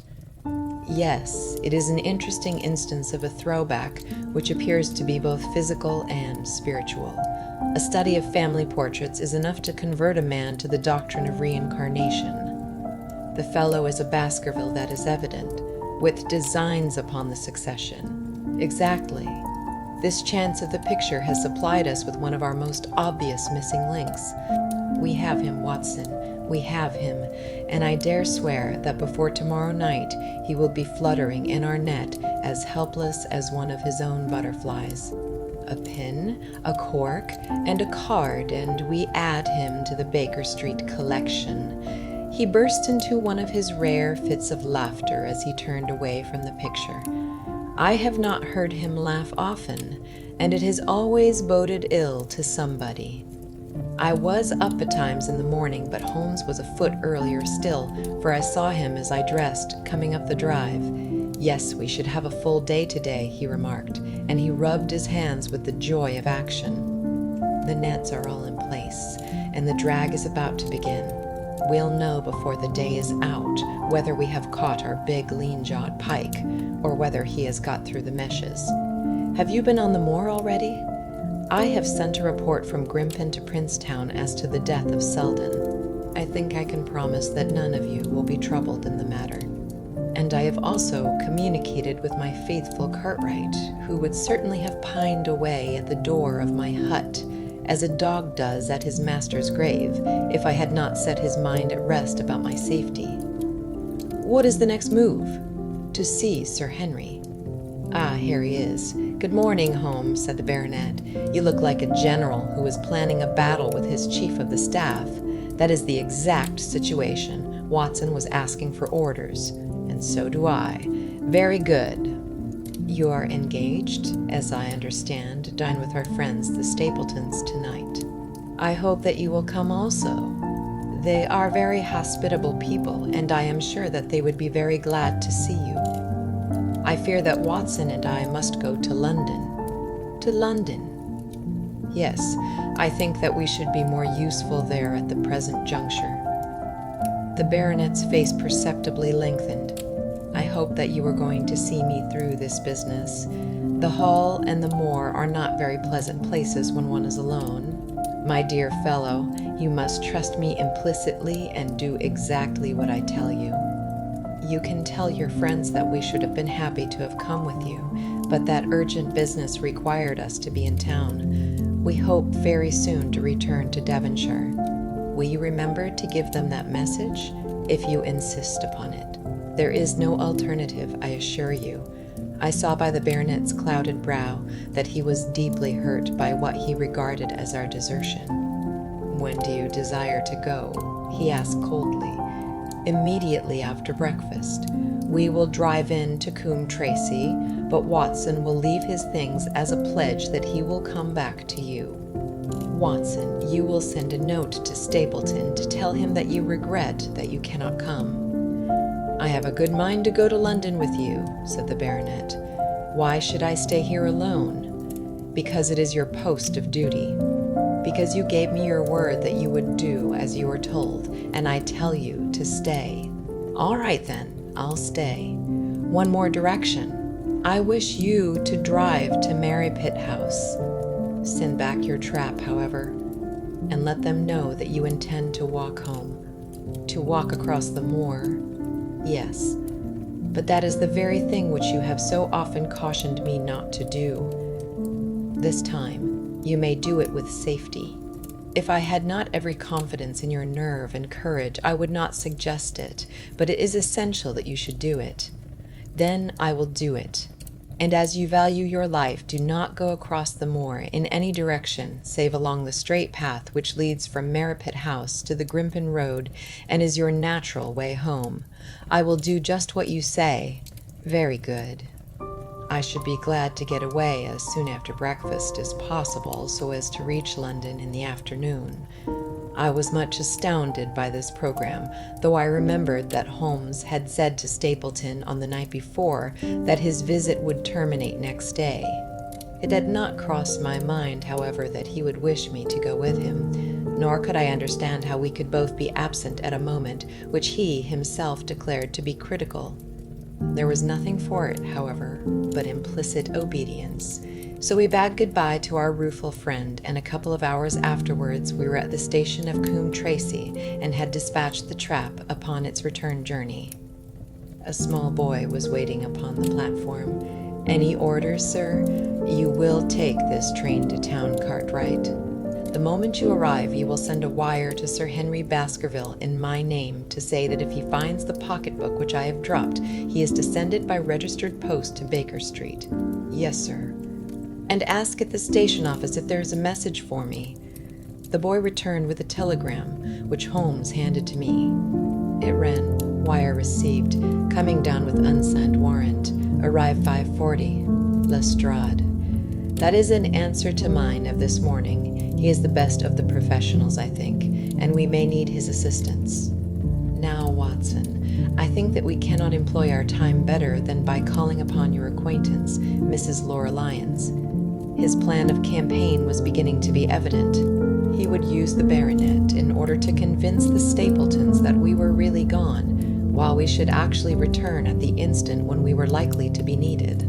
That telegram from London, if mentioned by Sir Henry to the Stapletons, must remove the last suspicions from their minds. Already I seem to see our nets drawing closer around that lean-jawed pike. Mrs. Laura Lyons was in her office, and Sherlock Holmes opened his interview with a frankness and directness which considerably amazed her. I am investigating the circumstances which attended the death of the late Sir Charles Baskerville, said he.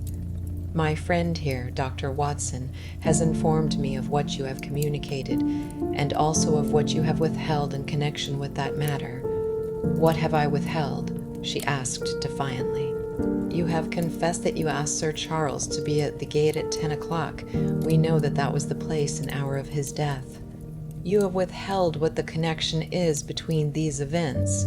There is no connection. In that case, the coincidence must indeed be an extraordinary one, but I think that we shall succeed in establishing a connection after all.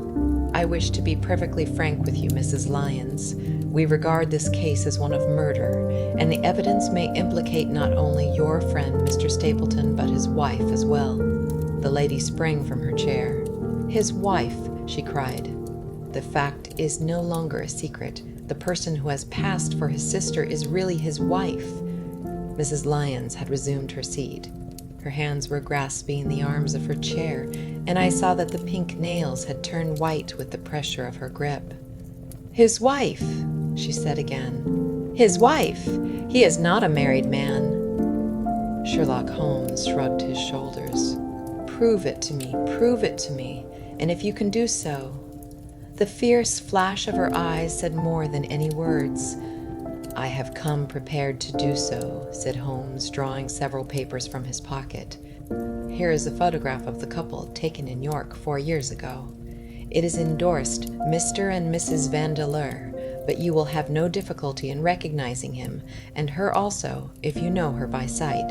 Here are 3 written descriptions by trustworthy witnesses of Mr. and Mrs. Vandeleur, who at that time kept St. Oliver's private school. Read them and see if you can doubt the identity of these people. She glanced at them and then looked up at us with the set, rigid face of a desperate woman. Mr. Holmes, she said, this man had offered me marriage on condition that I could get a divorce for my husband. He has lied to me, the villain, in every conceivable way. Not one word of truth has he ever told me.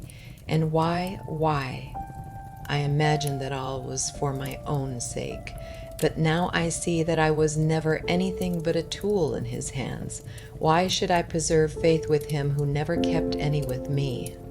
Why should I try to shield him from the consequences of his own wicked acts?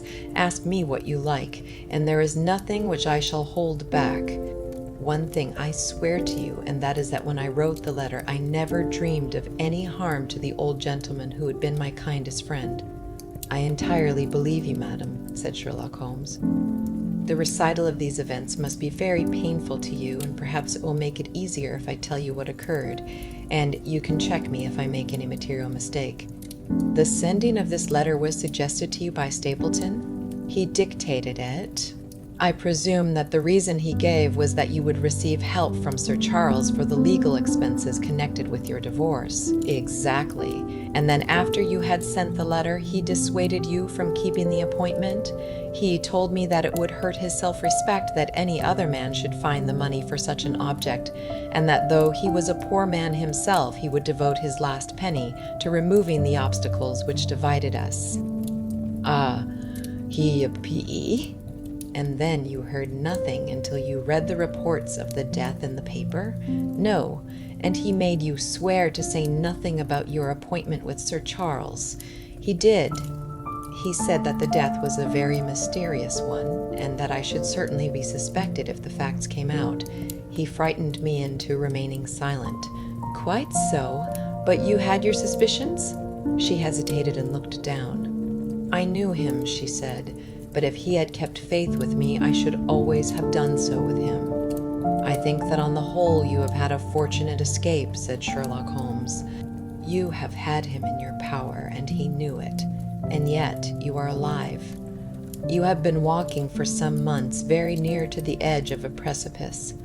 We must wish you good morning now, Mrs. Lyons, and it is probable that you will very shortly hear from us again. Our case becomes rounded off, and difficulty after difficulty thins away in front of us, said Holmes as we stood waiting for the arrival of the express from town.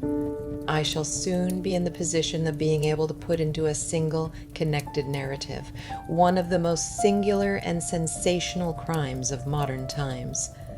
Students of criminology will remember the analogous incidents in Godno, in Little Russia, in the year 66, and of course there are the Anderson murders in North Carolina. But this case possesses some features which are entirely its own. Even now we have no clear case against this very wily man. But I shall be very much surprised if it is not clear enough before we go to bed this night. The London Express came roaring into the station, and a small, wiry bulldog of a man had sprung from a first-class carriage. We all three shook hands, and I saw at once from the reverential way in which Lestrade gazed at my companion that he had learned a good deal since the days when they had first worked together. I could well remember the scorn which the theories of the reasoner used then to excite in the practical man. "Anything good?" he asked. "The biggest thing for years," said Holmes. "We have 2 hours before we need think of starting." "I think we might employ it in getting some dinner, and then, Lestrade, we will take the London fog out of your throat by giving you a breath of the pure night air of Dartmoor. Never been there?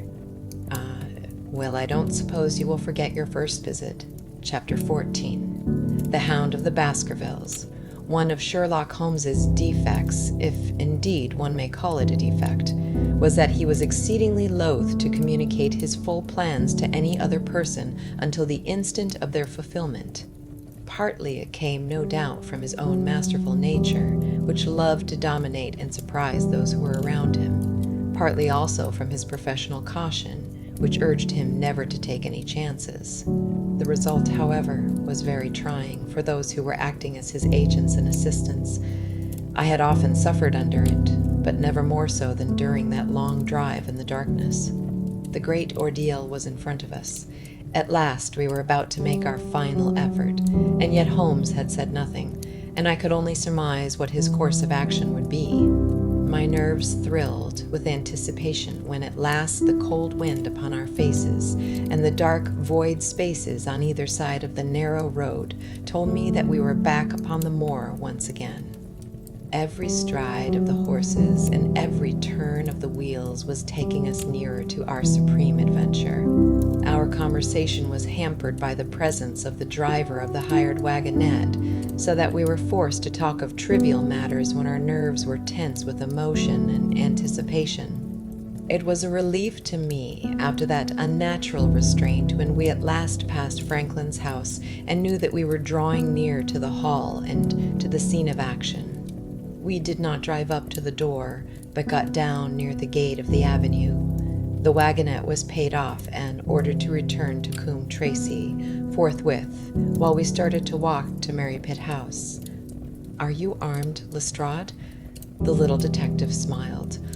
"As long as I have my trousers, I have a hip pocket, and as long as I have my hip pocket, I have something in it." "Good. My friend and I are also ready for emergencies. You're mighty close about this affair, Mr. Holmes. What's the game now?" "A waiting game." "My word, it does not seem a very cheerful place," said the detective with a shiver, glancing round him at the gloomy slopes of the hill and at the huge lake of fog which lay over the Grimpen Mire. "I see the lights of a house ahead of us. That is Merrypit House and the end of our journey. I must request you to walk on tiptoe and not to talk above a whisper." We moved cautiously along the track as if we were bound for the house, but Holmes halted us when we were about 200 yards from it. "This will do," said he. "These rocks upon the right make an admirable screen. We are to wait here?" "Yes, we shall make our little ambush here. Get into this hollow, Lestrade. You have been inside the house, have you not, Watson? Can you tell the position of the rooms? What are those latticed windows at this end? I think they are the kitchen windows. And the one beyond, which shines so brightly, that is certainly the dining room. The blinds are up. You know the lie of the land best. Creep forward quietly and see what they are doing, but for heaven's sake don't let them know that they are watched." I tiptoed down the path and stooped behind the low wall which surrounded the stunted orchard. Creeping in its shadow, I reached a point whence I could look straight through the uncurtained window. There were only 2 men in the room, Sir Henry and Stapleton. They sat with their profiles towards me on either side of the round table. Both of them were smoking cigars, and coffee and wine were in front of them. Stapleton was talking with animation, but the baronet looked pale and distrait. Perhaps the thought of that lonely walk across the ill-omened moor was weighing heavily upon his mind. As I watched them, Stapleton rose and left the room, while Sir Henry filled his glass again and leaned back in his chair, puffing at his cigar. I heard the creak of a door and the crisp sound of boots upon gravel. The steps passed along the path on the other side of the wall under which I crouched. Looking over, I saw the naturalist pause at the door of an outhouse in the corner of the orchard. A key turned in a lock, and as he passed in, there was a curious scuffling noise from within. He was only a minute or so inside, and then I heard the key turn once more, and he passed me and re-entered the house. I saw him rejoin his guest, and I crept quietly back to where my companions were waiting to tell them what I had seen. "You say, Watson, that the lady is not there?" Holmes asked when I had finished my report. "No. Where can she be then, since there is no light in any other room except the kitchen? I cannot think where she is. I have said that over the great Grimpen Mire there hung a dense, white fog. It was drifting slowly in our direction and banked itself up like a wall on that side of us, low but thick and well-defined. The moon shone on it, and it looked like a great shimmering ice field, with the heads of the distant tors as rocks borne upon its surface." Holmes's face was turned towards it, and he muttered impatiently as he watched its sluggish drift. "It's moving towards us, Watson. Is that serious?" "Very serious indeed. The one thing upon earth which could have disarranged my plans. He can't be very long now. It is already 10 o'clock. Our success and even his life may depend upon his coming out before the fog is over the path." The night was clear and fine above us. The stars shone cold and bright, while a half-moon bathed the whole scene in a soft, uncertain light. Before us lay the dark bulk of the house, its serrated roof and bristling chimneys hard outlined against the silver-spangled sky. Broad bars of golden light from the lower windows stretched across the orchard and the moor. One of them was suddenly shut off. The servants had left the kitchen. There only remained the lamp in the dining room, where the two men, the murderous host and the unconscious guest, still chatted over their cigars. Every minute that white woolly plain which covered one half of the moor was drifting closer and closer to the house.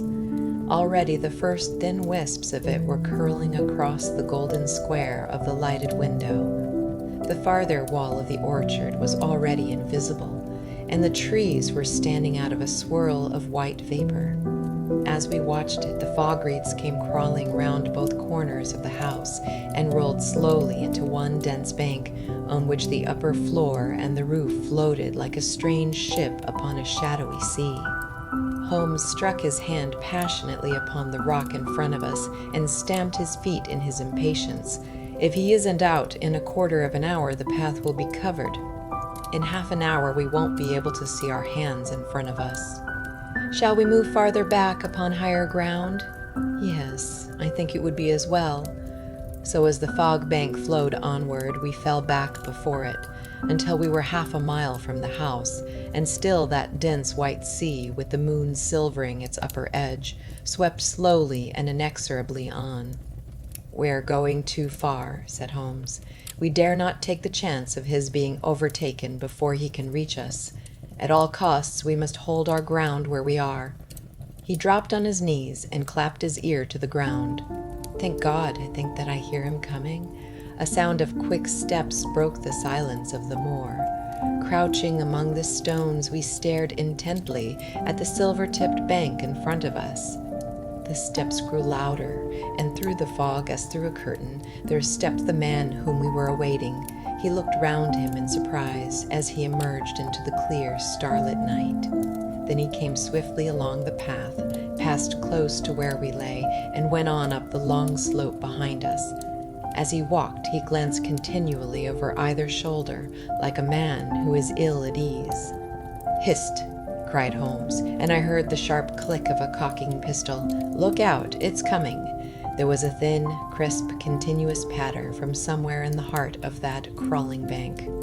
The cloud was within 50 yards of where we lay, and we glared at it, all three, uncertain what horror was about to break from the heart of it. I was at Holmes's elbow, and I glanced for an instant at his face. It was pale and exultant, his eyes shining brightly in the moonlight. But suddenly they started forward in a rigid, fixed stare, and his lips parted in amazement. At the same instant, Lestrade gave a yell of terror and threw himself face downward upon the ground. I sprang to my feet, my inert hand grasping my pistol, my mind paralyzed by the dreadful shape which had sprung out upon us from the shadows of the fog. A hound it was, an enormous coal-black hound, but not such a hound as mortal eyes have ever seen. Fire burst from its open mouth, its eyes glowed with a smoldering glare, its muzzle and hackles and dewlap were outlined in flickering flame. Never in the delirious dream of a disordered brain could anything more savage, more appalling, more hellish be conceived than that dark form and savage face which broke upon us out of the wall of fog. With long bounds, the huge black creature was leaping down the track, following hard upon the footsteps of our friend. So paralyzed were we by the apparition that we allowed him to pass before we had recovered our nerve. Then Holmes and I both fired together, and the creature gave a hideous howl, which showed that one at least had hit him. He did not pause, however, but bounded onward. Far away on the path we saw Sir Henry looking back, his face white in the moonlight, his hands raised in horror, glaring helplessly at the frightful thing which was hunting him down. But that cry of pain from the hound had blown all our fears to the winds. If he was vulnerable, he was mortal, and if we could wound him, we could kill him. Never have I seen a man run as Holmes ran that night. I am reckoned fleet of foot, but he outpaced me as much as I outpaced the little professional. In front of us, as we flew up the track, we heard scream after scream from Sir Henry and the deep roar of the hound. I was in time to see the beast spring upon its victim, hurl him to the ground, and worry at his throat. But the next instant, Holmes had emptied 5 barrels of his revolver into the creature's flank. With a last howl of agony and a vicious snap in the air, it rolled upon its back, 4 feet pawing furiously, and then fell limp upon its side. I stooped, panting, and pressed my pistol to the dreadful shimmering head. But it was useless to press the trigger. The giant hound was dead. Sir Henry lay insensible where he had fallen. We tore away his collar, and Holmes breathed a prayer of gratitude when we saw that there was no sign of a wound, and that the rescue had been in time. Already our friend's eyelids shivered, and he made a feeble effort to move. Lestrade thrust his brandy flask between the baronet's teeth, and 2 frightened eyes were looking up at us. "My God!" he whispered. "What was it? What in heaven's name was it?" "It's dead, whatever it is," said Holmes.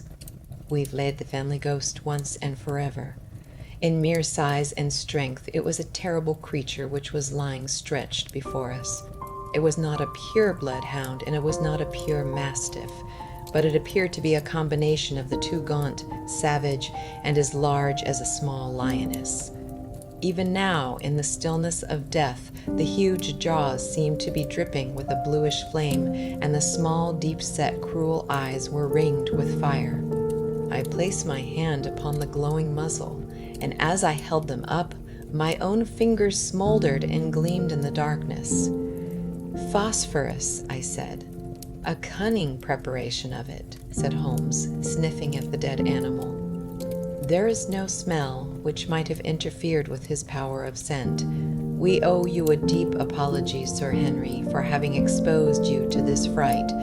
I was prepared for a hound, but not for such a creature as this, and the fog gave us little time to receive him. You have saved my life, having first endangered it. Are you strong enough to stand? Give me another mouthful of that brandy, and I shall be ready for anything. So, now, if you will help me up, what do you propose to do? To leave you here. You are not fit for further adventures tonight. If you will wait, one or other of us will go back with you to the hall. He tried to stagger to his feet, but he was still ghastly pale and trembling in every limb. We helped him to a rock, where he sat shivering with his face buried in his hands. "We must leave you now," said Holmes. "The rest of our work must be done, and every moment is of importance. We have our case, and now we only want our man." "It's 1,000 to 1 against our finding him at the house," he continued as we retraced our steps swiftly down the path. "Those shots must have told him that the game was up. We were some distance off, and this fog may have deadened them. He followed the Hound to call him off of that, you may be certain. No, he's gone by this time. But we'll search the house and make sure."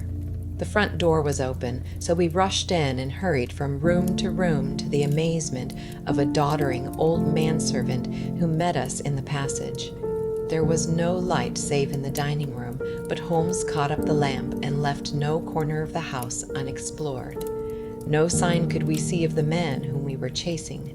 On the upper floor, however, one of the bedroom doors was locked. "There's someone in here," cried Lestrade. "I can hear a movement. Open this door."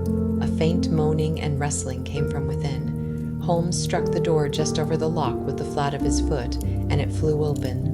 Pistol in hand, we all three rushed into the room, but there was no sign within it of that desperate and defiant villain whom we expected to see. Instead, we were faced by an object so strange and so unexpected that we stood for a moment staring at it in amazement. The room had been fashioned into a small museum, and the walls were lined by a number of glass-topped cases full of that collection of butterflies and moths, the formation of which had been the relaxation of this complex and dangerous man. In the center of this room there was an upright beam which had been placed at some period as a support for the old worm-eaten balk of timber which spanned the roof. To this post a figure was tied, so swathed and muffled in the sheets which had been used to secure it that one could not for the moment tell whether it was that of a man or a woman. One towel passed round the throat and was secured at the back of the pillar. Another covered the lower part of the face, and over it 2 dark eyes full of grief and shame and a dreadful questioning stared back at us. In a minute we had torn off the gag, unswathed the bonds, and Mrs. Stapleton sank upon the floor in front of us. As her beautiful head fell upon her chest, I saw the clear red wheal of a whiplash across her neck. "The brute!" cried Holmes. "Here, Lestrade, your brandy bottle. Put her in the chair. She has fainted from ill usage and exhaustion." She opened her eyes again. "Is he safe?" she asked. "Has he escaped?" "He cannot escape us, madam." No, I did not mean my husband. Sir Henry, is he safe?" "Yes." "And the Hound?" "It is dead." She gave a long sigh of satisfaction. Thank God! Thank God! Oh, this villain! See how he has treated me." She shot her arms out from her sleeves, and we saw with horror that they were all mottled with bruises. "But this is nothing. It is my mind and soul that he has tortured and defiled.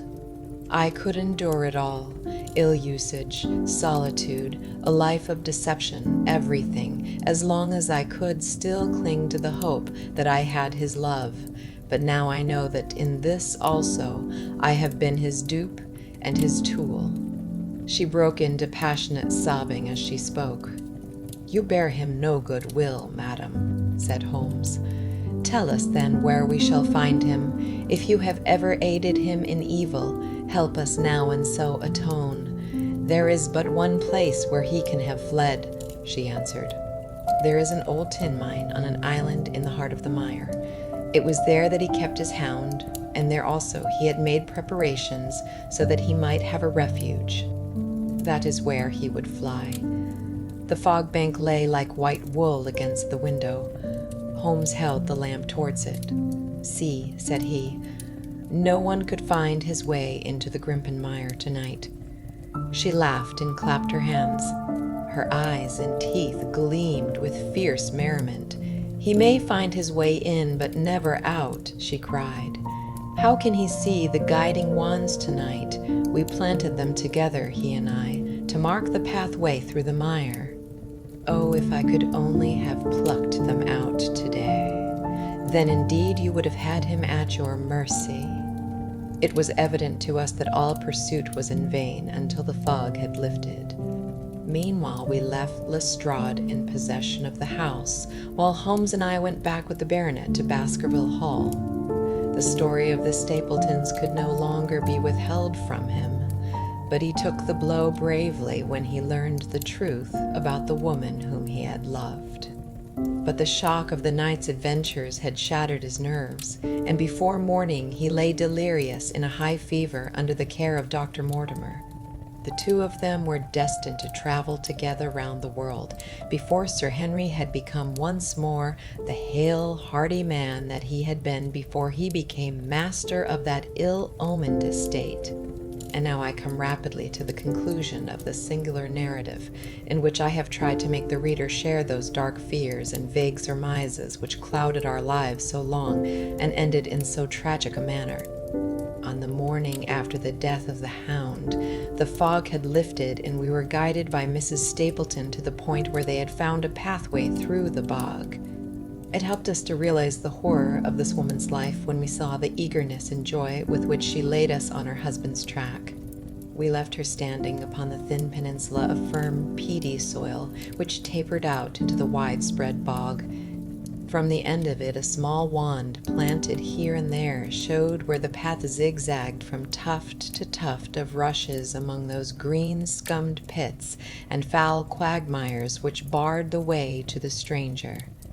Rank reeds and lush, slimy water plants sent an odor of decay and a heavy miasmatic vapor onto our faces, while a false step plunged us more than once thigh-deep into the dark, quivering mire, which shook for yards in soft undulations around our feet. Its tenacious grip plucked at our heels as we walked, and when we sank into it, it was as if some malignant hand was tugging us down into those obscene depths. So grim and purposeful was the clutch in which it held us. Once only we saw a trace that someone had passed that perilous way before us. From amid a tuft of cotton grass which bore it up out of the slime, some dark thing was projecting. Holmes sank to his waist as he stepped from the path to seize it, and had we not been there to drag him out, he could never have set his foot upon firm land again. He held an old black boot in the air. Myers, Toronto, was printed on the leather inside. "It is worth a mud bath," said he. "It is our friend Sir Henry's missing boot, thrown there by Stapleton in his flight." Exactly. He retained it in his hand after using it to set the Hound upon the track. He fled when he knew the game was up, still clutching it, and he hurled it away at this point of his flight. We know at least that he came so far in safety. But more than that we were never destined to know, though there was much which we might surmise. There was no chance of finding footsteps in the mire, for the rising mud oozed swiftly in upon them. But as we at last reached firmer ground beyond the morass, we all looked eagerly for them, but no slightest sign of them ever met our eyes. If the earth told a true story, then Stapleton never reached that island of refuge towards which he struggled through the fog upon that last night. Somewhere in the heart of the great Grimpen mire, down in the foul slime of the huge morass which had sucked him in, this cold and cruel-hearted man is forever buried. Many traces we found of him in the bog-girt island where he had hid his savage ally. A huge driving wheel in a shaft half filled with rubbish showed the position of an abandoned mine. Beside it were the crumbling remains of the cottages of the miners, driven away no doubt by the foul reek of the surrounding swamp. In one of these, a staple and chain with a quantity of gnawed bone showed where the animal had been confined. A skeleton with a tangle of brown hair adhering to it lay among the debris. "A dog," said Holmes. "By Jove, a curly-haired spaniel. Poor Mortimer will never see his pet again. Well, I do not know that this place contains any secret which we have not already fathomed.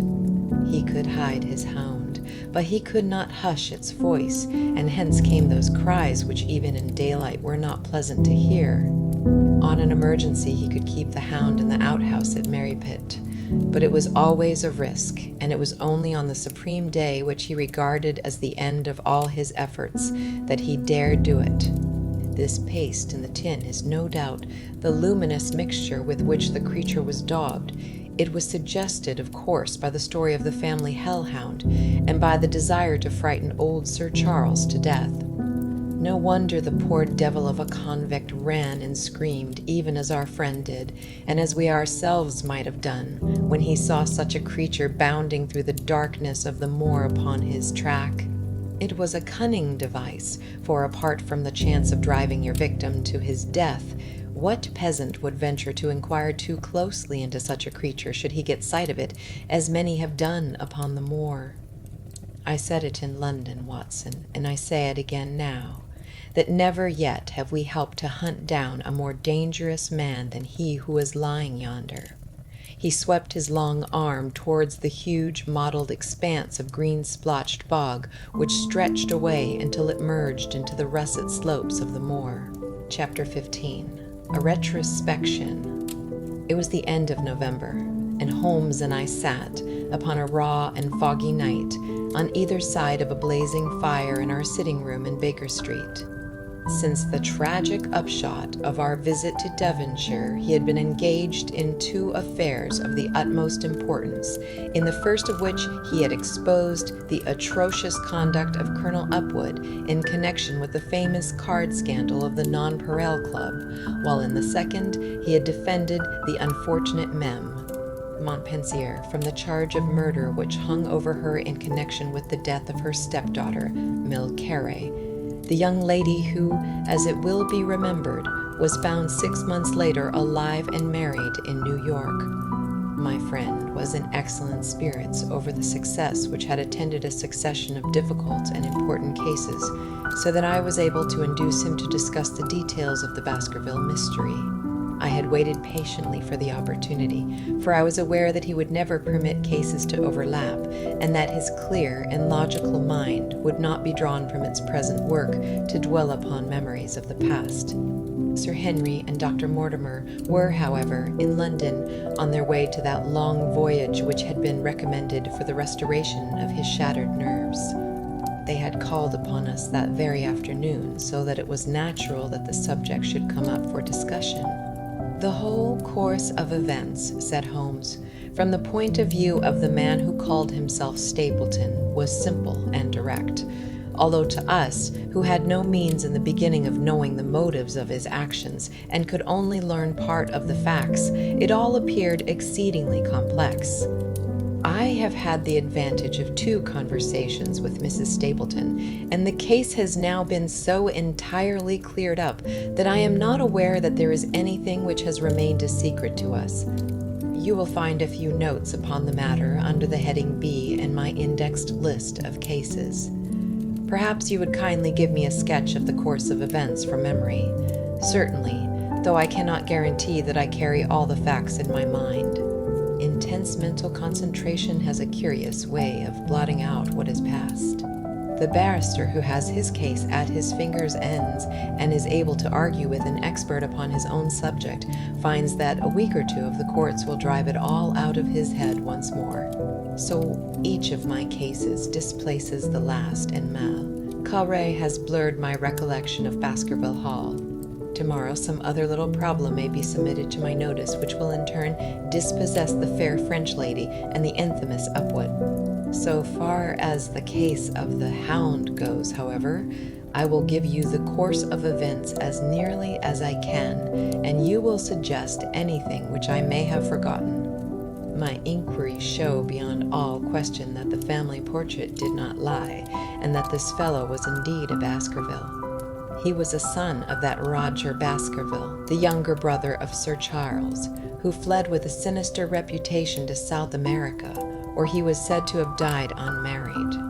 He did, as a matter of fact, marry and had 1 child, this fellow, whose real name is the same as his father's. He married Beryl Garcia, one of the beauties of Costa Rica, and, having purloined a considerable sum of public money, he changed his name to Vandeleur and fled to England, where he established a school in the east of Yorkshire. His reason for attempting this special line of business was that he had struck up an acquaintance with a consumptive tutor upon the voyage home, and that he had used this man's ability to make the undertaking a success. Fraser, the tutor, died, however, and the school which had begun well sank from disrepute into infamy. The Vandeleurs found it convenient to change their name to Stapleton, and he brought the remains of his fortune, his schemes for the future, and his taste for entomology to the south of England. I learned at the British Museum that he was a recognized authority upon the subject, and that the name of Vandeleur has been permanently attached to a certain moth which he had, in his Yorkshire days, been the first to describe. We now come to that portion of his life which has proved to be of such intense interest to us. The fellow had evidently made inquiry and found that only 2 lives intervened between him and a valuable estate. When he went to Devonshire, his plans were, I believe, exceedingly hazy, but that he meant mischief from the first is evident from the way in which he took his wife with him in the character of his sister. The idea of using her as a decoy was clearly already in his mind, though he may not have been certain how the details of his plot were to be arranged. He meant in the end to have the estate, and he was ready to use any tool or run any risk for that end. His first act was to establish himself as near to his ancestral home as he could, and his second was to cultivate a friendship with Sir Charles Baskerville and with the neighbors. The baronet himself told him about the family hound, and so prepared the way for his own death. Stapleton, as I will continue to call him, knew that the old man's heart was weak and that a shock would kill him. So much he had learned from Dr. Mortimer. He had heard also that Sir Charles was superstitious and had taken this grim legend very seriously. His ingenious mind instantly suggested a way by which the baronet could be done to death, and yet it would be hardly possible to bring home the guilt to the real murderer. Having conceived the idea, he proceeded to carry it out with considerable finesse. An ordinary schemer would have been content to work with a savage hound. The use of artificial means to make the creature diabolical was a flash of genius upon his part. The dog he bought in London from Ross and Mangles, the dealers in Fulham Road. It was the strongest and most savage in their possession. He brought it down by the North Devon line and walked a great distance over the moor so as to get it home without exciting any remarks. He had already, on his insect hunts, learned to penetrate the Grimpen mire, and so had found a safe hiding place for the creature. Here he kennelled it and waited his chance, but it was some time coming. The old gentleman could not be decoyed outside of his grounds at night. Several times Stapleton lurked about with his hound, but without avail. It was during these fruitless quests that he, or rather his ally, was seen by peasants, and that the legend of the demon dog received a new confirmation. He had hoped that his wife might lure Sir Charles to his ruin, but here she proved unexpectedly independent. She would not endeavor to entangle the old gentleman in a sentimental attachment which might deliver him over to his enemy. Threats and even, I am sorry to say, blows refused to move her. She would have nothing to do with it, and for a time Stapleton was at a deadlock. He found a way out of his difficulties through the chance that Sir Charles, who had conceived a friendship for him, made him the minister of his charity in the case of this unfortunate woman, Mrs. Laura Lyons. By representing himself as a single man, he acquired complete influence over her, and he gave her to understand that in the event of her obtaining a divorce from her husband, he would marry her. His plans were suddenly brought to a head by his knowledge that Sir Charles was about to leave the hall on the advice of Dr. Mortimer, with whose opinion he himself pretended to coincide. He must act at once, or his victim might get beyond his power. He therefore put pressure upon Mrs. Lyons to write this letter, imploring the old man to give her an interview on the evening before his departure for London. He then, by a specious argument, prevented her from going, and so had the chance for which he had waited. Driving back in the evening from Coombe Tracy, he was in time to get his hound, to treat it with his infernal paint, and to bring the beast round to the gate at which he had reason to expect that he would find the old gentleman waiting. The dog, incited by its master, sprang over the wicket gate and pursued the unfortunate baronet, who fled screaming down the yew alley. In that gloomy tunnel, it must indeed have been a dreadful sight to see that huge black creature, with its flaming jaws and blazing eyes, bounding after its victim. He fell dead at the end of the alley from heart disease and terror. The hound had kept upon the grassy border while the baronet had run down the path, so that no track but the man's was visible. On seeing him lying still, the creature had probably approached to sniff at him, but finding him dead had turned away again. It was then that it left the print which was actually observed by Dr. Mortimer. The hound was called off and hurried away to its lair in the Grimpen Mire, and a mystery was left which puzzled the authorities, alarmed the countryside, and finally brought the case within the scope of our observation. So much for the death of Sir Charles Baskerville. You perceive the devilish cunning of it, for really it would be almost impossible to make a case against the real murderer. His only accomplice was one who could never give him away, and the grotesque, inconceivable nature of the device only served to make it more effective. Both of the women concerned in the case, Mrs. Stapleton and Mrs. Laura Lyons, were left with a strong suspicion against Stapleton. Mrs. Stapleton knew that he had designs upon the old man, and also of the existence of the hound. Mrs. Lyons knew neither of these things, but had been impressed by the death occurring at the time of an uncancelled appointment, which was only known to him. However, both of them were under his influence, and he had nothing to fear from them. The first half of his task was successfully accomplished, but the more difficult still remained.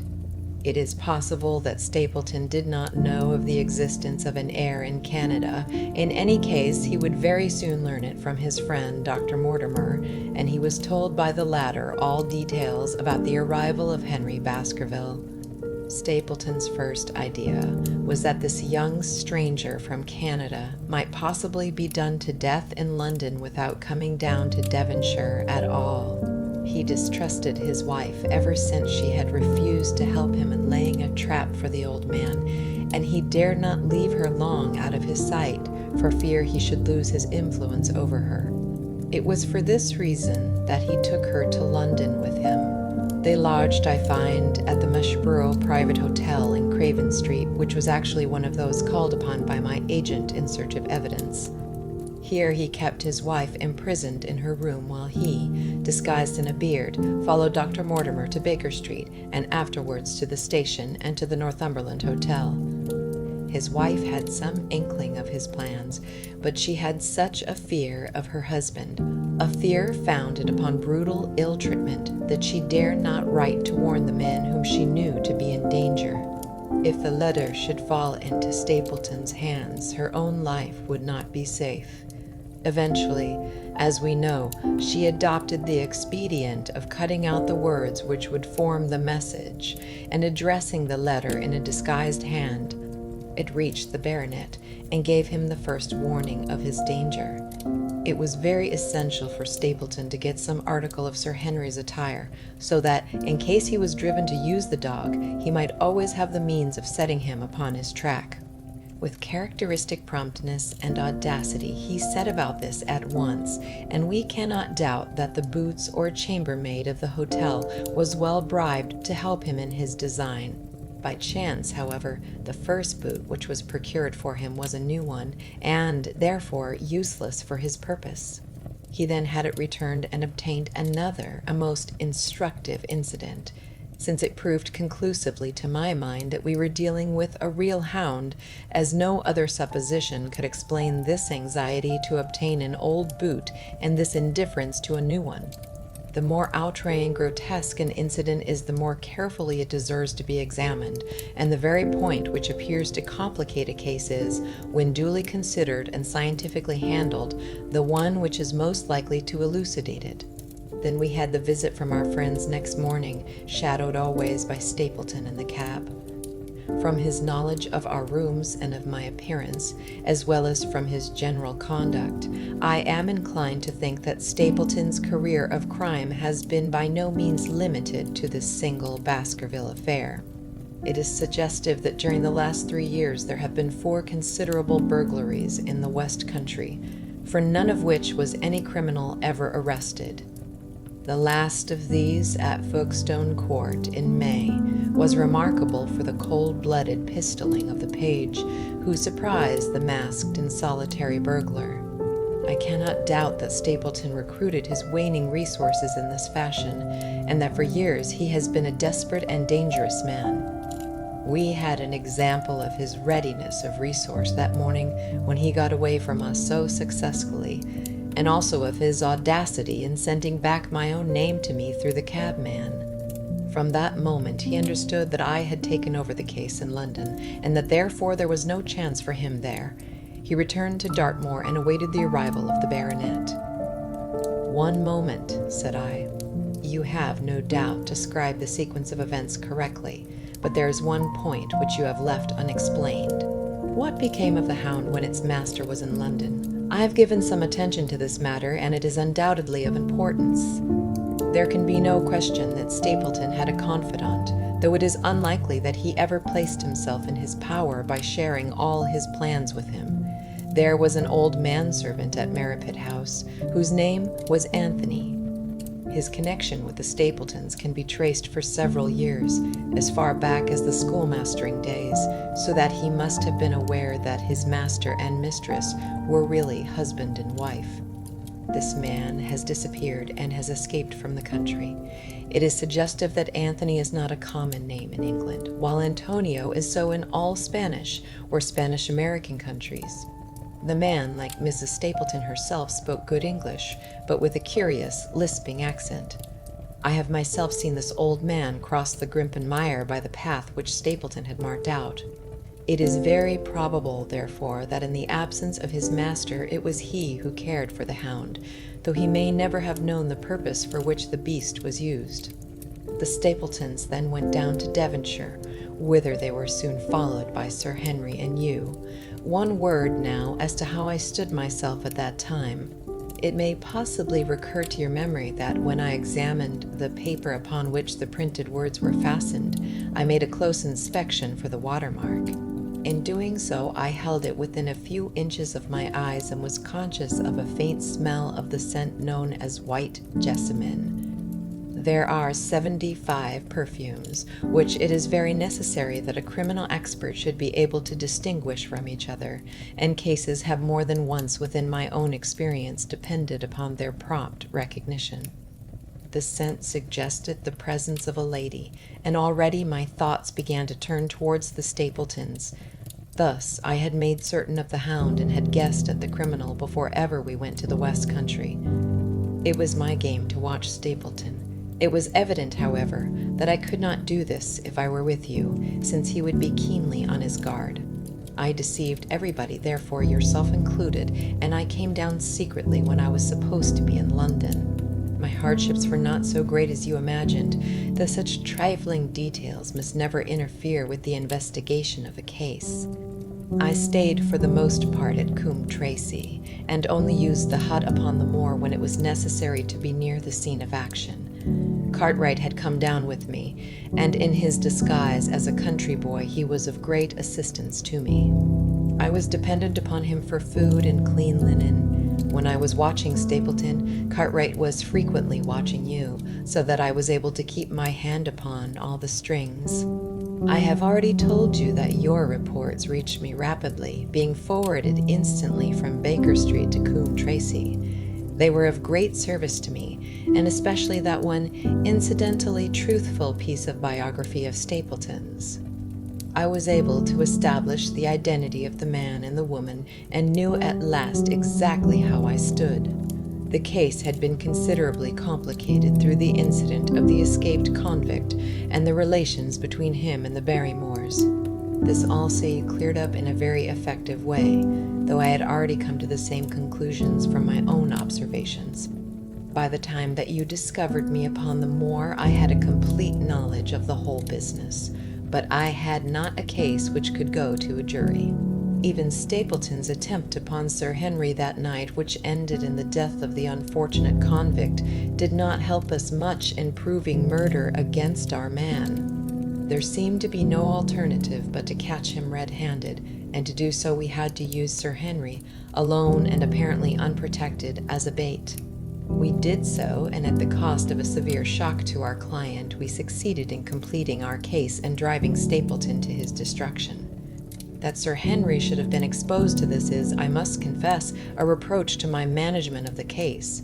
But we had no means of foreseeing the terrible and paralyzing spectacle which the beast presented, nor could we predict the fog which enabled him to burst upon us at such short notice. We succeeded in our object at a cost which both the specialist and Dr. Mortimer assure me will be a temporary one. A long journey may enable our friend to recover not only from his shattered nerves, but also from his wounded feelings. His love for the lady was deep and sincere, and to him the saddest part of all this black business was that he should have been deceived by her. It only remains to indicate the part which she had played throughout.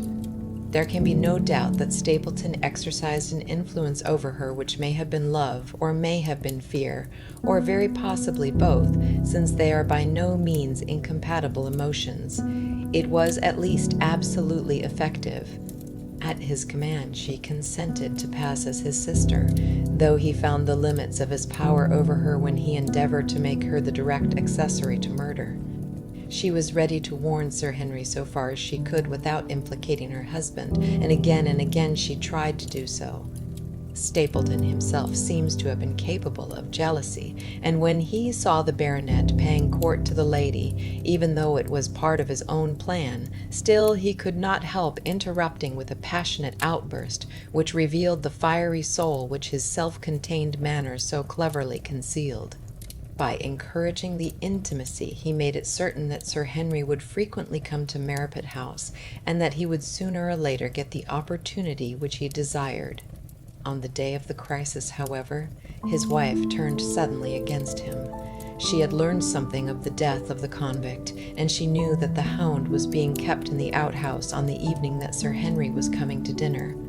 She taxed her husband with his intended crime, and a furious scene followed in which he showed her for the first time that she had a rival in his love. Her fidelity turned in an instant to bitter hatred, and he saw that she would betray him.